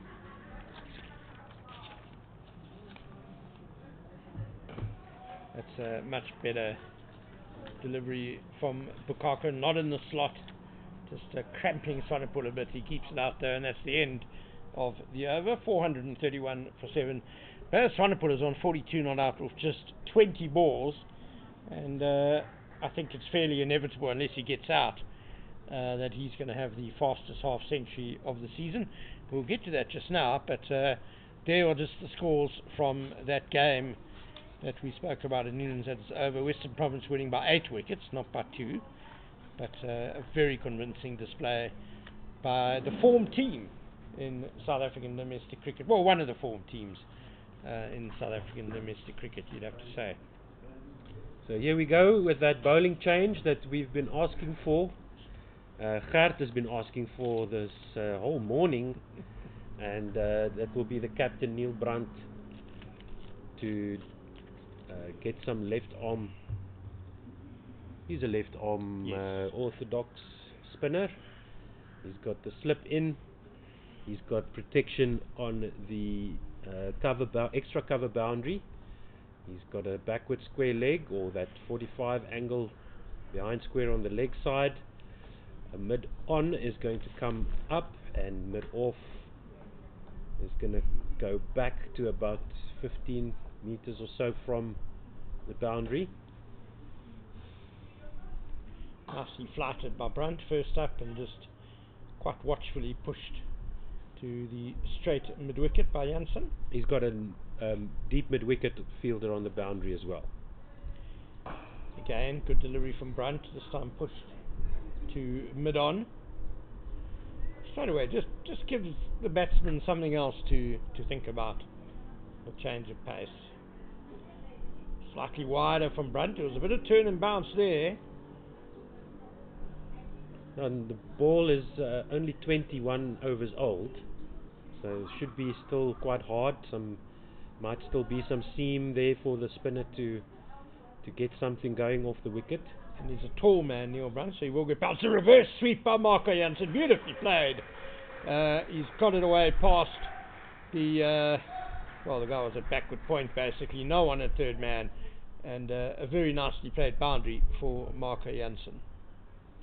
Quickly into position, nice and still at the point of contact, very well executed reverse sweep there for Marco.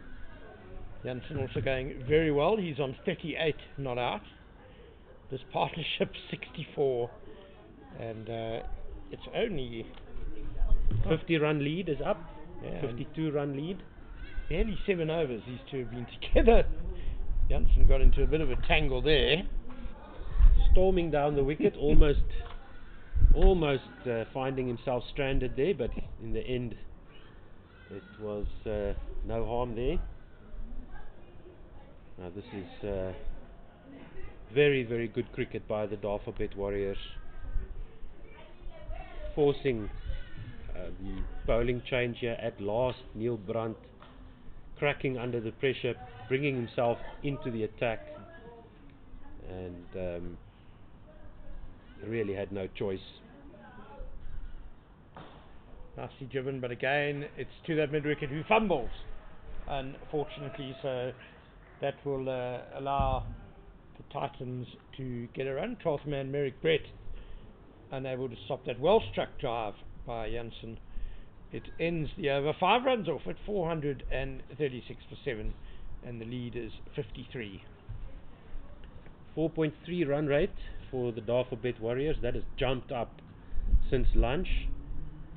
They were steadily climbing up 3.6, 3.7 runs to the over, and after lunch they've just been absolutely murdering this attack. So the what are the Titans going to do? Where are they going to find a wicket? They need 3, because I don't think the Warriors, they'll be happy to take more time out of the game. If they walk away from here, get back on the bus or back onto the R21 to OR Tambo with a draw, they'll be happy as well. Yeah, they've already got 9 bonus points, plus 6 for the draw. That'll give them 15. It'll be a good haul of points. They won't be too upset, as Sibonela Makhanya is back in the attack. So really all the pace coming out of the Titans attack now, and that's pretty wide and left alone by Marco Jansen. So what is the plan here for the wicket? They've got the short cover, extra cover. No, that man is going, that field is now going back to a short extra cover. We'll see where he ends up. There's a slip in a gully. I think the plan for the wicket, really, to be honest, is a mistake by one of the batsmen. Yeah, short extra cover and cover, waiting for the mistime drive. And they've got a backward point on the boundary just to cover that. And Makhanya is bowling to that field, wide outside off stump. So can't afford to go onto the pads too much. Deep mid wicket is wide open, but forward square leg is there on the boundary, as well as a fine leg. Titans just need to stem the bleeding a bit. Since these two came together, they've lashed 65 runs in not even quite 8 overs yet. So a bit of a crisis situation for the Titans. That was a good delivery from Makhanya, the last one up, getting the inside edge. Jansen nearly playing that on. And the other problem, of course, for the Titans is whatever score they manage to post.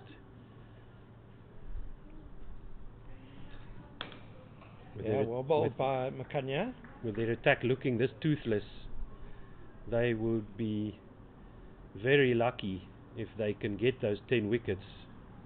Even if they had more time in the match, or they could set up a score for the Warriors to chase, this doesn't look like a 10 wicket attack at the moment. I think it did look like a 10 wicket attack yesterday. Mm. And the Warriors have really just worn them down extremely well. It's been a very good batting display by the Warriors. And this is a good over by Sibonela Makhanya. He's got 2 deliveries left. He might even bowl a maiden, which will be a remarkable turnaround from the last half an hour. That will be very welcome dot balls here for the Titans. Got one more delivery to go to Marco Jansen to make it happen. And there it is. Yeah, that's maiden over. Well bowled. Excellent work. Makhanya. Bit of respite for the Titans. Tosses the ball to his captain Neil Brunt, who will continue with his left arm spin from the West Lane end.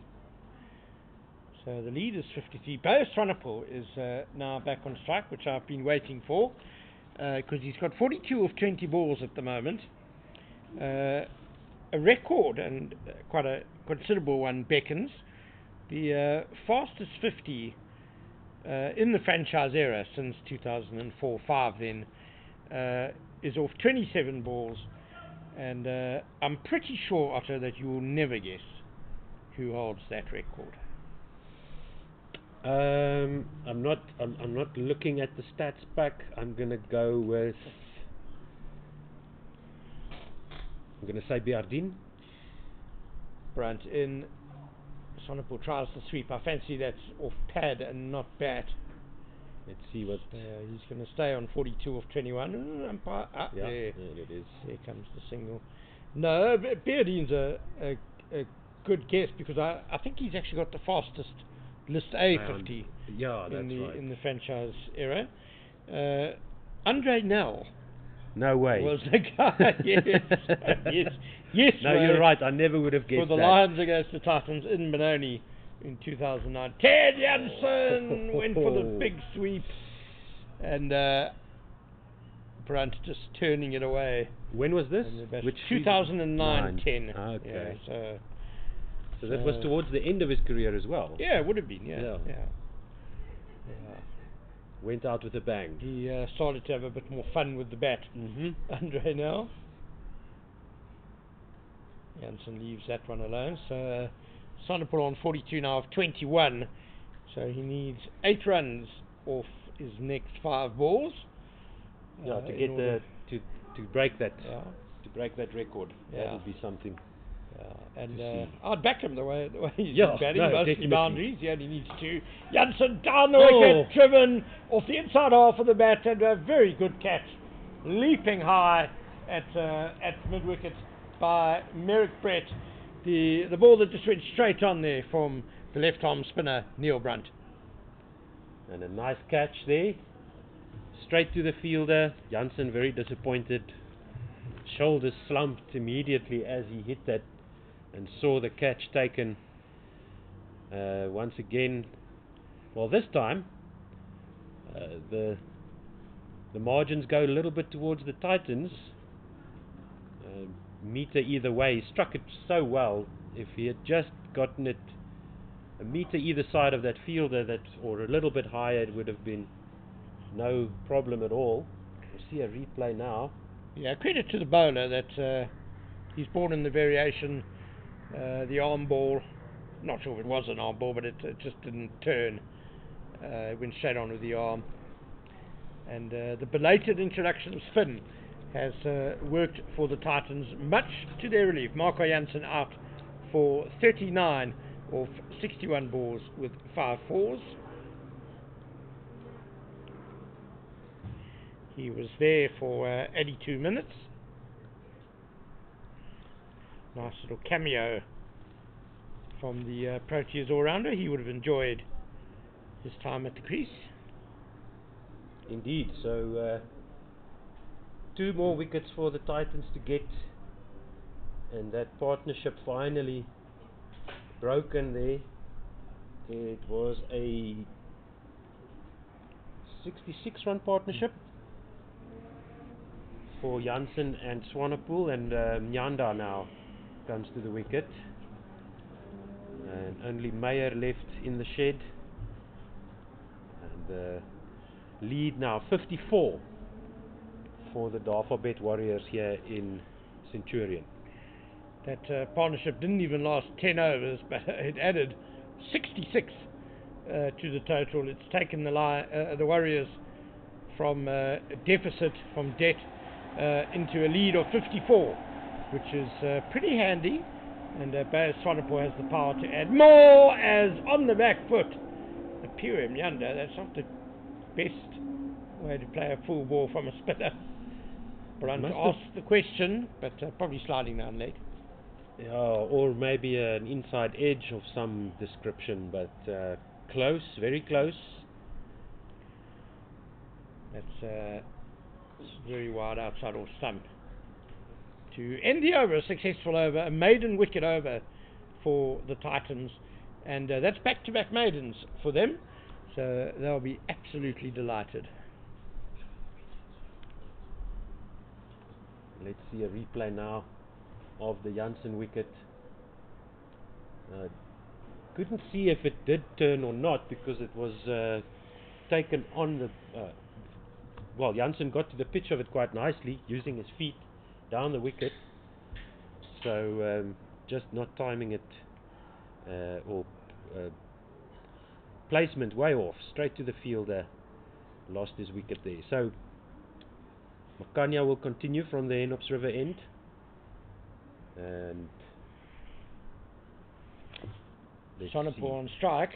Yeah, so here we go. So 27 is the record by Andre Nel, of all people, in the 2009-2010 season for the Lions against the Titans. The fastest 50 in the franchise era in first class cricket is up for grabs. Leans back, cuts hard. He's not going to beat Junior Dala. Oh, he is Junior Dala. Normally such a good fielder. A bit of a tired effort there. Diving for the ball with one arm, and it bounced past him. So Swanepoel goes to 46 off 22. Right, so there's 4 more balls to get the record and only 4 runs needed. Swanepoel is definitely in the mood to do that. He's probably blissfully unaware of what is up for. And this is heaved towards mid on. Gerald Krueger running in. He won't get there. He'll get there on the bounce. Swanepoel is centre, Pure Mjanda back, not wanting to take the single. Completely mistimed that, and rather good result there for, well done for not timing it so well, because that went straight to long on. Krueger running in couldn't quite get there. If he had struck it a little bit better, it would have been gobbled up. Fuller from just short, just short of extra cover. Diving forward there. That's Brett, isn't it? Yeah, he's having a busy time in the field, the 12th man. Ball is following him around, and this time just a little bit short. He just went running forward, sliding in, and the ball bounced just in front of him.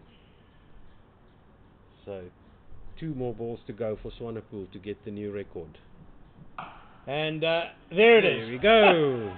Heaved onto the banks, and that is a magnificent 6 by Bayer Swanepoel, and the fastest half century ever in 4-day franchise cricket.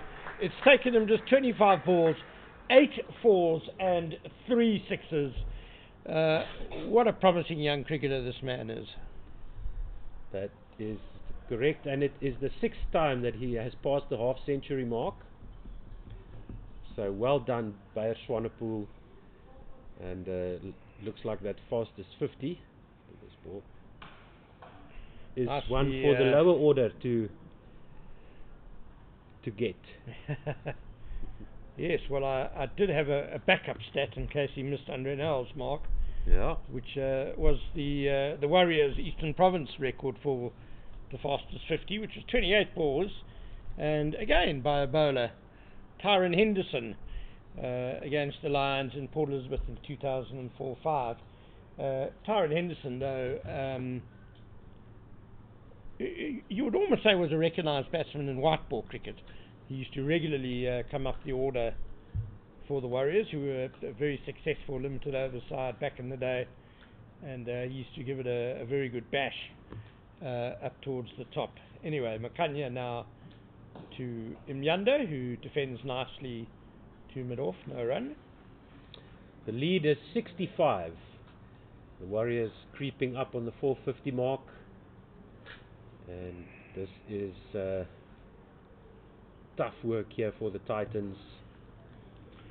They need to get those 2 wickets, because now I can't see the Warriors declaring at all from this position. Let's see. Yeah, I mean, if they get a lead of 150, if they get another 50-run partnership, get that 150 lead. There's still about 35 minutes to go. What time is tea? Is it going to be 3 o'clock? 3 o'clock on the dot. Yeah. So that's another 23 minutes away. And Bayer Swanepoel is starting to farm the strike, I think, as well. So he wants to take the majority of the bowling now and really boost that lead as quickly as he can. Neil Brunt, left arm over to him, angled down leg.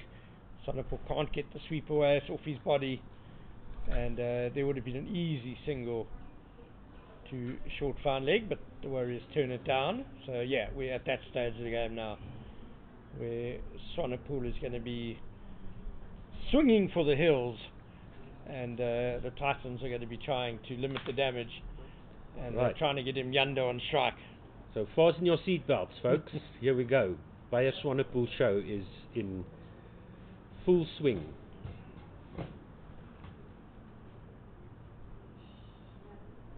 Too short from Brunt, and Swanepoel leans back, cuts, fortunately straight to the man at deep point, and they turn down the single. That could quite easily have been a boundary for Swanepoel. Not a good delivery from Neil Brunt.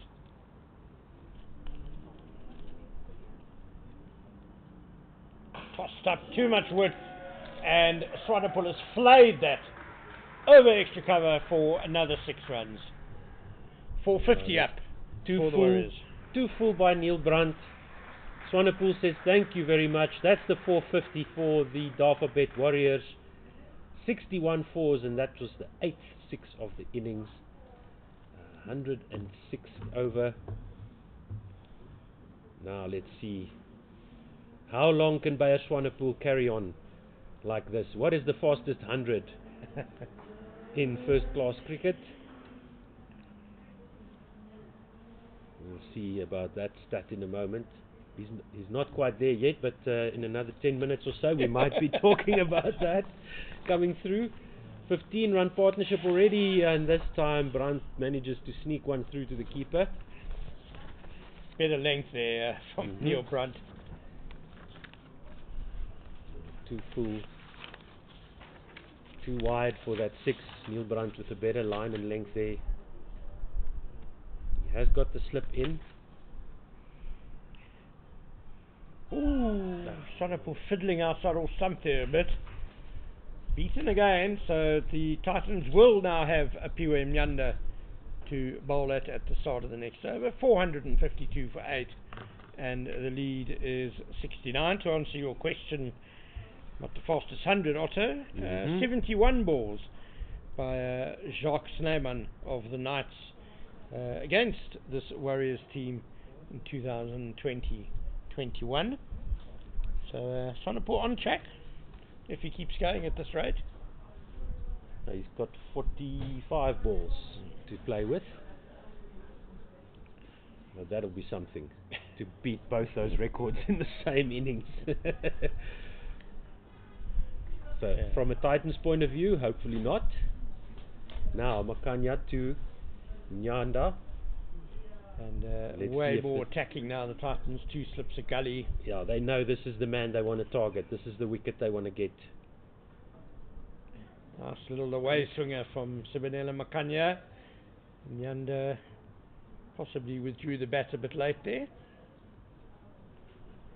Not quite sure if it should leave that. Ended up leaving it and left it quite well.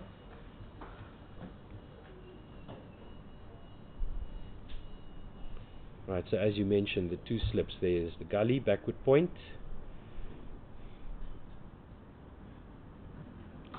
Nicely played by Makhanya to that backward point. Very good quick fielding there. Oh, Yes, by Makhanya. Makaka. Mm-hmm. Moved nicely there, the seam bowler.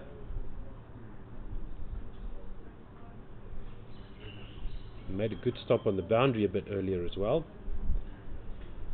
So, putting in the effort. 71 runs, the lead now. Nicely driven by Imnyanda, but picks up cover. No run. Yeah, it's already the sort of lead that is awkward for the Titans.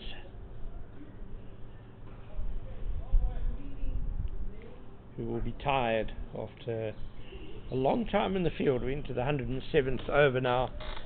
And not just physically tired, there will be some mental exhaustion as well, because it's been frustrating. It's been punishing for them as well. That's a nice ball by Makhanya. Good bounce, just a little bit of nip away, but well handled by Pillay Nyanda.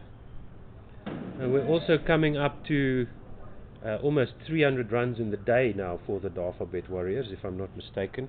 In 2 sessions, Yeah. basically. Yeah, they were 176 for 2 Yeah. at Stumps yesterday.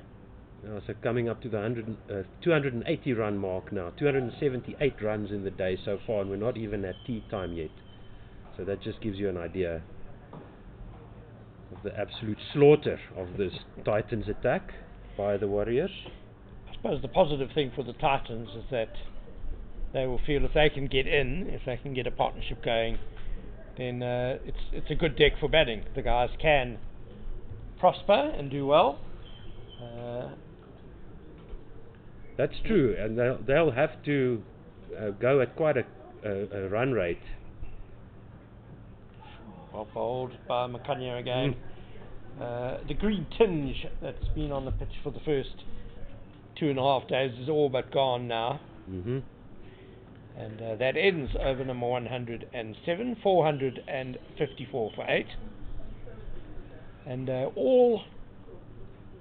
And that was a maiden over by Makhanya to Yeah. Nyanda. all 8 batsmen who've been dismissed by the for the Warriors have made double figures. In fact, have made 19 is the lowest score thus far by Rudi Second. So it's been a very, very solid batting display by the Warriors, as Neil Brunt will continue to try and tame Bayes Swanepoel, the rampant Bayes Swanepoel. Down the pitch he comes, a wonderful slog sweep, and Junior Dala can only watch as that sails over his head onto the eastern bank. 6 more for Swanepoel. He goes to 65, and the total is 460 for 8. Very weary looking Dala, sauntering up to the ball, throwing it back, has to go up to the grass banks there to get it back. So it's more pain, more hurt for the Titans. Yeah, no one wants to concede a 6th first ball of the over. It kind of puts you on the edge for the remaining 5 balls. Neil Brunt is telling Junior Dala to go back more to cow corner than deep mid wicket. Drags the length back, and Swanepoel has edged that to the vacant 3rd man, but they're not going to take the run.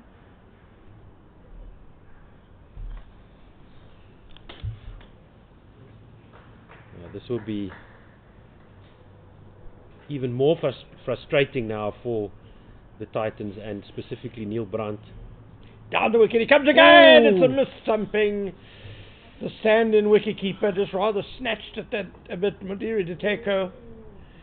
It was a little bit wide, not the most routine stumping, but how costly is that going to be for the Titans? Now that was a shout of frustration there from Brandt as well, as we saw there in the replay. Oh, that might be LBW. It shout. might cost Yes, nothing. It has cost nothing. Fuller from Neil Brandt. Swanepoel going for the sweep and struck low on the front pad and very much in line. But what entertainment Bayer Swanepoel has provided us with here at SuperSport Park. He has lashed 65 runs in double quick time, and he's given the Warriors a very, very handy lead of 77 runs. Yes, indeed. So some respite for the Titans now. They'll have the final batter for the Dafabet Warriors to bowl at now, the Momentum Multiply Titans. And while we wait for the new batsman to come to the crease, he's still there in the change room. We can say thank you very much to the Titans franchise, to Cricket South Africa, to Pitch Vision, all the sponsors, for making this broadcast possible, and then of course you, our dear listeners and viewers. We do appreciate the support. We see the numbers keep climbing, so thank you very much. Tell all your friends they can watch the 4-day domestic championships on pitchvision.com, on the Cricket South Africa YouTube channel. Lots of live sport on pitchvision.com for you to follow, and make sure that you activate that notification on your YouTube app so that you get notified when Pitch Vision goes live, and of course on the Cricket South Africa channel as well, so that you know when these matches kick off. In other news, there's the Africa T20 Cup going on in Benoni, so you can go and have a look at that as well. Just go and have a look at the score and then come straight back to us here at Centurion Park, where the Dafabet Warriors are well in control. 77 runs, the lead now. Well, that was just about an hour of mayhem from Bayer Swanepoel. 65 off just 36 deliveries by the left-hander. He had 8 4s and 5 6s, but much to the relief of the Titans, he's now gone. And Ronaldo Meyer, the last man for the Warriors, and another left-hander. It's the left-arm spinner Neil Brandt bowling to him. Slip in place, a little bit short, and Meyer just goes back and pushes it back down the wicket. No run. And the Titans now forced to have quite a defensive field, even though the number 11 is there. Just got to the crease. Well flighted by Brandt, hit hard by Meyer, but he's picked out the deep mid-off, and that is the end of the Warriors' innings. 460 all out. They have a lead of 77 runs, which I think they'll be pretty happy with. And I think Brandt will be kicking himself. Why didn't he play himself a little bit earlier? So he's naught of 2 deliveries for Meyer, and the lead is 77. Thank you, Ken. 108 overs. And the Titans will be very relieved to be able to go back into the shade of their change room. Well done to the Dafabet Warriors. They now have the upper hand. They really put the Titans into an almost impossible position in terms of a win. The Titans will maybe give it a go until they 3 or 4 wickets down, and then see if they can occupy the crease for as long as possible to avoid defeat. I think they might go the opposite approach, is that they will try and get through the rest of today's play with as little damage as possible, bat through to lunch tomorrow, similarly try and lose as few wickets as possible, and then see, so they've got 45 overs left today. We're not going to get all of them, so let's say 35 overs. They get to 100, say, that's puts them in front. If they can add another 100 by lunch tomorrow, then they 100. You know, they can then start thinking maybe of declaring and having a go at the Warriors in that second innings. But the teams will now take the tea break. So just to run through what has happened in that Eastern Province first innings. They resumed on 176 for 2 this morning, and Javesh Pillay went to his 100. The first ball he faced today, stroked it beautifully through the covers for 4. He went on to score 114 before he was chapped LBW by Junior Dala. The two men out yesterday were Jordan Herman, caught Neil Brunt, bowled Corbin Bosch for 35, and Andile Mokhakani was LBW to Bosch for 33. The Titans fought back with a couple of reasonably quick wickets today. Diego Rosier caught Alga, bowled Dala for 20. Rudi Second caught the wicketkeeper, stand-in wicketkeeper Diteko. Rivaldo Moonsami unwell today. That was off the bowling of Gerald Krueger for 19. Patrick Krueger scored a very bright and breezy 45 before he was also caught behind off Corbin Bosch. Sinatemba Kashile, a very valuable and quality innings of 66 off 89 balls before he was caught behind off Clyde Bukako. Marco Jansen, a nice cameo, he scored 39 before being caught off left-arm spinner Neil Brunt.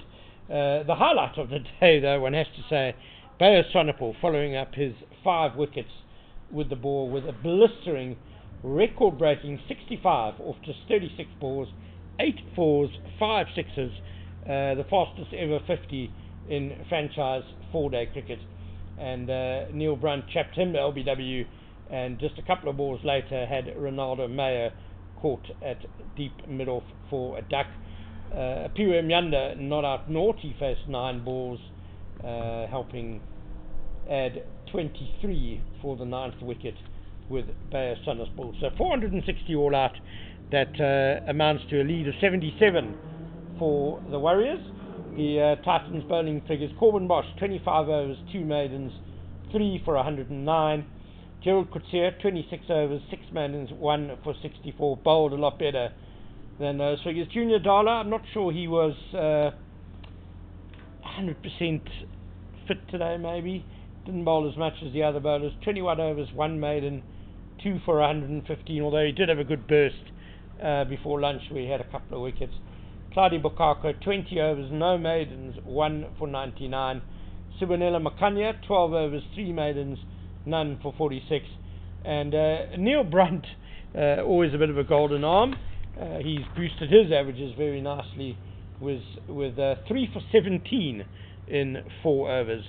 Otto, it's shaping up as a testing final session for the Titans. Yeah, that's testing, maybe an understatement there. We see the heavy roller coming on to the pitch. The Titans trying to get rid of that variable bounce that we saw a little bit of. So they will do well to survive a tricky period here. The final session, luckily for them, they're not going to get a tricky 10 minutes before tea. The players having taken tea, as we mentioned. So that final session, we might get to about 4:30, 5 o'clock, and then see what the skies look like. A little bit more blue at the moment, but we'll keep an eye out for the rainfall that might come through at about 5 o'clock and stop the day's play as it did yesterday. So very, very precarious position for the Titans, and the Dafabet Warriors firmly in control with a 77 run lead. Not a lot of time left, only 4 sessions left in the game, and it's all up to the Warriors now. If they can get 3 wickets, 4 wickets in this final session, they might get a huge win tomorrow before lunch. So it's all up to them now, and the Titans will just try and hang on for as long as they can and avoid a defeat. And you, dear listener, if you can just hang on for 15 minutes or so, we'll be back with you after the tea break with the start of the Titans' second innings. Do join us then.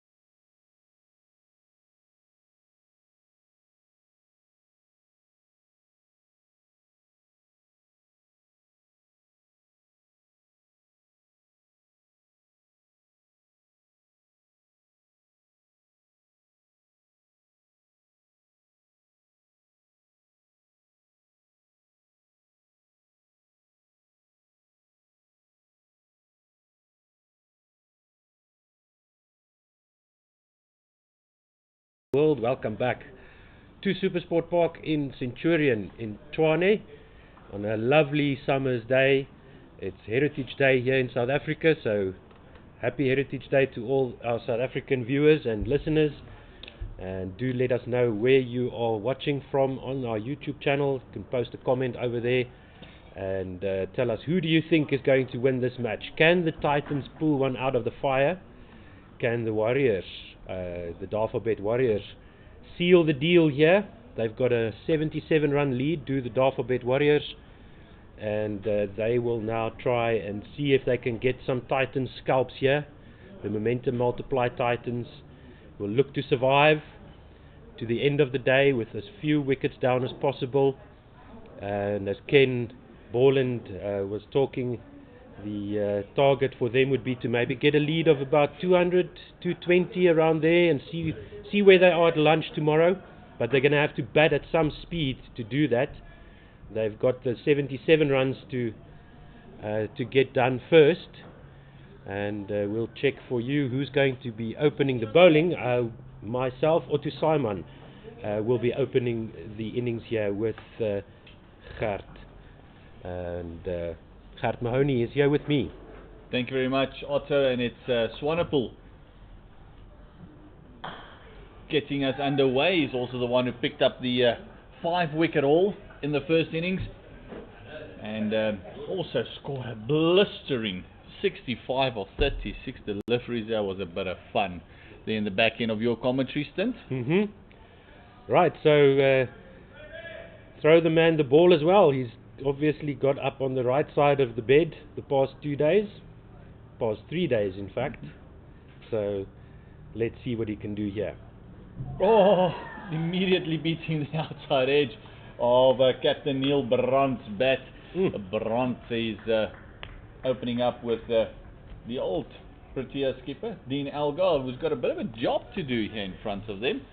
It's almost a bit of an uphill battle, a race against time. It's a mammoth task, all the other cliches that you can think of, and it will be what would only be described as a miracle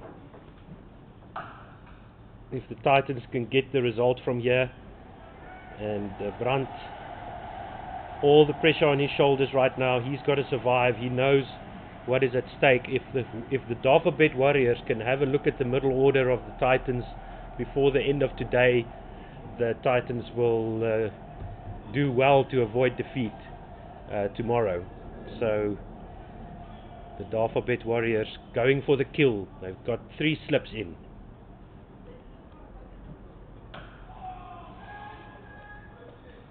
And the Titans are underway. It is 2 runs squirted down there to fine leg, just finding the outside part of the bat, angled down. And yeah, like you said, if they can have a look at that middle order, it was only Corbin Bosch who showed some resistance. Munsami scored 10 of his 13. Gerald Petit 12. Junior Dala stuck around for a lot of deliveries. He's stuck around for 54 deliveries, but only scored 5.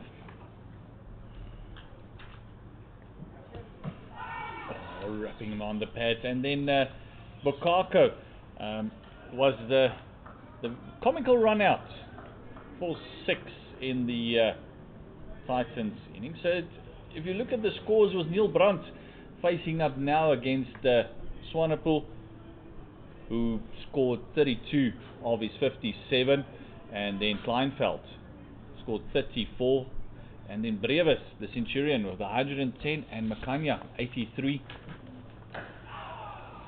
And then, as I mentioned, Corbin Bosch with a 57. Those were kind of the only ones who stuck around, and it'll be interesting to see what they can do in the second innings, but a lot will be dependent on these 2. It's Dean Elgar and Captain Neil Brandt. So let's have a look at Neil Brandt, the captain. His first class figures: 49 matches before this one, 80 innings, 10 not outs, 2,798 runs with a highest score of 159. Wouldn't he love to score that in this innings? Average of 39.97 and strike rate of 50.86. And then with him is, as you mentioned, the ex-South African Test captain, Dean Algar. And had his figures in front of me just a moment ago while we wait for the beanpole, Mr. Marco Jansen, to get ready from the Henops River end. Left arm over. Another interesting contest here. These two would Dean Algar would have faced a lot of balls from Jansen in the nets. Indeed. And he would also have experienced the lanky tall bowler who's on 113 wickets himself in first class cricket. So, Dean Algar, first class figures: 242 matches, 425 innings, 31 not outs, 16,455 runs with a highest score of 268. Right onto the stumps is Marco Jansen. The slips are waiting for the edge. Dafabet Warriors. Lots of verbals, lots of chatter going around. Nobody on the boundary. Everybody's waiting for the catch here, unless there's somebody hiding behind the side screen here. No, they do have a fine leg on the boundary. Yes, fine leg on the boundary. Just patrolling for the one that might be a little bit offline. They want to be very attacking here. Just for that one. Just going a little bit at Dean Algar at the moment. And you can expect that. They've got a lead of 75, does the Warriors. So they'll be going at the Titans as well. And the chatter will be very much directed at the batters as well. Now, all the pressure on the Titans. They need to stick around. And the Warriors will definitely be aware that any kind of opening they can get here, any wicket they can get, is going to be super valuable. Straight to that point fielder, no run there. Dean might feel that he missed out there. That was short, that was wide. No protection on the fence. He could have taken an easy fall there. It is one of those, and as we see luckily off camera, just adjustment of the ski fans there.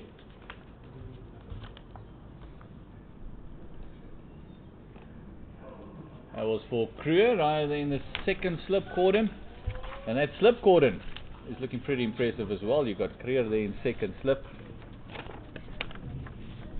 Then we've got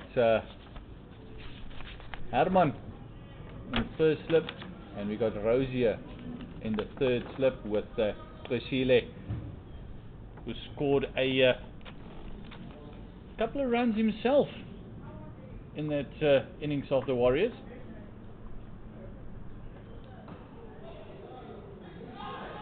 Oh, run out chance. Oh, Neil Brandt was searching, was reaching for that one. So just to finish off Algar's figures here as he gets off the mark in this match. We can have a look at his figures for the season so far. He's played 3 matches with 6 innings, 1 not out, 402 runs, 149 highest score, at an average of 80.4. So not too bad. Not too bad at all. And his first class average 41.76 with a strike rate of 49.93. And the experience of Dean Algar facing up to the bright young prospect, which is Bayer Swanepoel. And just to mention, Pillay scoring that 66 of 89, 10 fours, 1 6 at a strike rate of nearly 75. Oh! Bayer Swanepoel, buy a lottery ticket. Oh, it was a jamper. Opening up a man whose average is 80 in the season. Great ball. So Neil Brandt's season has been not that great so far. He's, before this match, only scored 72 runs, only played in 2 of the 3 matches that the Titans have played thus far, and his highest score is 36 at an average of 18. So Algar will need all of his experience to try and stick it out here for the Titans. Get some frustration going into the Dafabet Warriors, who are absolutely hooting in the field shouting encouragement to each other. You can hear the shouts echoing through the stadium here.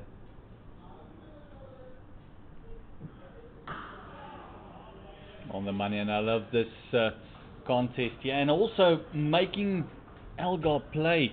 We know he's very susceptible to that outside edge in the beginning of his innings, and also it's one of those things where you want to attack now. You already have 74 on the board, technically still minus 74 for the Titans, so at the end of the day you kind of want to go in with that lead as the Warriors, and as the Titans you want to work off that deficit as soon as you can. Oh, what a shot there by Dean Algar. That is another beautiful on drive. We've seen a few of those already today, and Ken also mentioned it. It does look like this wicket is getting better and better for the batters. So the Titans will take heart from that. So keep an eye out. Off to the southwest is where the rain will be coming from if it is going to hit us. We sometimes see the storm clouds just move past as they'll be sweeping from right to left off to the south.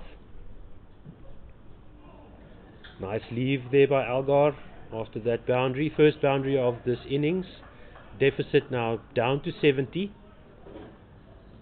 and that the rest of the figures won't matter much to the Titans. The only one that they would worry about will be the wickets.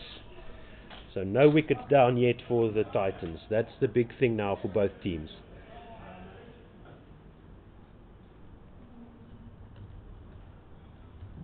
Oh yes, much better length there by Swane.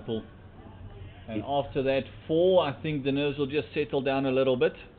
Hitting the top of off, that's what you want from your opening bowlers. Very nice discipline by the Dafabet Warriors here. Keeping the ball on that off stump, fourth stump line, not wasting the new ball. So just the one going down the leg side for Marco Jansen, but that's understandable from the left armour. Neil Brunt facing up to who's not a short man himself. No, he's a pretty tall gentleman as well, not that's quite right. at the height of Marco Jansen, but a very tall man himself, facing up to Jansen.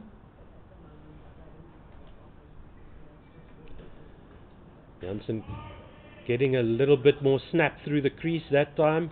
That first over he looked a little bit leisurely. Now he's looking a little bit sharper. So Brandt and Algar, of course, both left-handers. Slightly easier for the Dafabet Warriors to set the field and stay in place instead of having to run around all the time. Oh, that one just had a bit of nip back into Algar, and yes, it does make it a little bit easier if you can settle into a line of length, although these two left-handers are completely different types of batters. That is true. They keep the same field though, do the Dafabet Warriors here. Now this is going to be very, very interesting. Who will be the happier team at the end of the session? I cannot wait, literally cannot wait for the next delivery to see what's going to play out. How is this going to end? Oh, very well left by Algar. And a no ball by Jansen, the first extra of the Dafabet Warriors bowling innings. So he's also someone who's sometimes susceptible to overstepping. Yes, Marco Jansen, as you said earlier today, I think, if I remember correctly, when you're that tall and your stride is that long, it's easy to... does make it a bit easier to reach for that front line, and you overreach yeah, for where other players will have a tolerance of centimeters, it might be 10-15 centimeters if he just stretches out a little bit more, puts in the extra effort and sends the heel over the line. They normally talk about a shoe size, but when you're wearing a size 15 or 16, it it becomes a very big shoe.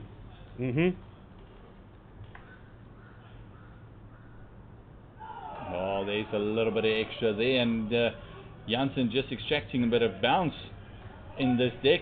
In his first innings that he bowled, in the first spell that he bowled, there was 2 wickets, but he had the no ball. But more interestingly, he had 5 wides in the first innings of their bowling for the Warriors. So 5 wides going against Marco Jansen, but he picked up the 2 wickets.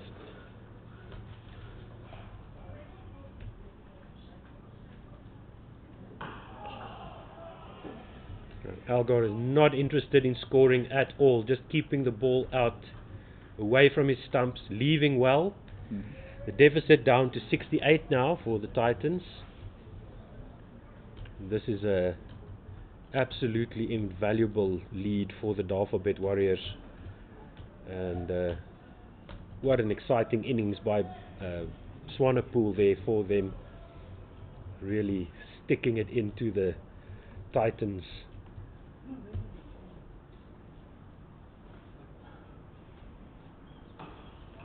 Oh, that one just worked off the ribs, the last ball of the over.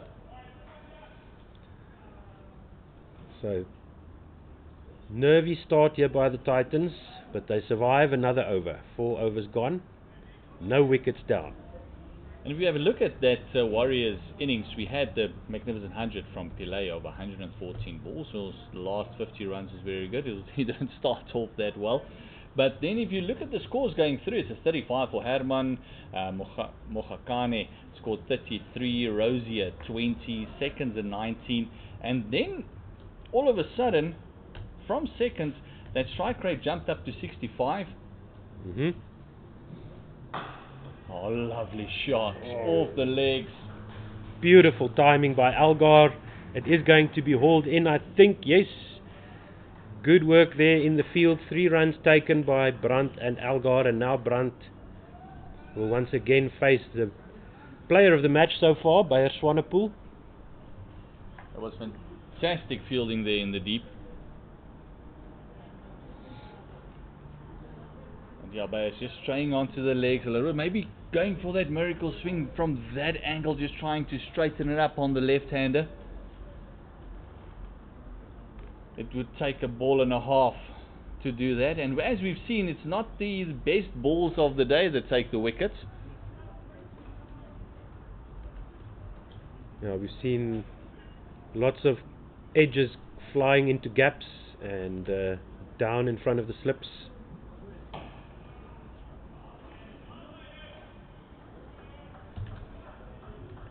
The Warriors have calmed down a little bit with their chatter in the field, but it is still there. We saw Meyer was the one who did that brilliant piece of fielding there, rolling that ball in. And as I said, the chatter is still there. I don't think until that deficit is wiped out, they would stop. They would let them know every single ball what's going on in that park. Oh. So as you can see there, they took out this third slip. Brandt gets off strike. He'll be a little bit relieved. As I mentioned, hasn't had the greatest of seasons so far. And they brought in that short mid-wicket into the eye line of both batsmen.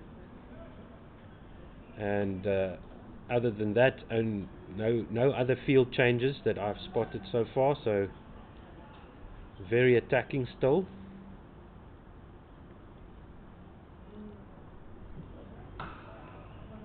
And just getting back to my point that I made, when it got to Seconds, strike rate started to jump up because Seconds was scoring 19, he scored it off 65 strike rate, and then Rosier came in and took a bit of time, but once he got going, man did he get going. 66 of 89, a strike rate of 74. Krueger 45 of 60 at a strike rate of 70, and then the blistering innings of Bayer Swanepoel, as we see him in the attack now, is 65, came off 36 balls. That is a strike rate of 180. So top order giving them that platform to build from, and then a big launch from the Warriors after that. No, 100% correct. That jump in the run rate is really what broke the back of the Titans' hopes, I think, of winning this game. And we see there's some spectators enjoying the pool there at the castle corner. Very defensive attitude by the Titans, don't want to lose any wickets, so that's obviously their game plan, and Ken Borland called it correctly. They're not going to try and put up a score here, they're not going to go fast, off to a fast start, they're just going to look to survive. And they've done that pretty well so far, 63 runs now, the deficit. They must just be very careful not to get into their shell too much. Still try and play positive cricket, still try and get into the game, rotate the strike, get the singles. The bad ball must go to the fence. Just don't get into your shell, because if you're just going to let them bowl at you, big chance of losing wickets. Exactly right. And that one, did I see a little bit of straightening there off the wicket from Marco Jansen? Just taking that ball a little bit away there from Neil Brandt with the left arm over the wicket. No. No, it's excellent. Excellent cricket here. Man, oh man, if you are in the area, come through and enjoy this final session with us tomorrow as well. It's going to be a thrilling finish either way. Probably a Warriors win or a draw is on the cards at the moment. Oh, taken no, off the glove Brandt. and given. Off the glove, through to the keeper, strangled down the leg side. Brandt's miserable season continues. He has to go for only 4 runs off 12 balls, and the Dafabet Warriors have the first scalp of the innings. And that is from the big fast tall bowler. It is from Marco Jansen, the Protea bowler. Fantastic bowling. He had the one just straightening up on Neil Brandt, the previous delivery, and this one just stuck him up on the glove, and a great take by the wicketkeeper. And you got to feel that pressure is going to be on the batters as they come in. So It's like you said, survival mode, and also Warriors' tails are up. Oh yes, they've got the first wicket that they wanted. That's already one too many for the Titans, I'm afraid. So the deficit is still there. Matthew Kleinveld now joins Dean Algar at the wicket. 130 matches, 34 50s, 1500s at an average of 36.2 strike rate. Could that be correct? 285 strike rate. Yeah, well, that's he doesn't hang around. No, let's we'll double check that. But highest score of 199, not out in last year's season. And the deficit now 63. So the Titans effectively minus 63 for 1. It only took 32 deliveries for the Dafabet Warriors to get the first momentum multiply Titans wicket, that of the captain Neil Brandt. So Operation Hang In There continues for the Titans, and now the Dafabet Warriors are really starting to up the volume on the chatter. They are absolutely cock-a-hoop at the moment.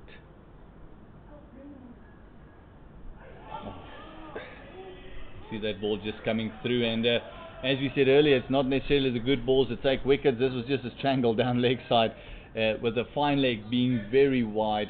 If you just got a little thicker or more bat to it instead of glove, that would have trickled down to the fence for 4. But nonetheless, Pillay made sure that he took the catch there, and Neil Brandt back in the hut. And we saw the strike rate of Matthew Kleinveld. Go for strike rate like that. Warriors might be chasing 300 by the end of the day.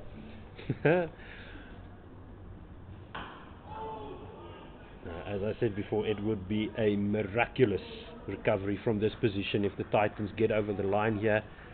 And now I'm starting to think that maybe, is that another no ball? Yes, another no ball by Marco Jansen.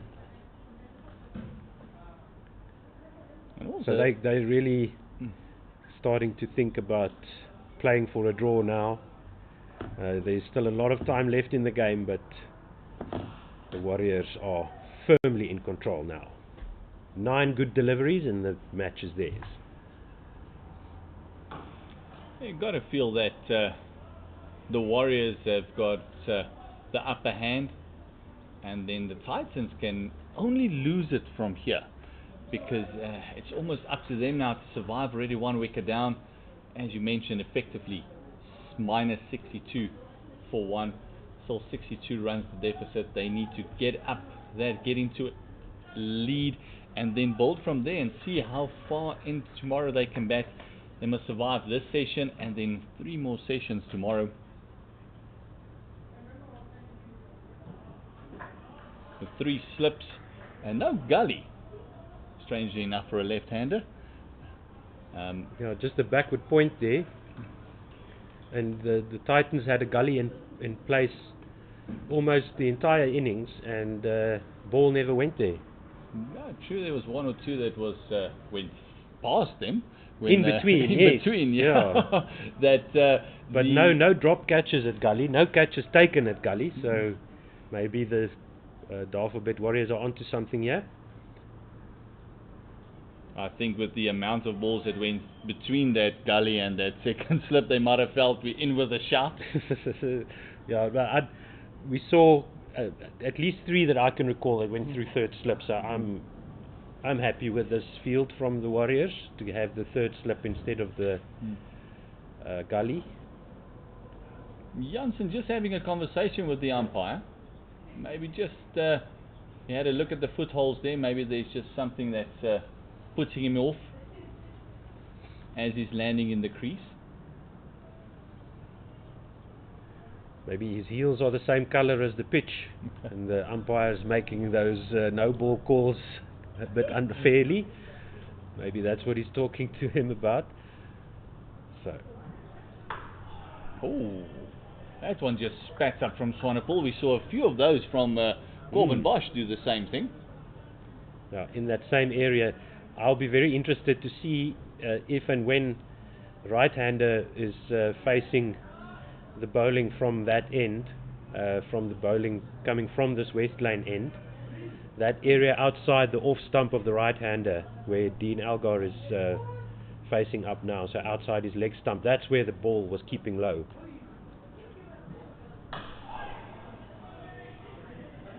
Jumping into that one, working it off the legs. Now that's once again just survival mode for the Titans at the moment. No interest in clipping it or slogging it, just keeping it off the stumps. But you're right, Gert, they need to be careful that they don't get too bogged down, because they do need runs. It's 61 runs now, the deficit.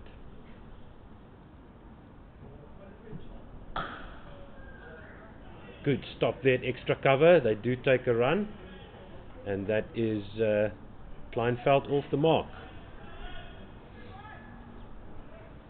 That's the most important thing for a bat. You just want to feel it, bats on ball, you just want to get off the mark. Only 14 runs for the first wicket. That's, as you mentioned, those consistent scorers in the top and middle order for the Dafabet Warriors.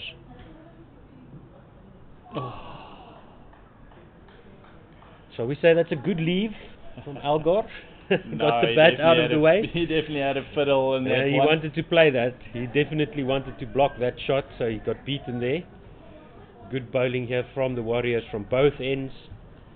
And it was the partnerships. That was the big thing for the Warriors. They kept the partnerships going, building one partnership after the other, frustrating the Titans. Wickets few and far between, lots of runs in between the wickets.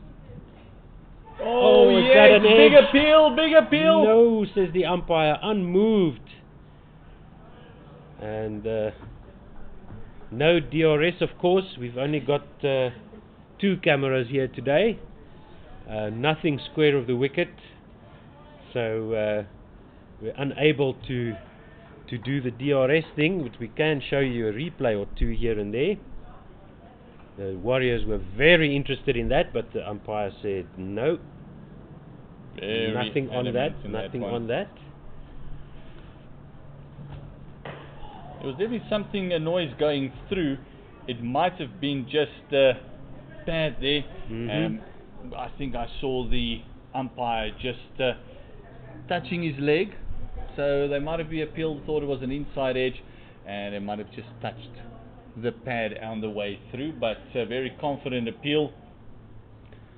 60 runs the deficit now for the Momentum Multiply Titans. They are going at a very average 2.4 runs and over.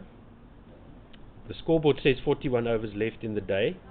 We'll have to see how many of those we can get in. And the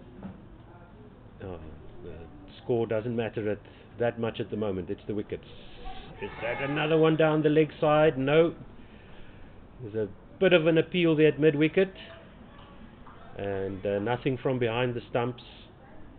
You should know it's a wishful thinking if only your covers appeal and no one behind the stumps. Oh, of course, sorry, that is extra cover, you're quite right, with the left-hander at the crease. Apologies for that. Yeah, so do we still have a fine leg on the boundary? I don't think so. No, yes, there we go. There he goes.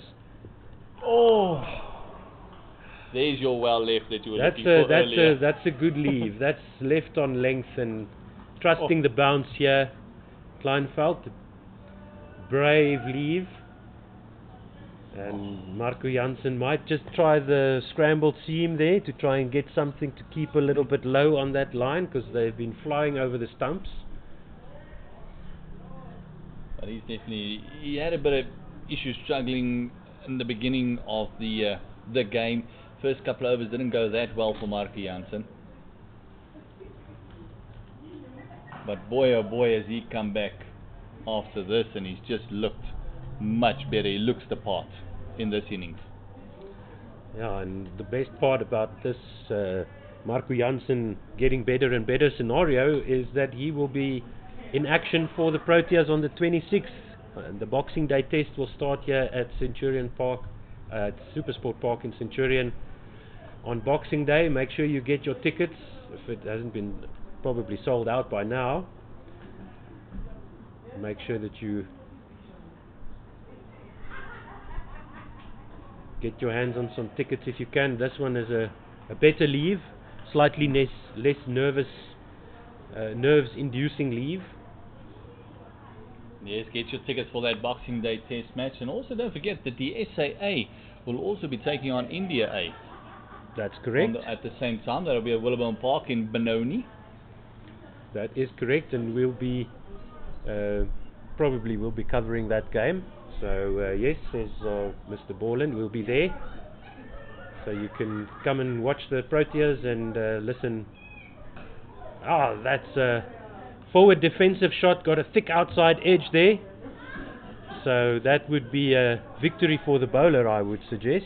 Not entirely convinced by that shot from Kleinveld, but nevertheless the Titans will take it. Thank you very much. That brings the deficit down to 56. Yeah, just looking at the replay there, he definitely opened up the face to go down to third man. So I'll give it to the batter there. It's what he wanted to do. Ball went down immediately. The angle of the bat was towards the ground, so no real danger in the shot. Just using the pace of Jansen. Jansen just going that meter fuller there. Yeah, and that went past, what was that, a fourth slip about? Yeah.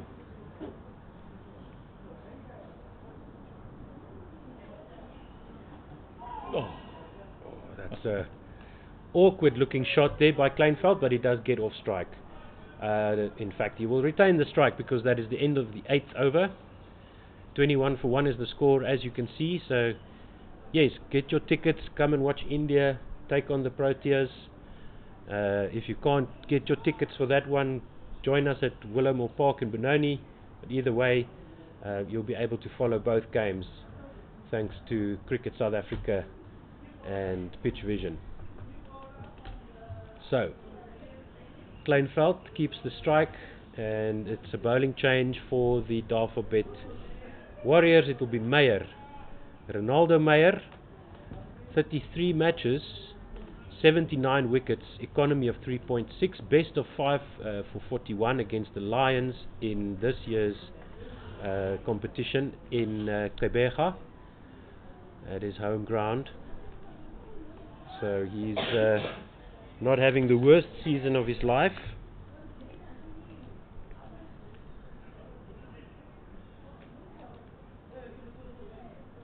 From the West Lane end. Oh, that is a brave, very brave leave there by Kleinveld. That went over off stump, or very close to it anyway. Yeah, Kleinveld has been trusting the bounce very well in this innings. He hasn't seen what the balls did in their fielding innings, but he's trusting the bounce, and Aldermeyer coming in nicely. It's a very good start. Yeah, looking good for a first delivery. No looseners. Very good line and length there. Almost a perfect delivery. The only thing that was wrong with it, that it missed the stumps.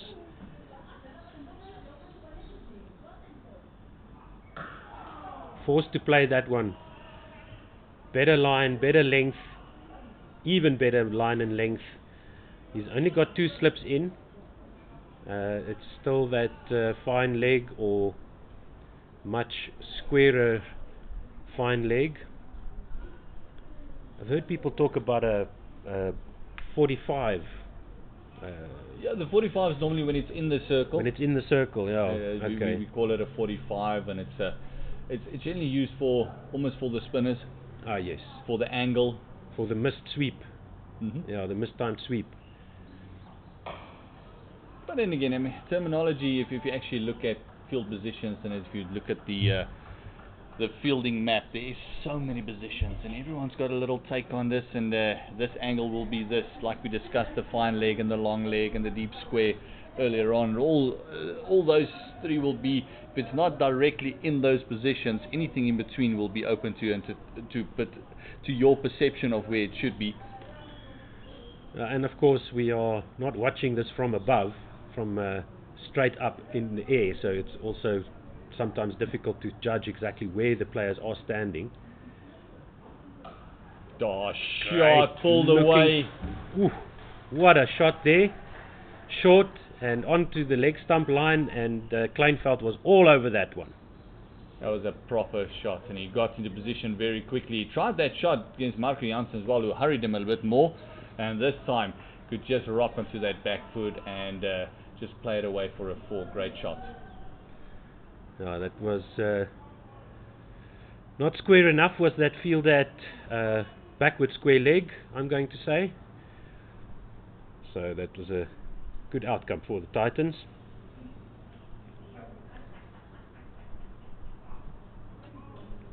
Just straying down leg that time. As have a look at Meyer's figures for the competition so far. He's only played twice out of the 3 games that the Warriors have played, and he's conceded 188 runs, taken 11 wickets, average of 17.09, and run rate conceded of 3.35. And then, as I mentioned, his career best figures came in this season as well, 5 for 41 against the Rocks.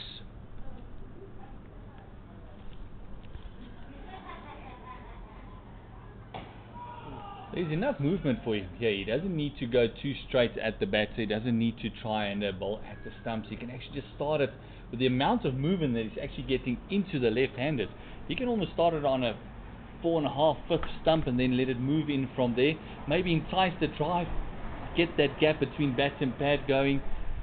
Yeah, indeed. He's got the 2 slips in, so he that's the thing. If, as they say, when the conditions are in your favor, you still need to put the ball in the right areas. If the ball is moving around, if there is something in the wicket or through the air, just keep it in that same area. And you mentioned the best exponents of that, the people like Sean Pollock and Glenn McGrath, who would literally place it on a tea mat. You could put a little tea cozy down on the pitch, and they'll hit it ball after ball, over after over, day after day. So that's what's needed here for the Dafabet Warriors. Don't get too greedy. Don't go after the batters too much. Just keep it in that channel, because it's all up to the Titans now to make some kind of play, and the mistakes will come if the Warriors just keep it in those corridors of uncertainty, they also call it. So, and it's all up to the Titans of where they want to be at the end of the day's play. Still 51 the deficit. You got a lead of 50 runs, so you can be very patient. You can just put the ball there, make them do something different. They want to chase the win. If they're not chasing the win, you make them still play at the ball, so it just give you that opportunity to pick up wickets. Yeah. Just keep it there where the batsman isn't sure whether to play or leave. Not sure if it's going to hit the wickets or not. That's where you want it. Big LBW appeal. Maybe just got outside the line there. Oh, Marco Jansen looking back in disbelief, smiling. As we see the Warriors, always looks like a free screen that we have. They're just standing around looking at the umpire thinking, why? What's wrong with that umpire, say the Warriors. Marco Jansen also talking to the umpire right now. So that is lucky escape for Dean Algar there, I would suggest. I thought he might have just gotten that front pad just outside the line of off stump. Yeah, it'll be interesting to see a replay of that one, just to see exactly what saved him there. It's either that or the height, and it's another dab down into the ground. Got on top of the bounce there, did Algar, and they take an easy 2. Might have been height as well, maybe just outside the line, maybe the height. Yes, there's a couple of things to consider when playing. It could be the height. Marco Jansen does get a lot of bounce, and also it could be that exaggerated movement that we've seen that he's extracting as well. Oh, my greatness. That should be called a wide, and it'll be 4 runs as well. That's 5 wides. Marco Jansen getting completely carried away. Now with that 2 that they took, the lead, the deficit dropped below 50, and there's the first wides, 5 wides, first wides of the Dafabet Warriors bowling innings. So the deficit now 44, and the run rate has jumped up to 3.4 for the momentum multiply Titans. In the 10th over, 33 for 1, as you can see on your screen there. So still only that fine leg fielder on the boundary, and they've got square leg just forward of square, backward point, extra cover, mid off, mid on. Oh, that's an inside edge through to the keeper. Bounced just in front of Kashile there. So that's yet another edge not carrying through. This was an inside edge, granted. Mid on is quite close, catching, you could say, almost in line with the non-striker there. So all out attack for the Dafabet Warriors. They're definitely going for the wickets here. They're not wasting deliveries. Nicely left there by Algar. Marco Jansen looking dangerous. Take note, India. Take heart, Proteas fans. He's looking good here at Centurion Park, and he's getting some really good practice out in the middle. And just looking back at that one we had from Dean Algar, definitely height saving him a little bit. That ball just spat up a bit. I think the fielding side would have felt that it might be an umpire's call. It might have been still clipping the bails, but as you know, if there's any doubt in the umpire's mind, they will most likely give it to the batter. And then we saw that very wayward ball that Marco Jansen bowled. That was nearly crashed into his own toes there. So it looks like Meyer is going to change to over the wicket. And you can just have a look at the top right of your screen, and you can just see the slip cord in there, just to give you an idea why we've been mentioning the height of Jansen. And his head and shoulders above the rest. He really is a very tall, lanky person. I know him and Mornay used to look at each other. Looks like the players are taking a drinks break, so suddenly they decided that it's time for drinks. So it's a bit odd. I'm not sure if they may be asking for some maintenance to be done on the wicket, because I saw Meyer talking to the umpire, scratching his foot there on the crease. So I don't think this is an official drinks break. This is a maintenance intermission. But I think it was out wasting time. Let's then take the 5 minutes drinks break. Then we can kick on from there. It is 5 minutes to 4 on this lovely Saturday. It is SuperSport Park. It's 40 minutes in, if I'm not mistaken. 14, because they took tea at 14 minutes. 40 minutes in, and normally taking drinks around about the hour mark. So decided let's not waste time. They might feel that the maintenance might take a little bit longer as well. So the players will have a deserved break, and we'll get back to you as soon as there's more action on the field.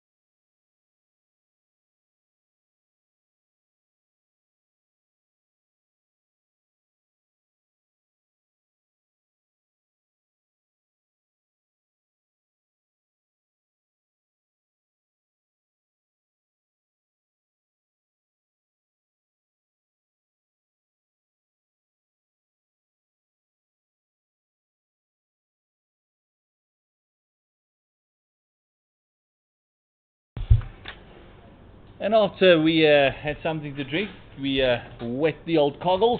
We are with you once again here at SuperSport Park.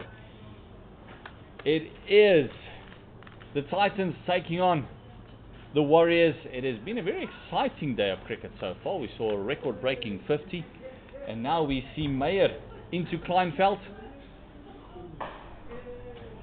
And it's something I like to see. It's a right-hander bowling over the wicket to the left-hander. Yeah, we haven't seen too much of that in this game, Cat. But Meyer backing himself to angle it across the left-hander. There are 3 slips waiting. It can still be an awkward proposition for the left-hander. We actually saw 1 or 2 balls from him coming in dramatically around the wicket to the left-hander. So he might be even trying to do that. Maybe try and angle it across and swinging it back into that off stump. Oh, nearly worked there. Shot off the legs. That's Kleinveld. Big chase on the boundary. Wouldn't make it. 4 runs. Super shot by Kleinveld. He's been strong on the leg side in this innings of 14 so far.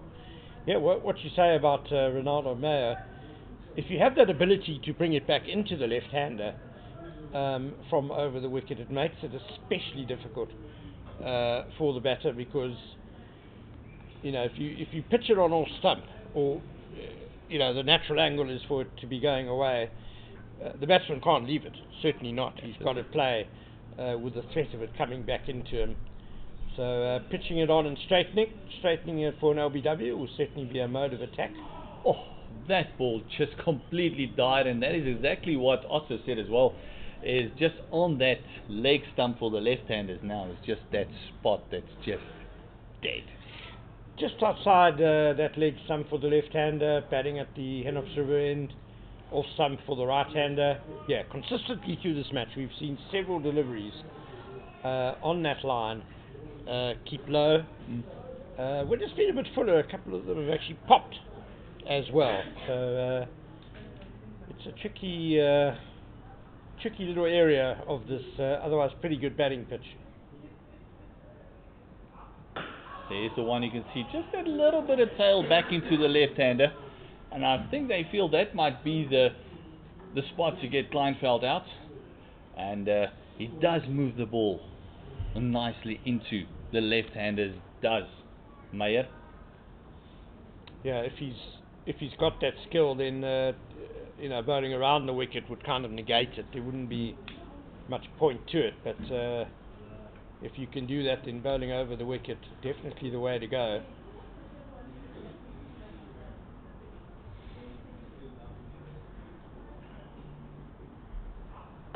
Oh, this time just straying on that legs, and this makes this field set very interesting, because the 3 slips are there for the one that will just go across, that will grab the edge. They do have, looks like a conventional point, and then they also have got a mid-wicket that's closer almost to a square.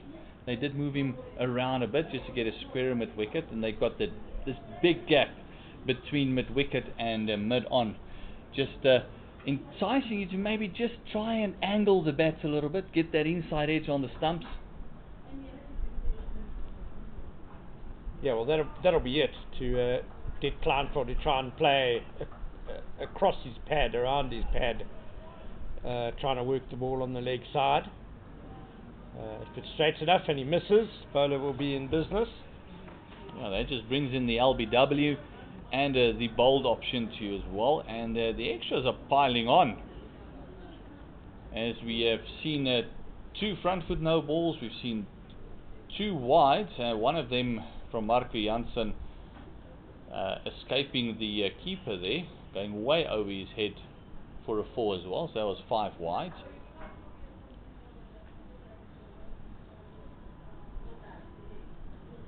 Naldo just cleaning up the eye. The wind has picked up slightly, so, and also the sun going down might be a little ho too getting in the eye there.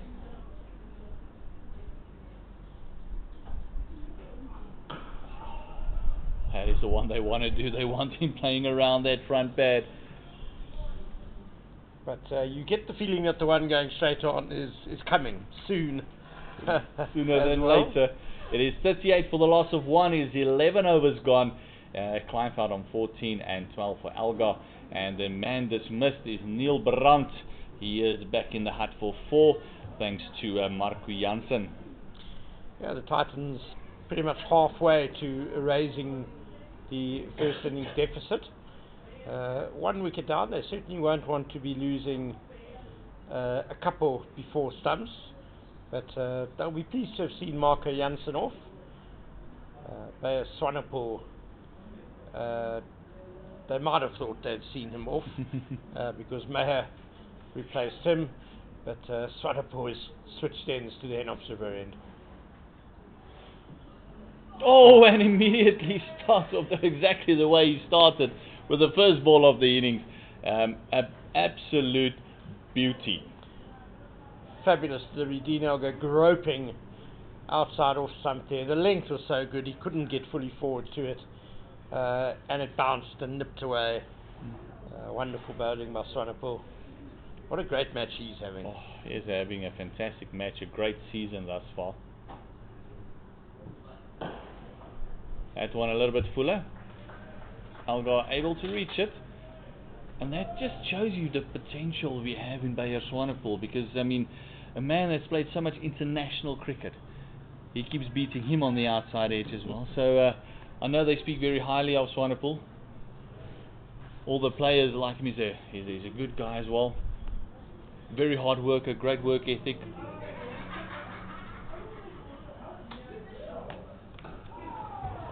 Getting very excited here is the slip cordon. Cecile giving some encouragement.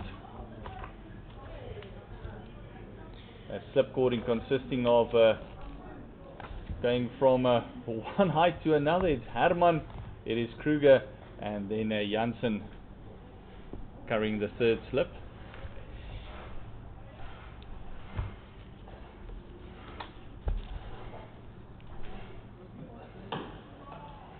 Good fielding off his own bowling. Never easy those, and sometimes it's self-preservation. Just want to get a hand in front of that chin. Yeah, Bayer Swanepoel has had to work hard for anything in his career, really. He's 25 years old now, but went to a school, Garsfontein, here in Pretoria. Didn't make SA schools, didn't make SA under-19s. Was playing semi-pro cricket for 3 seasons in Bloemfontein. Then moved to the Northern Cape semi-pro team in Kimberley, and it's only in the last couple of seasons really where his efforts have borne fruit. Signed by the Warriors, and really starting to attract attention now at higher levels. So he's been playing for SA. He's got an SA20 contract as well. And also it's surprising how many of these players almost did or didn't make it, and then the pandemic hit, and it's clear to see who worked hard during that pandemic and who kind of put a bit of a back seat on there as well, because there's a bunch of names coming through that wasn't quite, like you said, SA schools didn't quite make it here and there, and then all of a sudden 2021 came, and everyone just saw dollar signs on them. They love the players, and we saw today with the batting breaking the fastest 50 record today as well. So he is definitely something for the future. It is 38 for the loss of 1, 12 overs gone. We saw the comeback of Bayer Swanepoel, changing ends, and it is Meyer, and he'll be bowling to Kleinveld. Yeah, the players who have had a tough route to the top, it shows that they've got the hunger, the determination. Those are the players you like to see succeed. And it's a word that's been often used to describe Dean Elgar batting now, but that grit, that fighting spirit that you must have. If you want to reach the top level, that is just something you've got to have in you, and it can't be coached.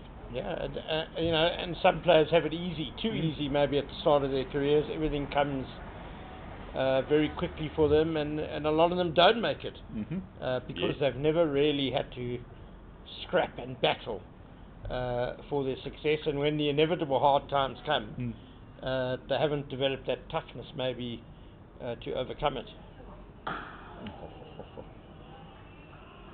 Meyer just toiling on that Stumps line, making Kleinveld play.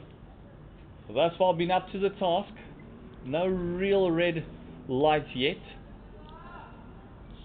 I'm still just waiting for the one that goes straight on. It's going to come, I'm pretty sure.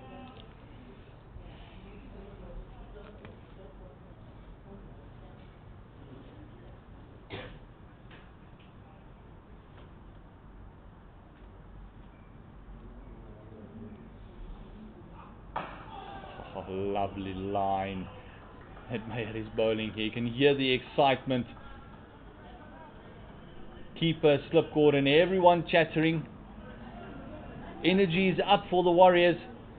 The Dafabet Warriors already got 1 wicket down. They still are in the lead by 39.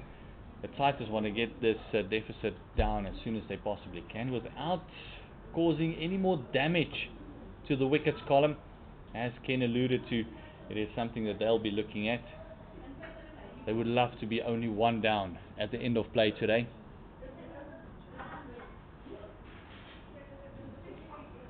Oh, there's the one you were calling for, just continuing with the angle and falling for it. It also got quite big on Matthew Kleinfeld, some steepling bounce there from Ronaldo Meyer. Just to answer a query on our YouTube channel from the hilarious guy just asking why are they playing more than 90 overs per day. Well, in South African domestic cricket, it's 96 overs a day, unlike Test cricket, which is 90. And of course, with the playing time loss yesterday, we've had a couple of overs added on to that as well. Oh, that one just clipped off the legs. Timed decently, but the deep square will come around, cuts it down only to 2.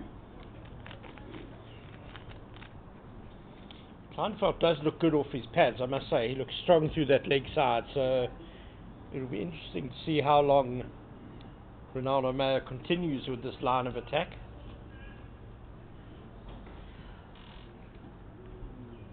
It's the first shot in real conviction he's played. Like you said, he does look good, he does look solid. We saw the one that's just going on the angle and getting big on him with that little bit of extra bounce. So I don't think they'll be too flustered with that 2. 37 still in the lead.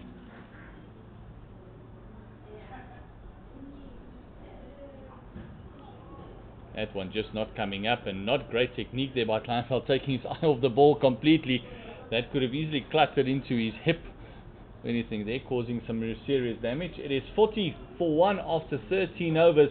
This partnership is now 26, and the only wicket to fall today was Neil Brandt, and that was to Marco Jansen. Yeah, Jansen's bounce causing problems for Neil Brandt. Love down the leg side, but good bowling by Jansen. He cramped him, he got it steepling up towards his armpit. It was a difficult one to play for Neil Brandt, and all he could do was glove it to the wicket keeper. Dean Elgar, of course, has had his problems in recent times with catches down the leg side. Oh, another beauty. Bayer Swane just continuing the great work. Yeah, fantastic delivery that. He's squaring up Dean Elgar, angling in, leaving the left-hander. You can't emphasize this enough, is we have some brilliant players in the country, but this is an ex-Protea captain opening bat in the longer format of the game, a fantastic international record, and he's struggling against Swanepoel.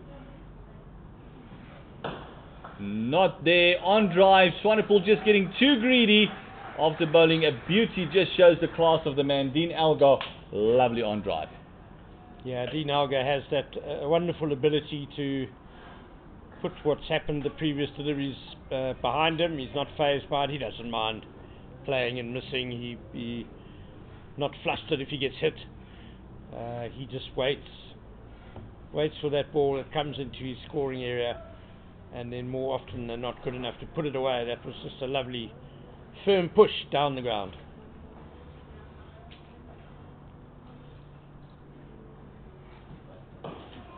Again, almost getting away with that one. Dean Elgar will feel, oh, I should have put that away. That was a half volley on leg stump. That one should have gone through, but just picking out the man at mid-wicket. Swanepoel a bit lucky to get away with that one. Yeah, just 2 balls in a row that he's angled into leg stump.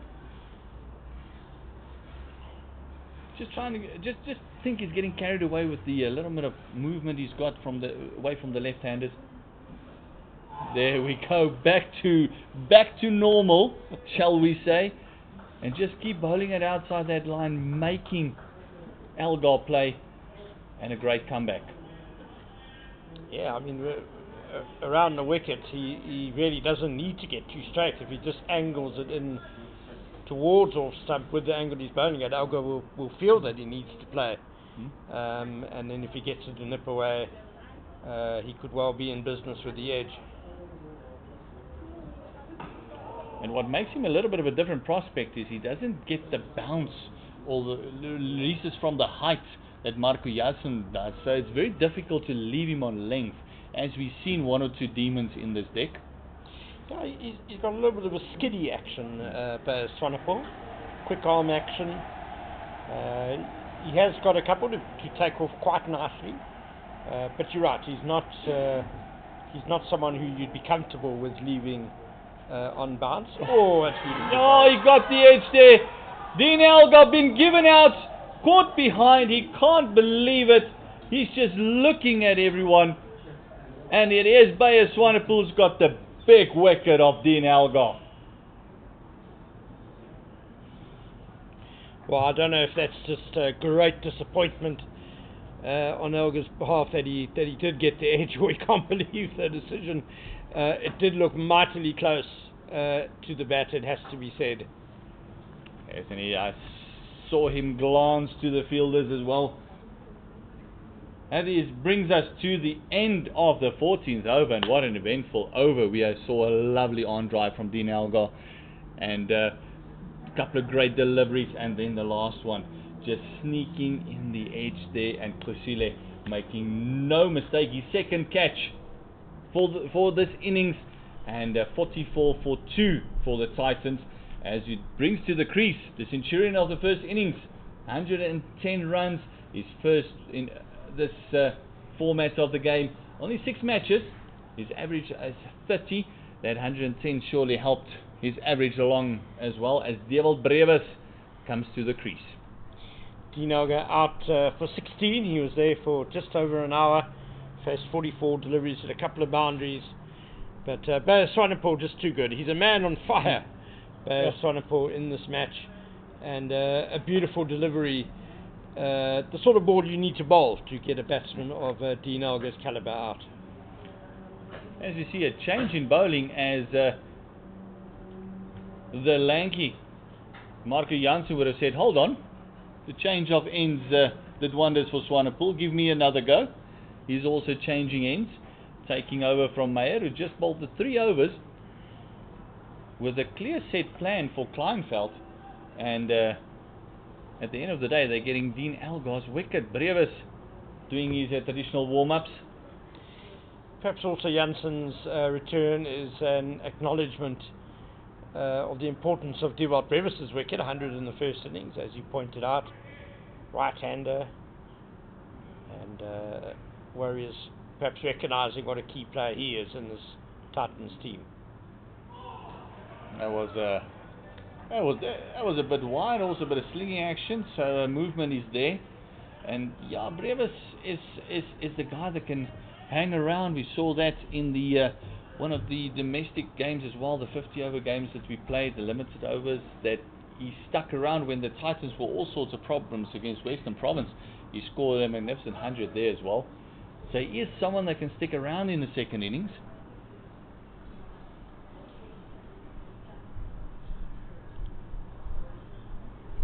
Oh, spat up. That's where Marco Jansen will want to stay. Just that back of a length.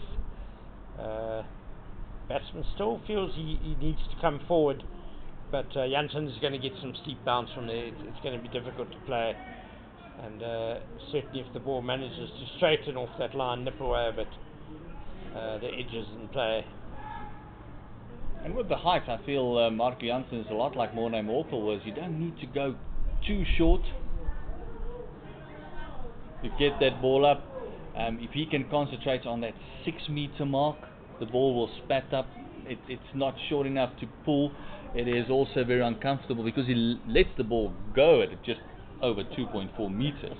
So that 6 meter mark will just let the ball pop up, where other bowlers need to go to 7 and 8 meters to get the ball to the same height. So he must understand that on this deck, with the ball spitting up, he can actually go that little bit fuller and let the deck do the work for him.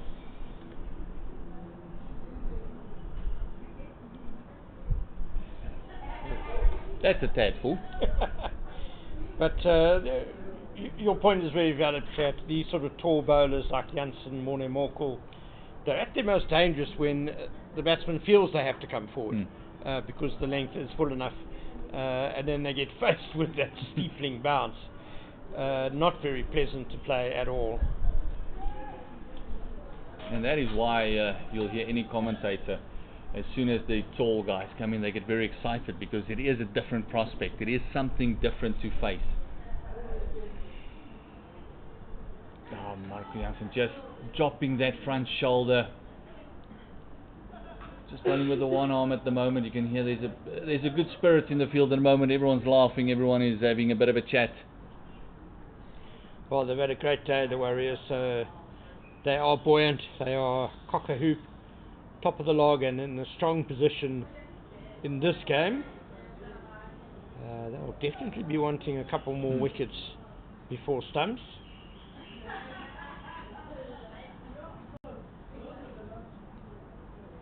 Oh, fantastic delivery. That is the one where Kleinveld is just feeling for it a little bit. Another end of the over. 15 overs gone. It is 44 for the loss of 2 wickets, and it is exciting stuff at SuperSport Park. And you got to feel the Warriors think if they can just have them 4 down by the end of the day. That morning session has produced wickets every morning. So 4 down. What do you think they'll be happy to chase in that last session or two? A 50, a 60? They'll back themselves to do that? Oh yeah, definitely. I mean, if the Titans are 4 down at Stumps, then they've got big problems on the final day. SuperSport Park, always a venue where the morning sessions tend to produce quite a few wickets. Easier batting in the afternoon. The deficit's still 33 for the Titans. And that's all Bayers needs to do. Just stay on that all stump for Brevis. That wasn't too far away from off stump. A good lead by Brevis, but fairly tight. We'll say that he saw the outswinger coming. The ball just straightening up there. Well left.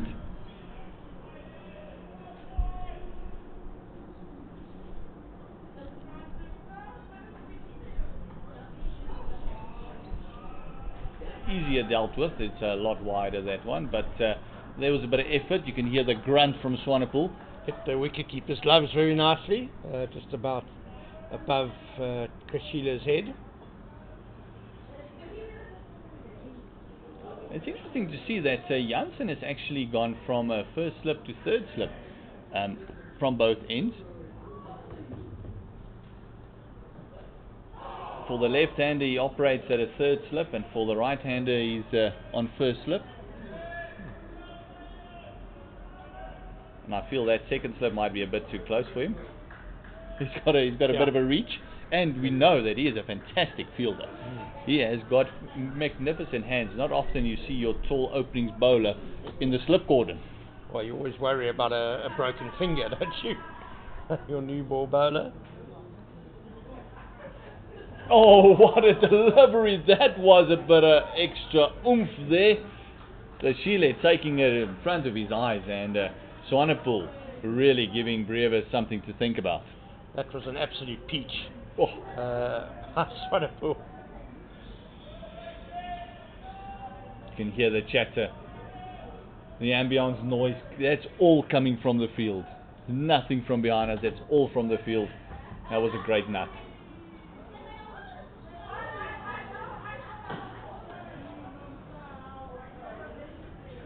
Devil doing what Devil does, going on to the offensive, just moving across, getting into line with the ball. Just want to feel bats on ball. That is one thing about Devil Brevis we know, is he doesn't like to get bogged down. He wants to feel the bat on ball, even if it's a solid block, a solid push, just defending. He just wants to get bat on ball. It was a fuller delivery from Swanepoel, which gave him the opportunity to get on the drive. Oh my goodness, that was magnificently left in the end, because that came back sharply. And Kusile actually looked up to our box to see what did it miss. Well, that just climbed over the bail on top of off stump, off and middle. It came back quite a long way by Bayer Swane. Beautifully bowled again. Oh, all credit to the bowler there, and a lot of credit to the batter. Very well left. And you have to admire Swanepoel's skill. Bowling mostly away swingers that over, and then just the last ball nipping back sharply at the right-hander.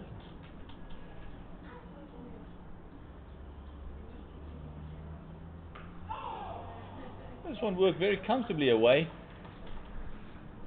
with Marco Jansen at Kleinveld. He's bowling with a deep square, and we might see a change of angle here for Jansen for the right-hander. You might be feel that he's got a chance coming around the wicket to him. Yeah, he is swapping round. Be interesting to see what sort of field they set for him. It looks like Gully is coming into place. No third man. He's coming up into the offside ring. 3 on the offside. No, 1 man going across to mid-on. I don't think it's going to be a lot for him to drive at the moment. I think it's all going to be a little bit back of the links, trying to expose that bounce they have. And they did make a change. That Gully moved into the backward point position. Well, 3 slips now, no Gully.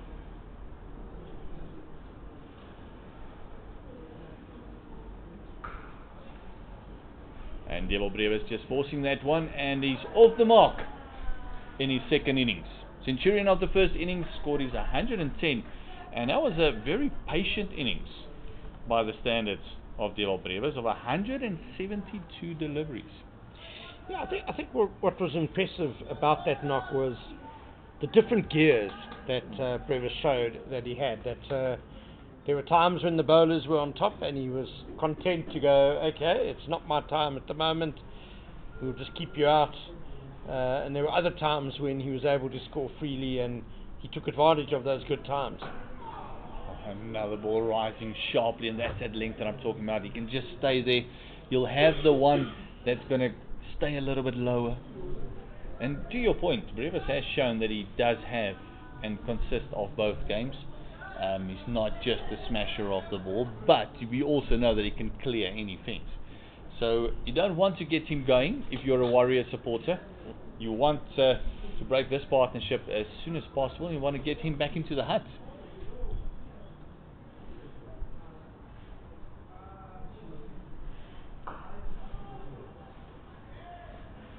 Kleinveld just working that one, nicely getting into line with it, making sure that the ball goes directly to ground. Both these batsmen are on the shorter side, I would say, so dealing with Jansen's bounce, getting on top of the bounce is going to be a little bit of a challenge.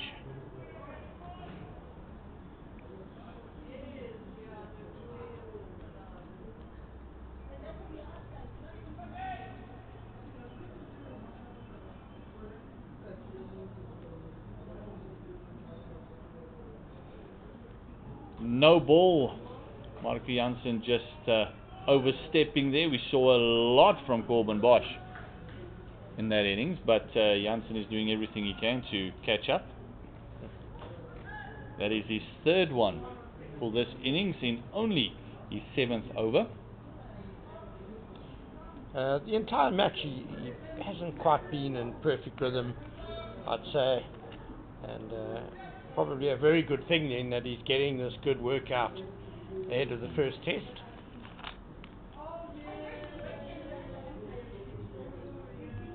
Yes, the last thing you want to do is be off your game against Kohli, Kumar, and even if the likes of Jadeja comes into the crease as well. He's bowling to a couple of left-handers, so it's good practice for him. It's good working out with our scares of fitness and players that might not be available due to fitness and injury. you mentioned earlier, KG is a bit of a question mark on him. Oh, look at that, taken off. There we go, wasn't happy with the no ball, I think. Another over gone. It is 47 for a loss of 2. It is Kleinveld on 17, Brevis is on 1, and deficit still 30. Speaking of injuries to the test sides, the big news today is that Mohammad Shami has been ruled out of the test series for India, which is a big blow for them. I mean, Shami was absolutely magnificent in the previous series India played here. Certainly took a liking to the pitches here. So that's a blow for their bowling attack, although we do know that India do have fantastic depth now when it comes to their pace bowling stocks. And I must say, I'm a big Shami fan. I think he's a fantastic world-class bowler. And then you also got the likes of Bumrah still to contend with as well. I'm becoming a big fan of this gentleman bowling now as well. A fantastic game he's having so far. It is Bayer Swanepoel picking up the big scalp of Dean Elgar. Conceded 16 runs of his 7 overs so far. Started his 8th. And this is prospect to prospect. It is Brevis facing up to Bayer Swanepoel.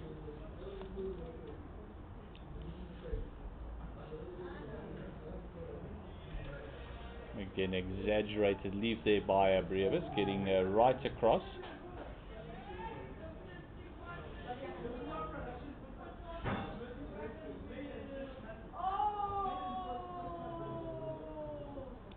Just doing some gardening, making sure nothing can change the trajectory of the ball.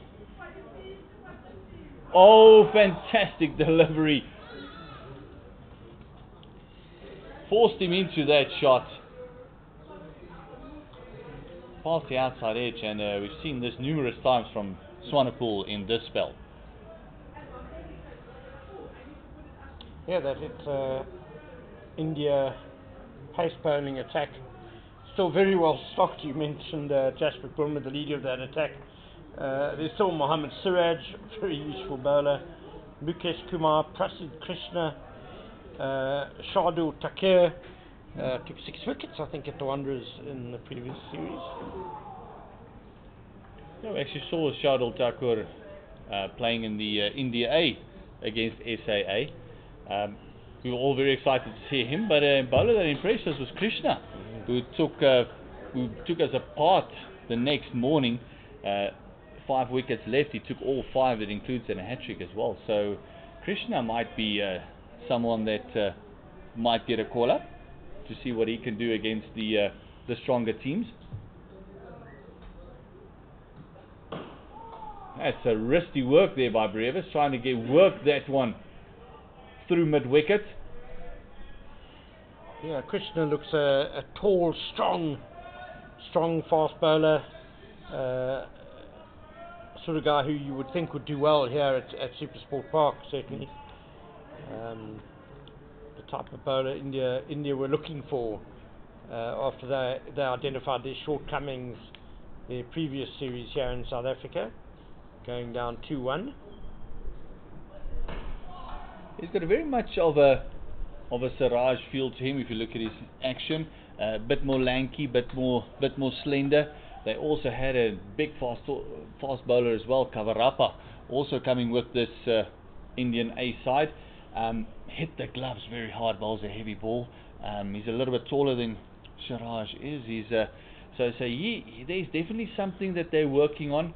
They want to get the pace up. They want to get an all-round bowling attack, which they have at the moment. I mean, if you look at the world-class bowlers, they got Bumrah, they got Siraj, they got unfortunately Shami is out now, but I mean, it is an absolutely stacked deck against the South African batters at the moment. There will be no easy bowling. You've got Jadeja still to face as well with the left arm spin.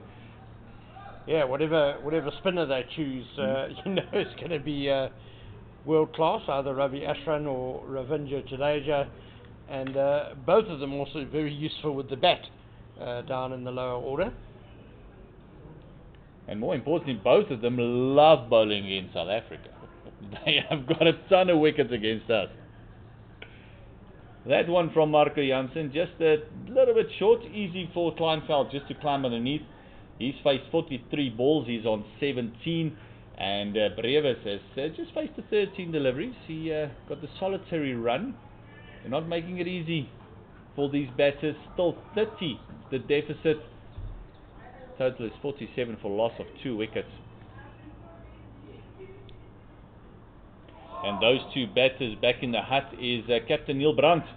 Was strangled down the leg side, caught Tshile, bowled by Jansen. He's only scored four runs. And then the last wicket to fall was to Bayer Swanepoel. It was caught by Tshile again, outside edge. Dean Elgar was scoring after scoring 16 runs.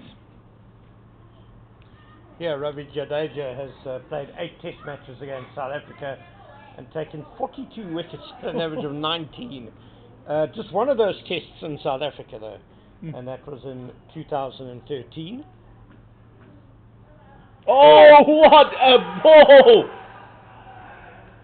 They are appealing, but I think that was all pad. I think it was just too good for everything. Oh, Marco Jansen. What a fantastic delivery. That one almost is very hard to describe because that was just an absolute jaffa. Absolutely, it was pretty much straight on the stumps. Kleinveld had to play, and it just jagged away and bounced. Magnificent delivery. What a ball there. Marco Jansen, take a bow. Oh, and the next one is directed there again, a little bit straighter. And he's feeling that one. He's on his haunches. Normally a sign of a weird hit. Jingle bells time again, I think. It's festive season. Jadeja, that one test he did play in South Africa, he got 6 for 138 actually in the one innings. So he's enjoyed some success here.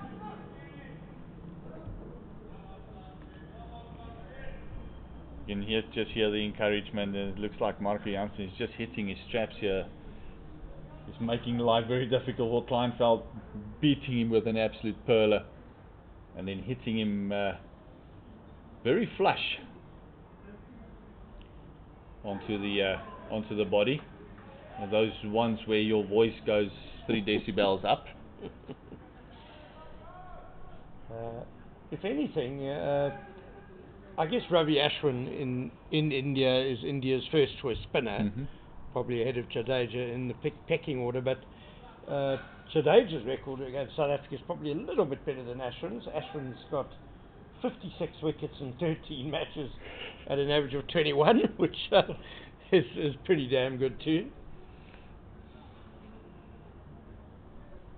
I wouldn't be surprised if they pick both.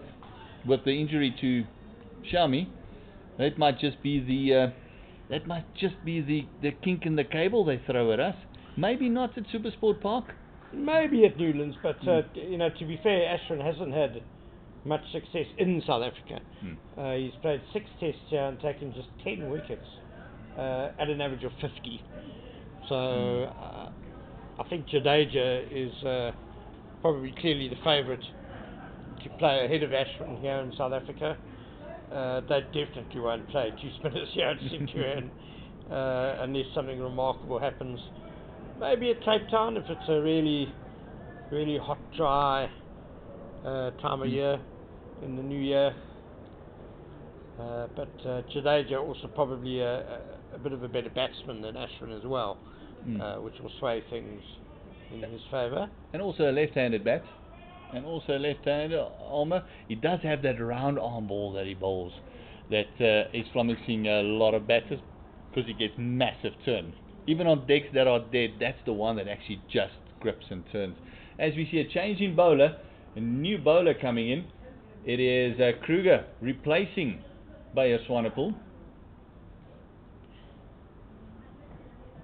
And the first ball, he tries the short ball to Brevis. 4 runs. Not something you want to try against Dewald Brevis. Yeah, not at Krueger's pace. He can't be pitching it halfway down like that. Especially to a man that scored 110 in the first innings.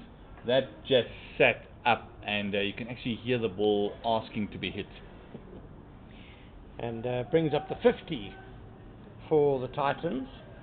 2 wickets down, so there's still problems that they need to overcome in the second innings, but they've got the deficit down to 26 now. Now that would be the first target, is just get the deficit out of the way, because that is what's building the pressure as well. And I'm sure the fielders will let you know, listen, great shot, you're still 26 behind. Oh, and what a comeback by Krueger. We've seen this so many times in this match alone. Oh, absolute snorter. Did too much. Beat the bat by quite a bit. If it had moved half as much, it might have found the edge. Sure. Fantastic delivery. Also just getting the ball to move away from Brevis. That reset motion of Brevis, just having a bit of a jump in front of the wicket, is just his way to reset. Like I said, Algo's not perturbed by whatever happens in front of him or before. Oh, lovely shots off the back foot, and that is what that reset does. An absolute pearl of a delivery, and the next ball just punched off the back foot through the covers for 4. Imperious by Dewald Brevis. What a great shot that was. And this is all helping to work off that deficit. And this is the little bit of danger signs for the Warriors. You don't want Dewald Brevis to get set. You don't want him to get going. This is the wicket that you want, because he hung around for 179 balls in that first innings. Looked comfortable. Knew when to put his foot down.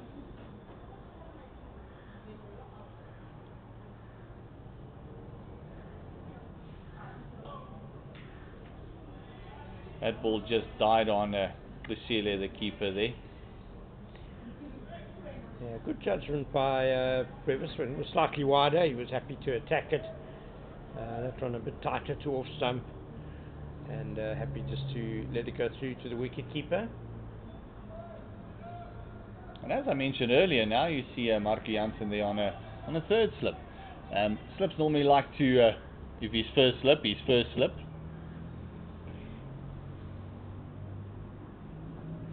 We know that Graham Smith was a fantastic slip fielder as well. He preferred spot.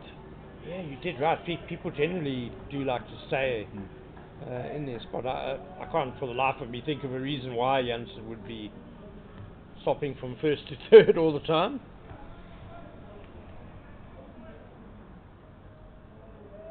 It's one of those enigmas.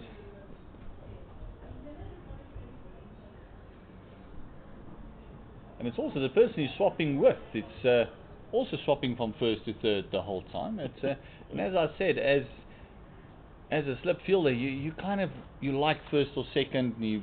A lot of slip fielders don't like the gully, for instance. As we see another over gone, it is 20 overs gone. It is 55 for the loss of 2. About an hour and 19 minutes left of scheduled play today. Partnership has gone into double figures between Brevis and Kleinveld. Brevis on 9 and Kleinveld on 17. Partnership of 11. Overs left today is 28. It's going to be a hard push to get the 28 in. Yeah, just because of the slow over rate. The weather's actually probably the best it has been all day. Oh, another play and miss. And you can see that follow through from Jansen just getting longer and longer. He's creating some real problems, and this is the Jansen we're going to need against the Indian team.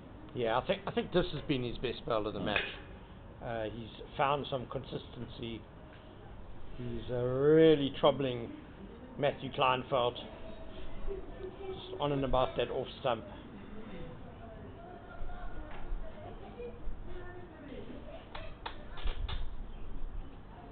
8.1 overs, only going for 20 runs.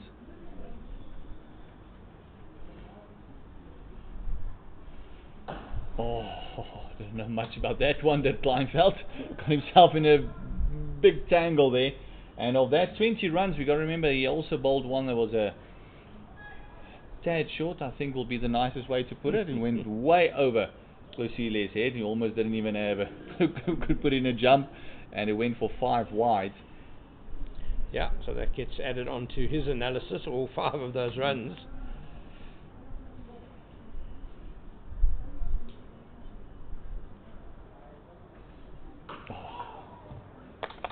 He is just bowling exquisitely at the moment.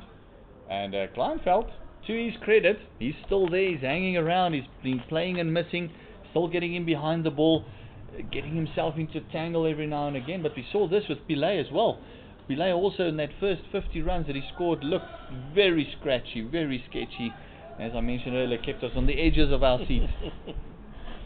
Yeah, so Kleinveld will know that if he just hangs in there, if he stays patient, he could still prosper. It is the story of the match.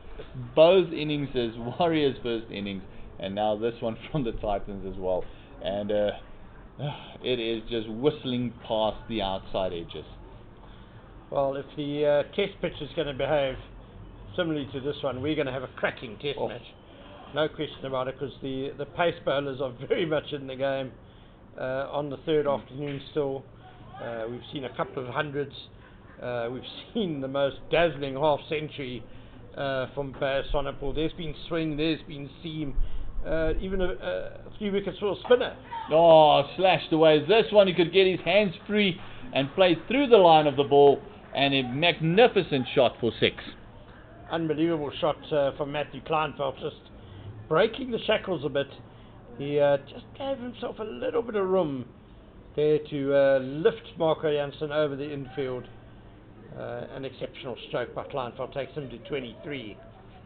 Well, he felt the ball was going on the way up already, so he just uppercut that one over. Great shots, and as we saw, that slip cordon grew 1 as well. There is now 4 in that slip cordon for Marco Jansen. Especially for that, what a delivery. Again, nothing there. Marco Jansen not looking all that interested. He now looks disappointed. Well, the slip cordon went ballistic. They are aghast. They cannot believe. There was a shout of "come on" from one of them. Oh, what a delivery again. Jansen is just smiling and asking, Humpy, can you explain that noise for me, please? I'm not sure if the noise was heard that much by Jansen, because the umpire certainly didn't hear one. Everyone behind the wicket, very interesting, but what a delivery by Marco Jansen, and what a superb over that was. And an indifferent over, that 6 went. There was the ball that Kleinveld kind of just felt, listen, I've got to do something else, and played a fantastic shot, and then all of a sudden, the next one, just a complete jaffa, a gem of a ball. And again, the good balls, the fantastic deliveries, not taking wickets. But 21 overs gone. It is 61 for the loss of 2. Kleinveld on 23, 9 for Brevis, and their partnership is on 17. As we see a change of gloves for Kleinveld. He has been there for 54 balls. Little breeze that we've got just blowing across the park does help.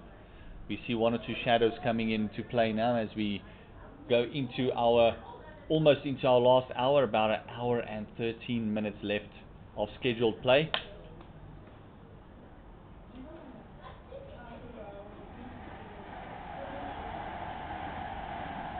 Sound there in the background, the Gautrain whistling past.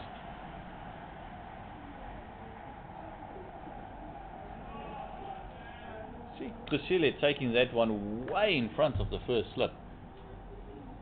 He's done a good job. He did miss, it was actually the standing keeper, the Teko, that we saw standing in for Munsami as well. was basically the only missed opportunity by a keeper in this match, was the stumping from Neil Brandt, which luckily didn't cost him anything, as the next ball was an LBW. And that could have been costly, because that was Bayer Swanepoel that was absolutely on a rampage. Yeah, to take had a pretty good day overall out in the field. Took 3 catches. One of them a good effort diving down the leg side. I said, other than that one blemish, the keepers have done a fantastic job. Yeah, Pillay got 3 catches in the first innings. Yeah, and he's already on 2 in this. So both wickets coming to the gloves. Wicket keepers normally are quite busy here at SuperSport Park. They love keeping here as well, because the ball does carry it. It does have a lovely carry to it. And as you mentioned, as I mentioned, that one just completely dies on the keeper. And that's what makes it hard at other venues, is just that one just dying on you as a keeper. You get one on the knee, missing the pads and everything. You get one on the tip of the fingers. That's normally very uncomfortable. It's been a slightly unusual SuperSport Park pitch, just in terms of the carry and the bounce being quite tennis bally. Not the quickest SuperSport Park pitch by any means. Brevis just working the wrists. Again, the second time he's tried to access that mid-wicket channel, just by going across and just whipping the ball with those wrists that he has. Well, that's how he got out in the first innings after scoring 110, and it was to Patrick Krueger stepping across and trying to whip a straight ball through the onside, and he was bowled.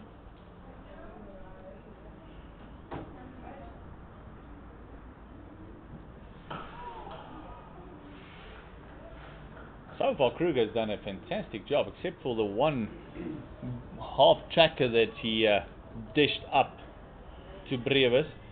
He's been bowling decently. He's gone for the 8 after one ball went for 4, but he's passed that outside edge a couple of times as well. Yeah, he's certainly keeping Brevis honest. One ball to bowl. Can he finish up on a maiden? Very well bowled. It is a maiden over for Krueger. 0 for 8 in his 2 is his returns. 61 for the loss of 2 wickets. As you can see, the fans here just enjoying the Castle Corner pool. It's been a pretty idyllic day on that side of the field. There's a little gazebo at the top where a family had the cooler boxes. They had the braai out. The kids were playing a lovely game of cricket. There's a flat expanse there, and just a wonderful day's entertainment as well. Out in the middle, we've seen some really high quality cricket between these 2 powerful sides. Missed out there. Of all the balls that he's faced from Jansen, that probably was the easiest to maybe just tuck away. And the battle continues between Kleinveld and Marco Jansen. I think the thing about Jansen is that he's actually getting a bit of late movement towards the offside against the left-handed Kleinveld. So even if it starts quite straight, Kleinveld is thinking whip it off the pads, but he knows there's going to be that late movement, and so he has to be careful. There's that movement you're talking about. It's just, you can just see it on the screen there, just moving away from the left-hander. It does make that whip off through mid-wicket a lot more harder, because you don't know exactly how much the ball's going to move. Maybe look at to play an on-drive then instead of the whip through mid-wicket. 4 slips in for Marco Jansen.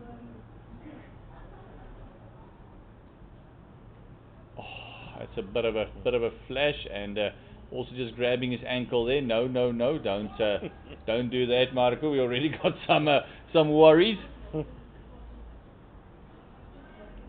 He landed a bit awkwardly in one of the footholds, I think. Umpire Olivier is calling for the ground staff. Come on, deal with Brevis. Just lending some help there, scuffing it up a bit.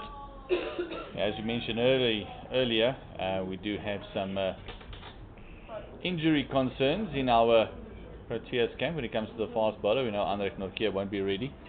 Kagiso Rabada, there's a bit of a question mark on him. There's a question mark on Ngidi. The two bowlers we saw in this test match, and Jansen on his haunches. That's another one of those where we'll say magnificently left. Well, it just kept coming back at the left-hander there. That was a good variation by Jansen. I hear Rabada is just a heel niggle, so he should be fine. Lungi Ngedi's got to be a more serious doubt with his ankle ruling him out of action at the moment. Not necessarily in the starting 11 anyway, even if he was fit. Yes, and we also have got the two gentlemen operating in this match. It's the lanky Marco Jansen, left arm quicker, and we also saw Gerald Coetzee a bit earlier as well. So we're interested to see how the makeup of that team would be. Yeah, there's another genuine all-rounder in the squad in Vian Mulder, who's doesn't have the same pace as the likes of Jansen and Coetzee, but brings something different with his ability to swing the ball. And then also you've got Nandre Burger in that squad as well, the left arm quick from Western Province, who's had a fantastic domestic series between him and as we see the ground staff just coming in. They're just going to do some repairs, and we might be heading for a drinks break. Just a quick recap. It's 61 for loss of 2 after 23 overs. Deficit still 16 runs. Kleinfeld on 23. Brevis is on a 9. And we'll be back in about 5 minutes time.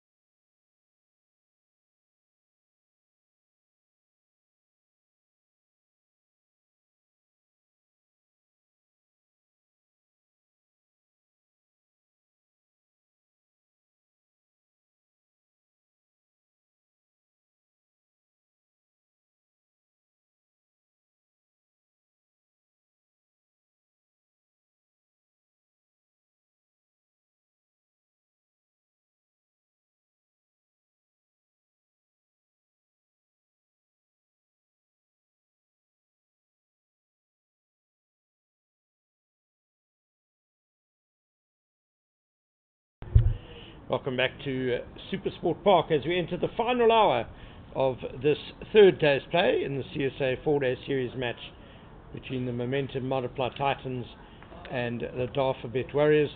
The Titans are battling along in their second innings. They had a first innings deficit of 77 and they've reached 61 for 2. Alongside me is welcome back to Otto Simon as Dewald Bevis, the first innings Centurion, takes strike against Patrick Krueger, works him away through the leg side behind square, and very nicely timed. In fact, it's raced away to the boundary for 4. Beautiful timing there by Dewald Bevis. Thank you, Mr. Ken Borland, and thank you everybody for listening and watching along with us here. Excellent weather, as we just discussed before we came on air. The chance of rain that we thought would arrive around this time of day has completely evaporated, and so has any forecast of rain for tomorrow for the time being. The weather does change quite quickly here on the high veld at this time of year, and so if we do have some rain, it might just be a quick thunderstorm, a 30-40 minute break, but everything else looking good. Bevis nicely punched to mid-on. He's starting to get into his innings now, one feels. 13 not out. Those feet are moving quite well. Ball making a nice sound off the bat.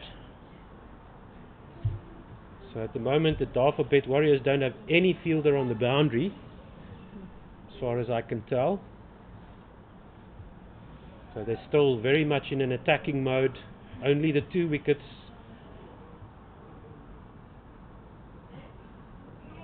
They would love another 2 before the end of play. If they manage that, that will be job done, I feel, for them, and they will have their eyes firmly set on a win. I think the Titans right now just survive, stick around. Yeah, you do feel that this Titans batting lineup can be a little bit hit and miss. We saw in the first innings that the middle order didn't really come to the party after Bevis and Makhanya batted so well together. Again, Bevis takes that from an off-stump line and works it away through mid-wicket for a single. Some oohs and ahs from the Warriors fielders. No, definitely, and he's staying away from that offside, the packed offside field. 3 slips, cover, backward point, extra cover, mid-off, everybody there looking and waiting for the chance to come their way. And now Krueger will lose a slip. He's going to be going into Kleinveld, and he's going to go around the wicket to the left-hander. 2 slips, point fielder, point, backward point, square leg, catching mid-wicket and catching extra cover, and then they've moved a fine leg back onto the boundary, quite square. Kleinveld just steering that one to point. Matthew Kleinveld, a left-handed opener, batting number 3 for the Titans, but he's opened a lot during his lengthy career. He's a little bit in the style of a Dean Elgar. It's been a really gritty innings from him here. 23 or 61 balls, and he's had some really good new ball bowling from Swane and Marco Jansen to contend with. Exactly what was required by the match situation. There again, just happy to fend it away on the offside. And the end of the over, so 66 for 2, and the deficit is now 11. The Titans, very clear what their plan is at the moment, and the Dafabet Warriors with what is now a slender lead, but they do have a very attacking approach. They know that they are in with a big chance of getting a win here away from home, which is gold dust in this competition. It's not a lot of matches to play with, so if you fall away from the top of the table too much there's not much opportunity to come back. The Titans will be very much aware of this, and they need a win much more than the Dafabet Warriors do. Warriors top of the table, of course, as it stands before the match. Ronaldo Mayer is back, and straight away a very nice little line on and about off stump. Yeah, the Warriors currently leading by 9 points on the standing, so they win this game. That stretches their lead into something that would be pretty commanding with just 3 matches left. Yes. After this. Exactly right. Yeah. So then, Western Province with their win, they're not really up there yet. We'll have to wait and see if, with the round being completed tomorrow. But to leg side by Meyer, tucked away by Brevis, down to 5 leg. But just a single. Yeah, Western Province beating Northwest today by 8 wickets. That match is over. It's been a rainy day in KwaZulu-Natal, but the Lions and the Dolphins have managed to get out onto the field this afternoon. And the Lions have taken their first innings to 342 for 8. So they're leading by 98 runs. I beg your pardon. Bjorn Fortuin going well on 61 not out. And he's found a very good partner in Tepo Mareki, who's 26 not out. They've added 62 for the 9th wicket. So that will probably end in a draw. Kleinveld. Oh, he's edged a slash outside off thump, but fortunate to get it over the slipboard, and away it goes for 4. So he will now advance to 27 not out. Total on 71. And the partnership also 27 for Brevis and Kleinveld. Deficit down to 6. Kleinveld will be very happy, very relieved that he hasn't faced Jansen in this over. So Jansen causing him all kinds of trouble, really making him look like a complete amateur. So he'll be very happy to see Ronaldo Meyer running in at him. Yeah, that shot almost was one of a bit of relief, wasn't it? Pressure being released, and he went hard at it. Oh my word, that has really bounced way out of control. Wicketkeeper Chile really climbed the ladder there, got a glove to it, but it's still gone all the way over to the boundary. Umpire Olivier quite rightly signalling wides rather than byes. 4 of them, so 5 wides in total. Very welcome runs here for the Titans. The deficit now just 1. So that's well, if they get another run, it will be 0 for 2 effectively in this innings, trying to set a total here of some description.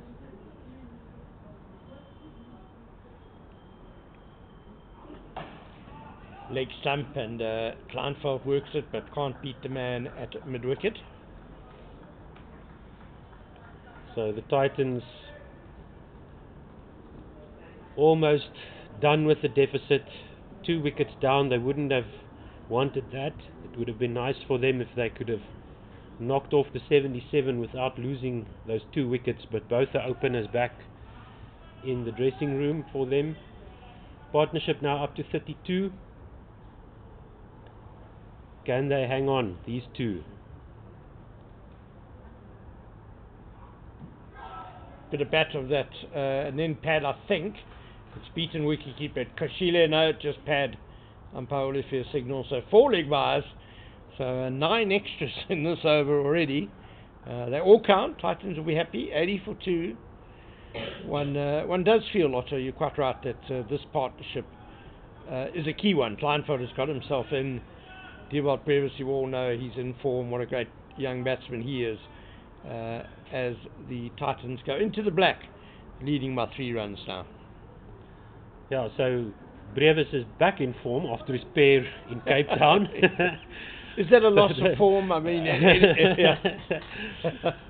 but yeah, he did a great job for the Titans. I mean, if you take his score in the first innings down to a 20 or a 30, it's definitely would have been game over by now. Meyer changing to around the wicket now to the left-hander. He's really been plugging away on that over the wicket line to him. It ends the over, 80 for 2, 25 gone, Kleinveld on 27, Brevis on 15.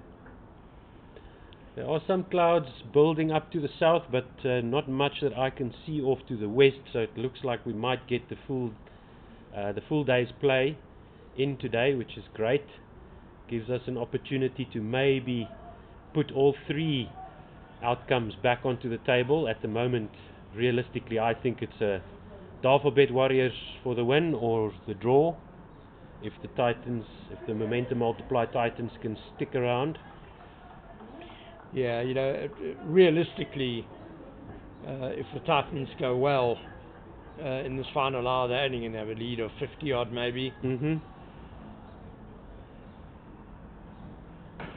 Nicely driven by Brevis, but short cover puts his body on the line to stop it. And if they manage to score 100 runs in the first session tomorrow, which will take some doing, that's a lead of 150 by lunch. You know, they're still going to have to bat for at least another hour or two into the afternoon. Exactly, yeah.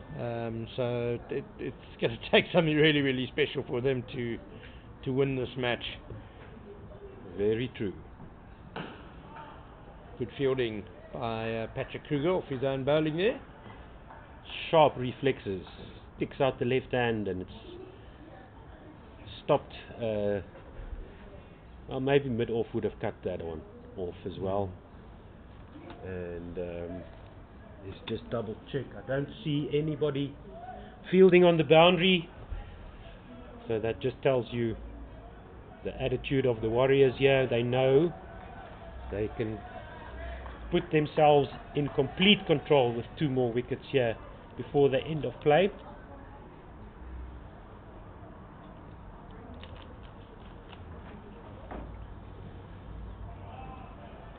Good leave by Brevis. I do quite like this strategy from the Warriors. We know that Brevis likes to score boundaries. He is an attacking batsman, but the Warriors are making sure that there are not many gaps for him to aim for.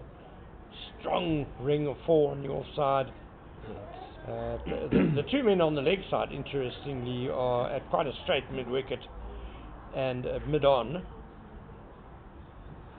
Krueger obviously can't drop anything short with this field setting. No, definitely not.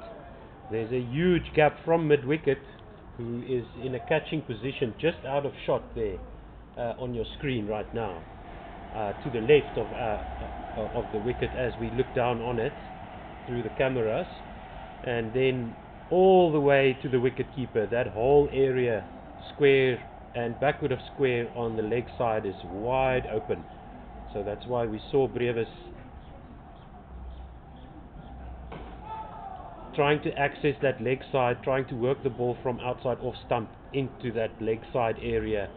And Patrick Krueger, all he needs to do is to stay on that 4th stump line, outside off stump, because taking on this offside field is fraught with danger. Brevis is not even really trying, is No. he? He's trying to, as you say, work it around on that leg side. And that's how he got out in that first innings. He was bowled by Patrick Krueger, trying to work 2 square on the leg side. Extravagant leave to end the over. 3 slips. Maiden over as well. there. Yeah. Patrick Krueger doing a good job keeping Dewald Brevis quiet, bowling to his field.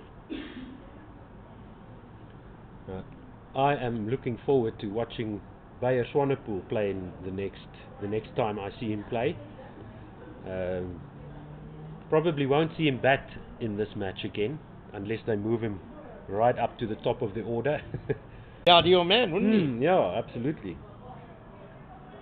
That record-breaking 50, if you missed it, you missed out. You can watch after this broadcast. Nicely tucked with the angle by Kleinfeld, 3 square leg, and they'll come back for 2. So after the broadcast ends, of course, this video will be available on YouTube, so you can go and watch that innings from Bayer Swanepoel. Send it off to your friends as well, because that was absolute box office. I'd love to see him play again soon.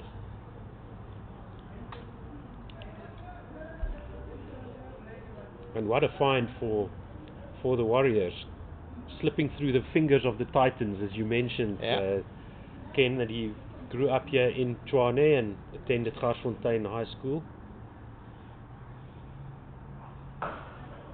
He's probably a bit too old to have played against Dewald Brevis, who's a few years younger than him, but those two schools, two of the big 4 schools in Pretoria, they would have had many battles against one another if they had been in the same age group. But Brevis is now, what, 21? 20. Affie's boy? Affie's, yes. So he would have missed Bayer Swanepoel completely. Might have heard talk of the Mr. Swanepoel at Garsfontein that's no longer there.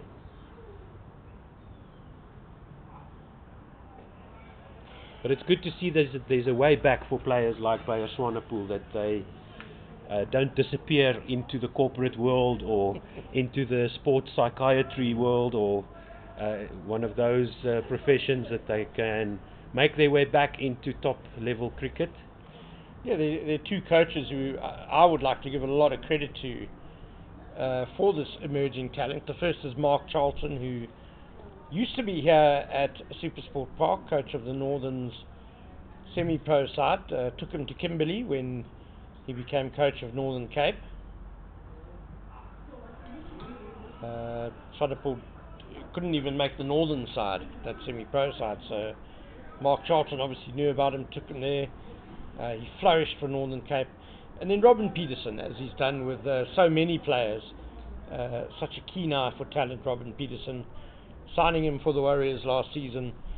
And it's a bit of a pity that, in a way, that Swanepoel has got an SA20 contract now, because otherwise I'm sure he would have been in that SAA squad that's going to play India A from Boxing Day, and would have been in contention for that test series in New Zealand early next year. So, nice problem to have for Cricket South Africa.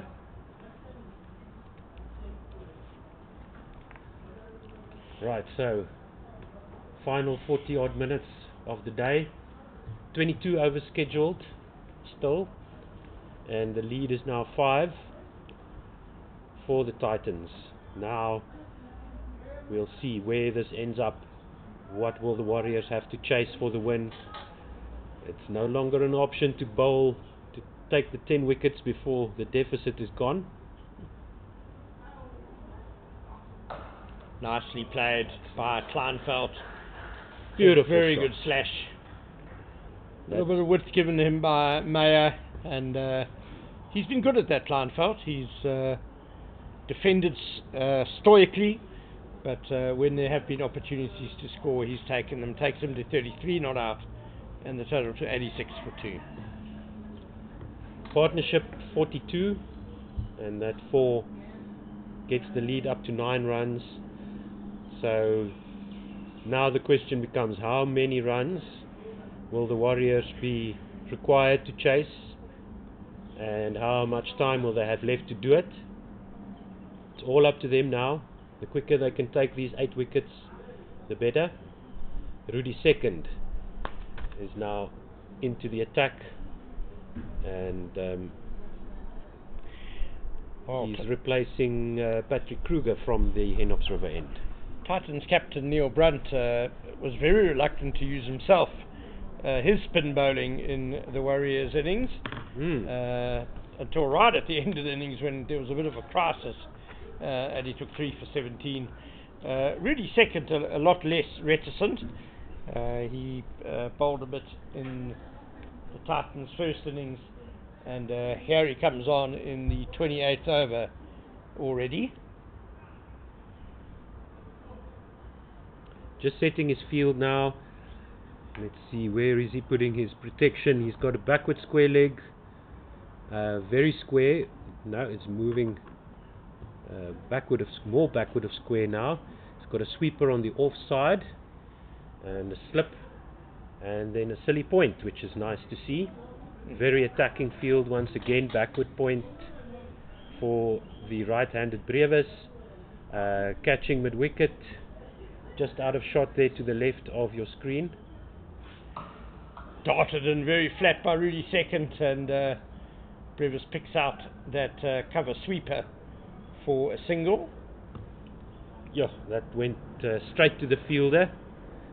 Had to move a few steps to his right, and just a little bit better placement that would have made a big noise against the advertising boards there on the offside. Now that sweeper is coming in to what used to be the offside, coming in to mid-wicket. Round arm from Second, and all defence from Matthew Kleinveld. Dala Brevis is certainly hitting the ball hard, even though the Titans are in defensive mode, trying to save this game. The sweep comes out from Matthew Kleinveld, rather. Fantastic work running around to a fine leg by the young Pillay Mnyanda, and he saves the boundary, but 2 runs to Kleinveld. Good running between the wickets, takes him to 35. So in the first innings, after this delivery, Second was the 6th bowler. He bowled 4 overs and none for 15 in 4. So this time around he is the 5th option.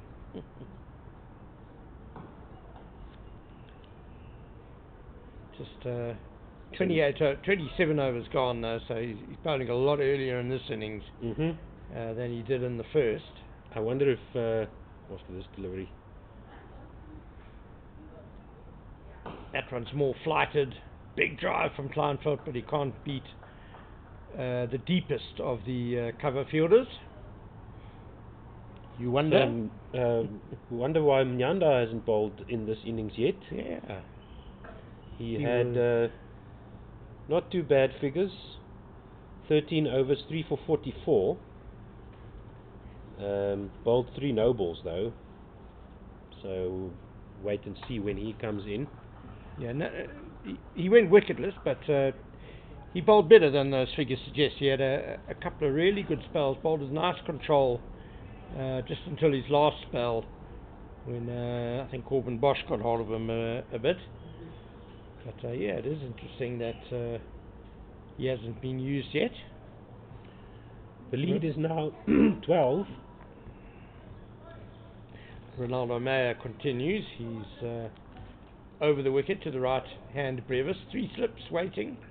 It's a good line. Brevis outside half of the bat, through the gully, and there's no third man, so third slip is racing after it. Good pace, he hauls it in, and 2 more runs to Brevis takes him to 18.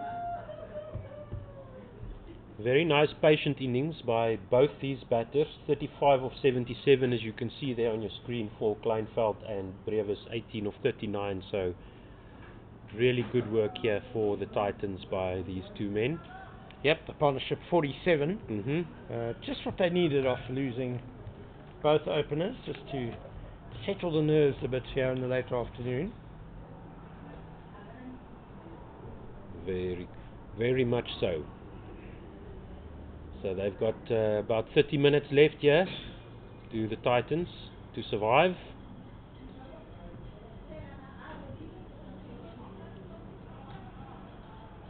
Brevis not tempted by the width of that delivery. Just the square leg on the boundary, or somewhere between fine leg and square leg, shall we say.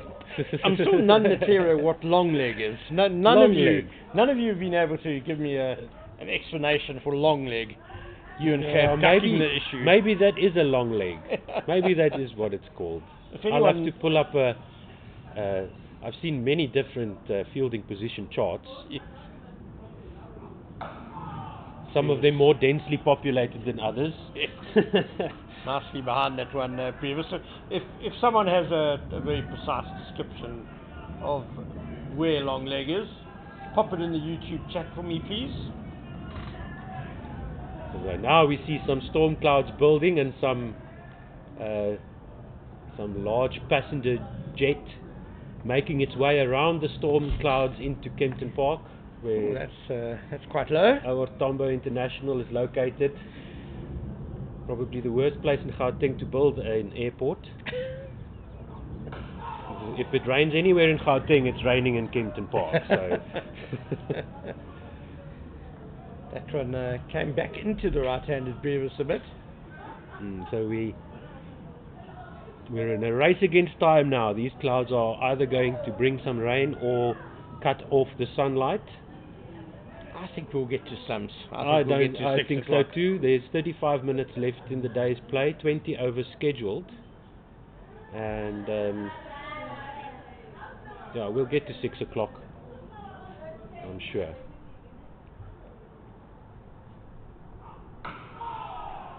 Nice movement through the air there for Meyer. Yeah, you can see Meyer is interested in that front pad of Dewald Brevis and the LBW. Does have a tendency to play across it a bit, but it was nicely off most of the middle of the bat. Yeah, and again, that offside is off limits for Brevis unless he really wants to jeopardize his team's chances of surviving the day without losing another wicket. He's shown good discipline, hasn't he? Yep. There we go. Leaves it again, outside off sub. Very interesting contest here. Just the 2 runs off that first delivery, and it's just now a question of resting up Swanepoel and Jansen to maybe give them another go before the end of the day's play. I don't think we'll go off for bad light. Let's just keep an eye on those clouds. How quickly will they move up? There's already shadows over the opposite, the hill opposite us here. If that shadow comes over the ground, we might see some more spin. Not sure who would be a second spinner in this Warriors lineup. Maybe then Mnyanda can come in and bowl some medium pace and. Oh, Diego Rosier. Diego Rosier, of course, yeah. He's bowled in the first innings as well.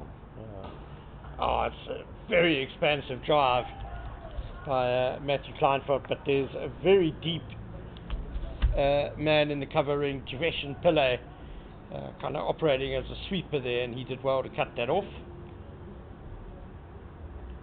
The Warrior Centurion doing duty there at extra cover. So Rosier only bowled 1 over in the first innings, conceded only 2 runs. Short leg in place. Second also had a silly point for Dewald Brevis at one stage. Silly point remained in place and became short square leg. So yep.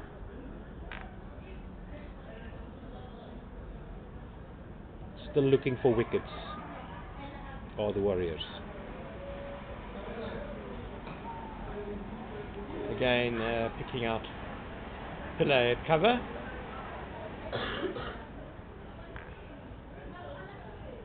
No protection on the boundary except for fine leg, or shall we say long leg then? This time Kleinfeld has got the drive through because he went a lot squarer, and there's no one remotely likely to cut that run. Also 4 to end the over for Matthew Kleinfeld, takes him to 39, and the 50 partnership between him and Dewald Brevis off 98 balls. Great stuff here for the Momentum Multiply Titans by Dewald Brevis and Kleinveld. It's a tough job, tough assignment, and they've been doing exactly what the team requires, not taking any chances, as now the shadows fall over the ground here at SuperSport Park in Centurion. Those clouds have indeed moved in front of the sun, so there's 30 minutes left in the day's play, 19 overs, which we won't get in. We won't get all of those in.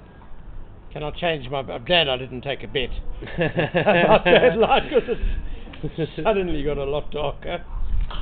Yeah, you could just see the shadows creeping over. Great stop there at mid-wicket. That is Makhanya. That was really timed very sweetly by Dewald Brevis. Yeah, so great work there at mid-wicket, scrambling, getting to the ball, cutting it off. Good job there for the Dafabet Warriors. Apologies, it was a pure Mnyanda. Is it Mnyanda? Yeah, okay, he's been pretty athletic in the field in this match.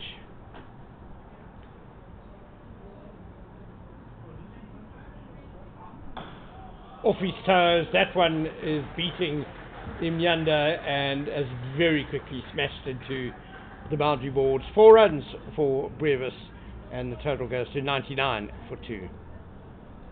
Just forward of square, and square enough to beat mid-wicket, who is now going to stay out there on the boundary, moving around to the square leg boundary. That will be the only fielder on the boundary, unless that man who's leaning against the advertising boards is going to suddenly enter the field of play. He is down there at part of the field. At long leg. Okay, so backward square leg is now protecting the fence as well. One of the slips coming out to also plug the mid-wicket gap. So just one shot, all it took by Dewald Brevis to remove a slip.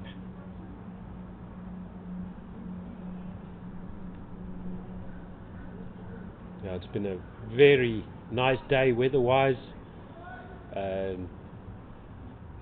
Dark clouds are looming, but I don't think they will influence the game just yet. Maybe we'll lose 10 or 15 minutes. We'll have to wait and see.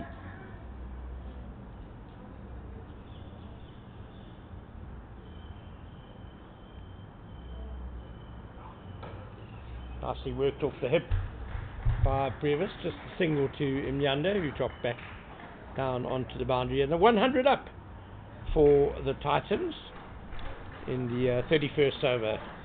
Yeah, you can see the stats there. 190 balls, and great work. 56 run partnership now. 23 is the lead, as you can see there. So it's bit of a fight back here by the Titans, or rather a resistance by the Titans. Yeah, they're fighting hard, led by these two batsmen. Kleinveld on 39, Brevis 23 now.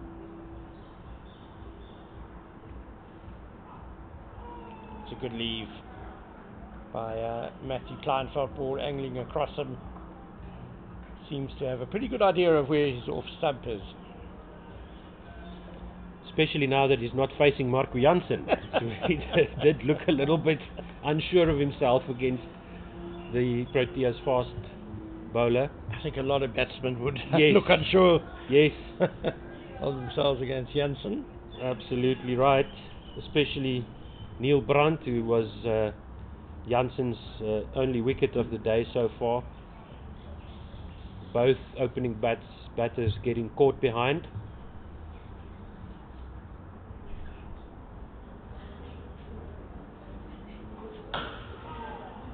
Given to mid-off, dot ball. He's getting some shape through the air there, Ronaldo Meyer. So the ball is starting its line as if it's going to be missing off stump and then ducking in to the left-hander there. Good work from Meyer for the Dafabet Warriors, and his figures not too great, 7 overs 34 runs, bit on the expensive side compared to the rate achieved, but he has looked like he could take a wicket here and there. But Rudi Second is going to continue give up Brevis on strike, so the close infielder is now a silly point. Driven out to long on by Brevis for a single. It's very good to see this attacking field. The Warriors are definitely going for it here. Bit of an in and out field to Brevis, because there were at least 4 men on the boundary as well, as well as the slip and a silly point.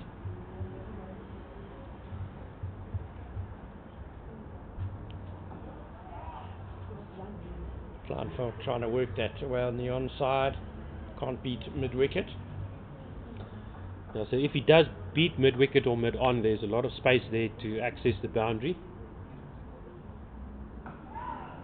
And then of course the square drive, there's a backward point, and then the short cover, and then an extra cover in the more conventional space, so there's that option for him as well, which brings the slip into play, of course. Second coming around the wicket to the left-hander, very round arm, darting it in. That one's a bit straighter and quicker, and Kleinveld in a bit of difficulty there. Was rushed, played the ball a bit late, and it bounced up in his crease, and probably not too far away from the wicket there.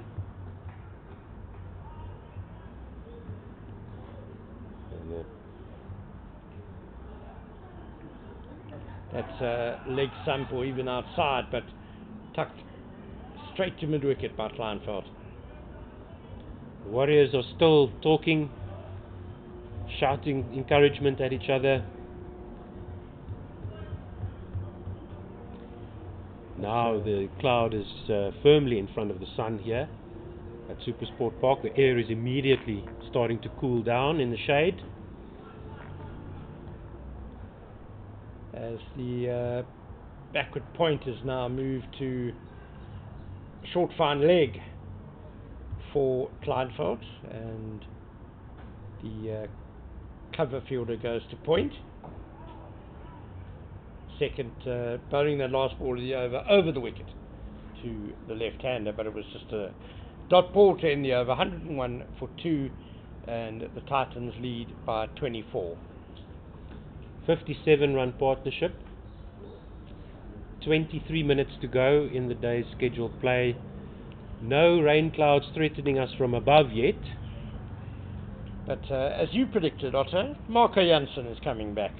There we go. For a little bit of a burst just before Stumps.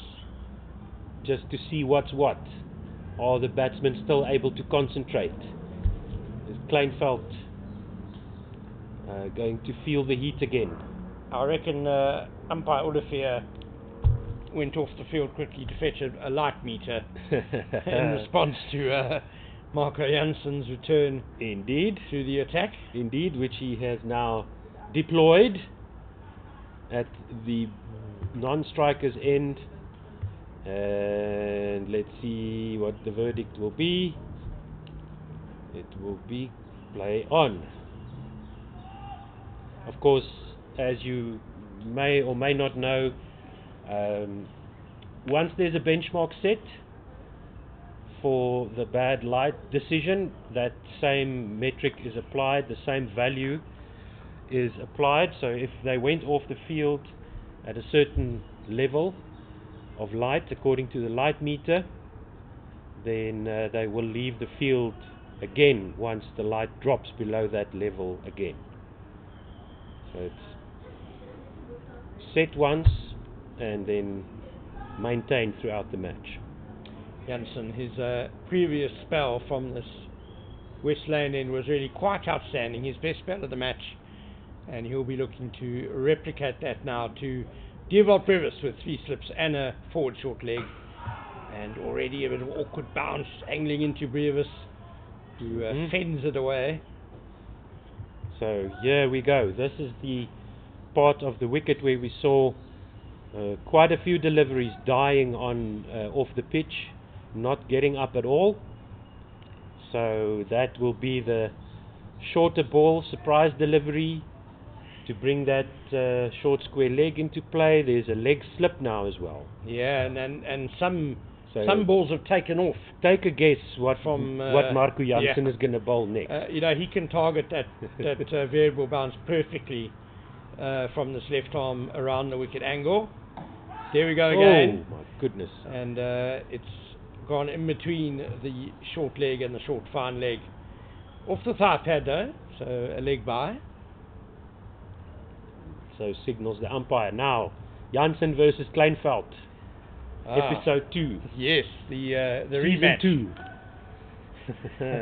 Let's see what Kleinveld does now. They're bringing in a 4th slip. Back into the frying pan for Matthew Kleinveld. Yeah. And just that long leg on the boundary.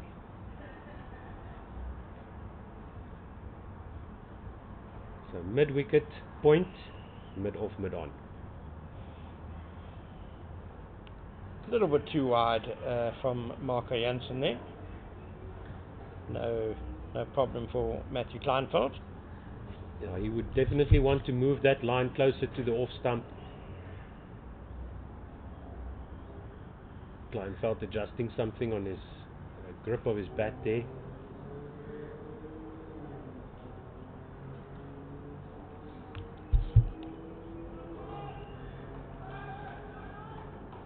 Lots of chatter there from the slip cordon.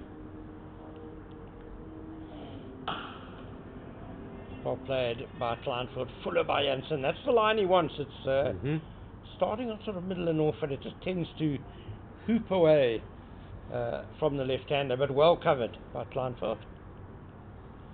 Kleinveld has had some time to adjust now, maybe get over the nerves, settle down just a little bit more. He looks a lot more sure of himself now against Jansen.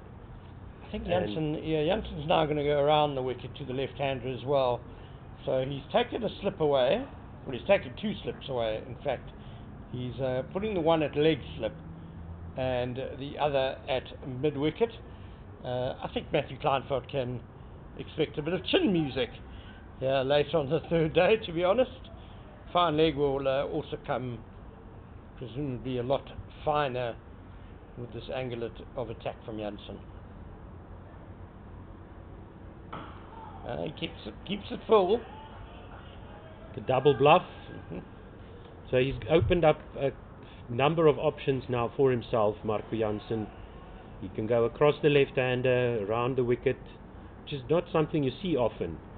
Left-hander, around the wicket to the left-hander. Well, unless they want to target that body. That body line, that's the body line. He's taking LBW off the table unless he can shape it back in from that line of off and middle. And you'd have to bowl it very full to be able to do that. There we go. Back of a length. Yeah, here it comes. Short stuff is there, and it's the end of the over though. So. Would have been interesting to see a few more deliveries there. We'll have to wait. We'll have to wait for the next over. You'll have to wait for your blood sport otter. I don't know. Will there be another over? It's getting gloomier and gloomier. 102 for 2 then. As the umpires are having another look at the light. Of course, they don't offer the light to the batting side anymore. It's totally up to the umpires. And if they say that's it, then that's it. They don't give the batters the option of staying on anymore. I can guarantee you, if you give the Titans the option, they will run off the field. Absolutely, no doubt about it. Yeah, some of them are going to start putting on raincoats there in the dressing room, removing their dark glasses. The batsmen will be straining their eyes stretching their eyes wide and looking at the umpire. I'm struggling to see, sir. Why are we still playing? That's a very good piece of fielding Yeah. at mid-on. It probably just saved one run, but nice to see late in the day the Warriors are still scrambling around, saving every run they can. It's Andile Mokhakade.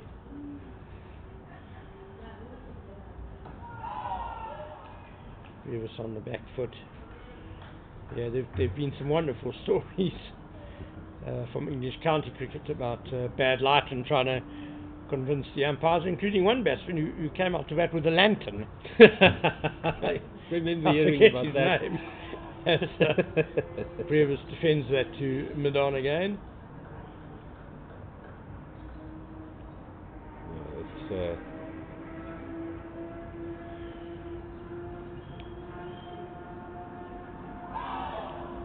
Rudi Second is batting quite full, but Dewar Brevis is very happy to play him off the back foot.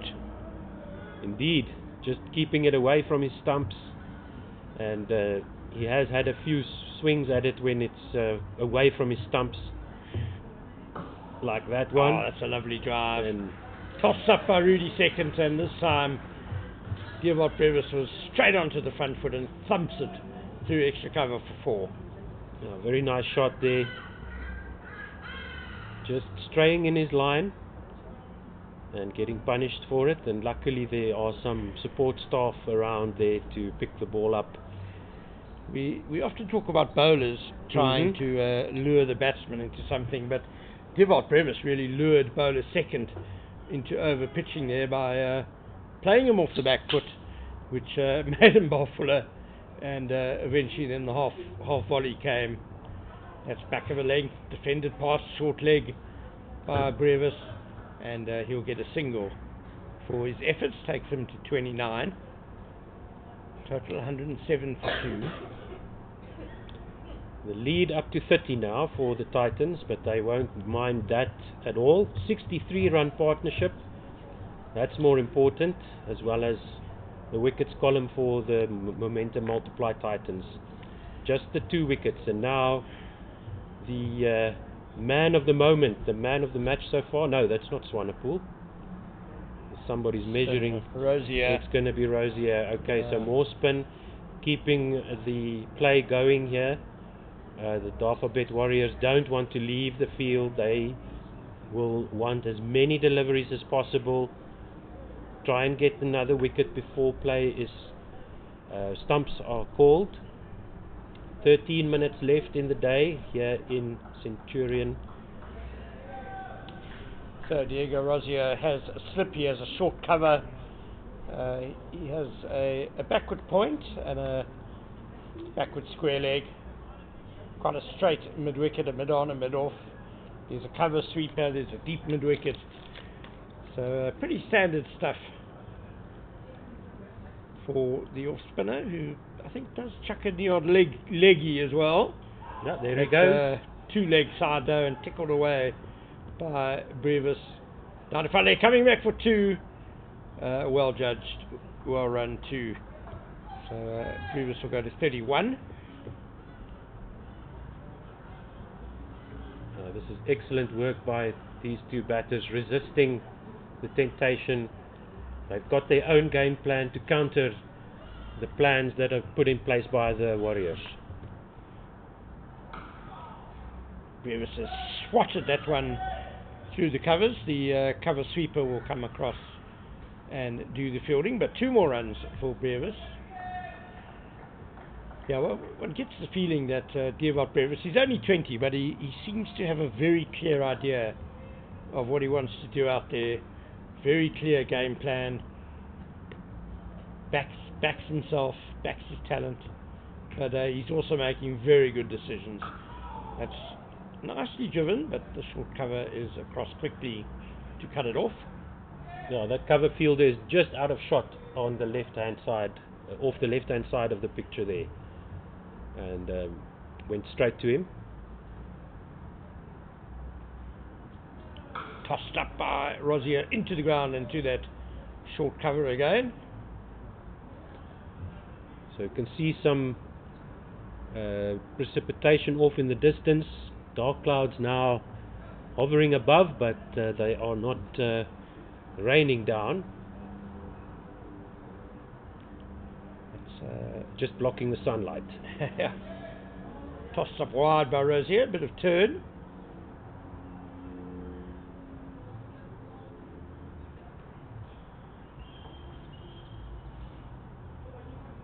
Too short. Brevis launches this over cow corner. That's gone a long way. That's a big 6 by Diego Rosier. 117 for 2 now, and the lead grows to 40. Brevis goes to 39, not out. And he has caught up Matthew Kleinfeld. No, both on 39 indeed. So luckily there is a security guard who's gone off to the back of the chalets there at Cow Corner for there's also a fielder now joining him in the search for the ball. So we might have a search for the ball which causes stumps. I think it has.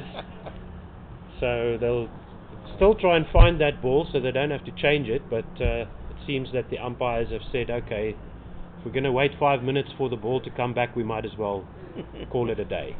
Yeah, they decided to toss it in. So the Titans 117 for 2 in their second innings.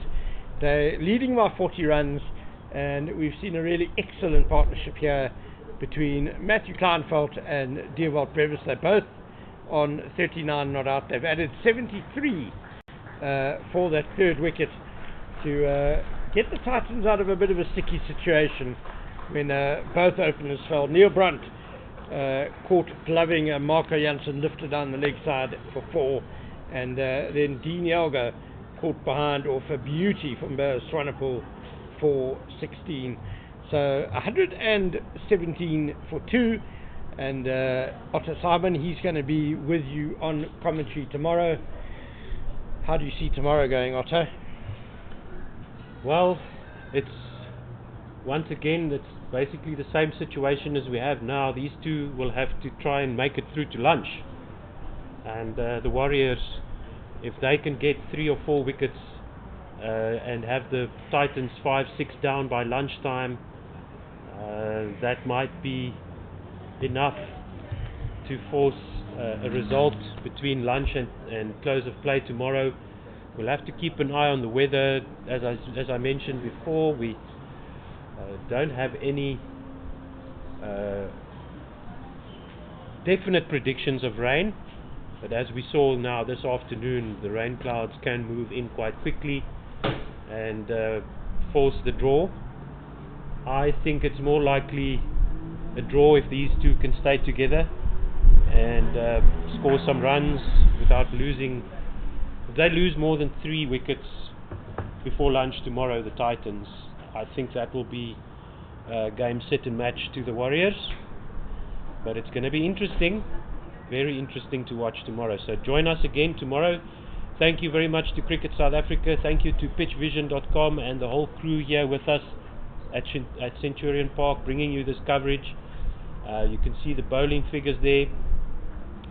And also thank you to the Titans, the Momentum Multiply Titans franchise, for making this broadcast possible. And do join us again tomorrow morning. Are we having another early start? I'm not sure. I would say so, yeah, because we lost a lot of time. Still making up time for yesterday. So 9:30 a.m. South African Standard Time. That is GMT plus 2 hours. Make sure you switch on your notification button on the YouTube app for the Cricket South Africa and the Pitch Vision channels, so that you know when we are going live. And yeah, it's can't wait for tomorrow. Let's see how this all plays out. Yeah, I think it could still be a very, very exciting final day here from SuperSport Park. Thank you and good night.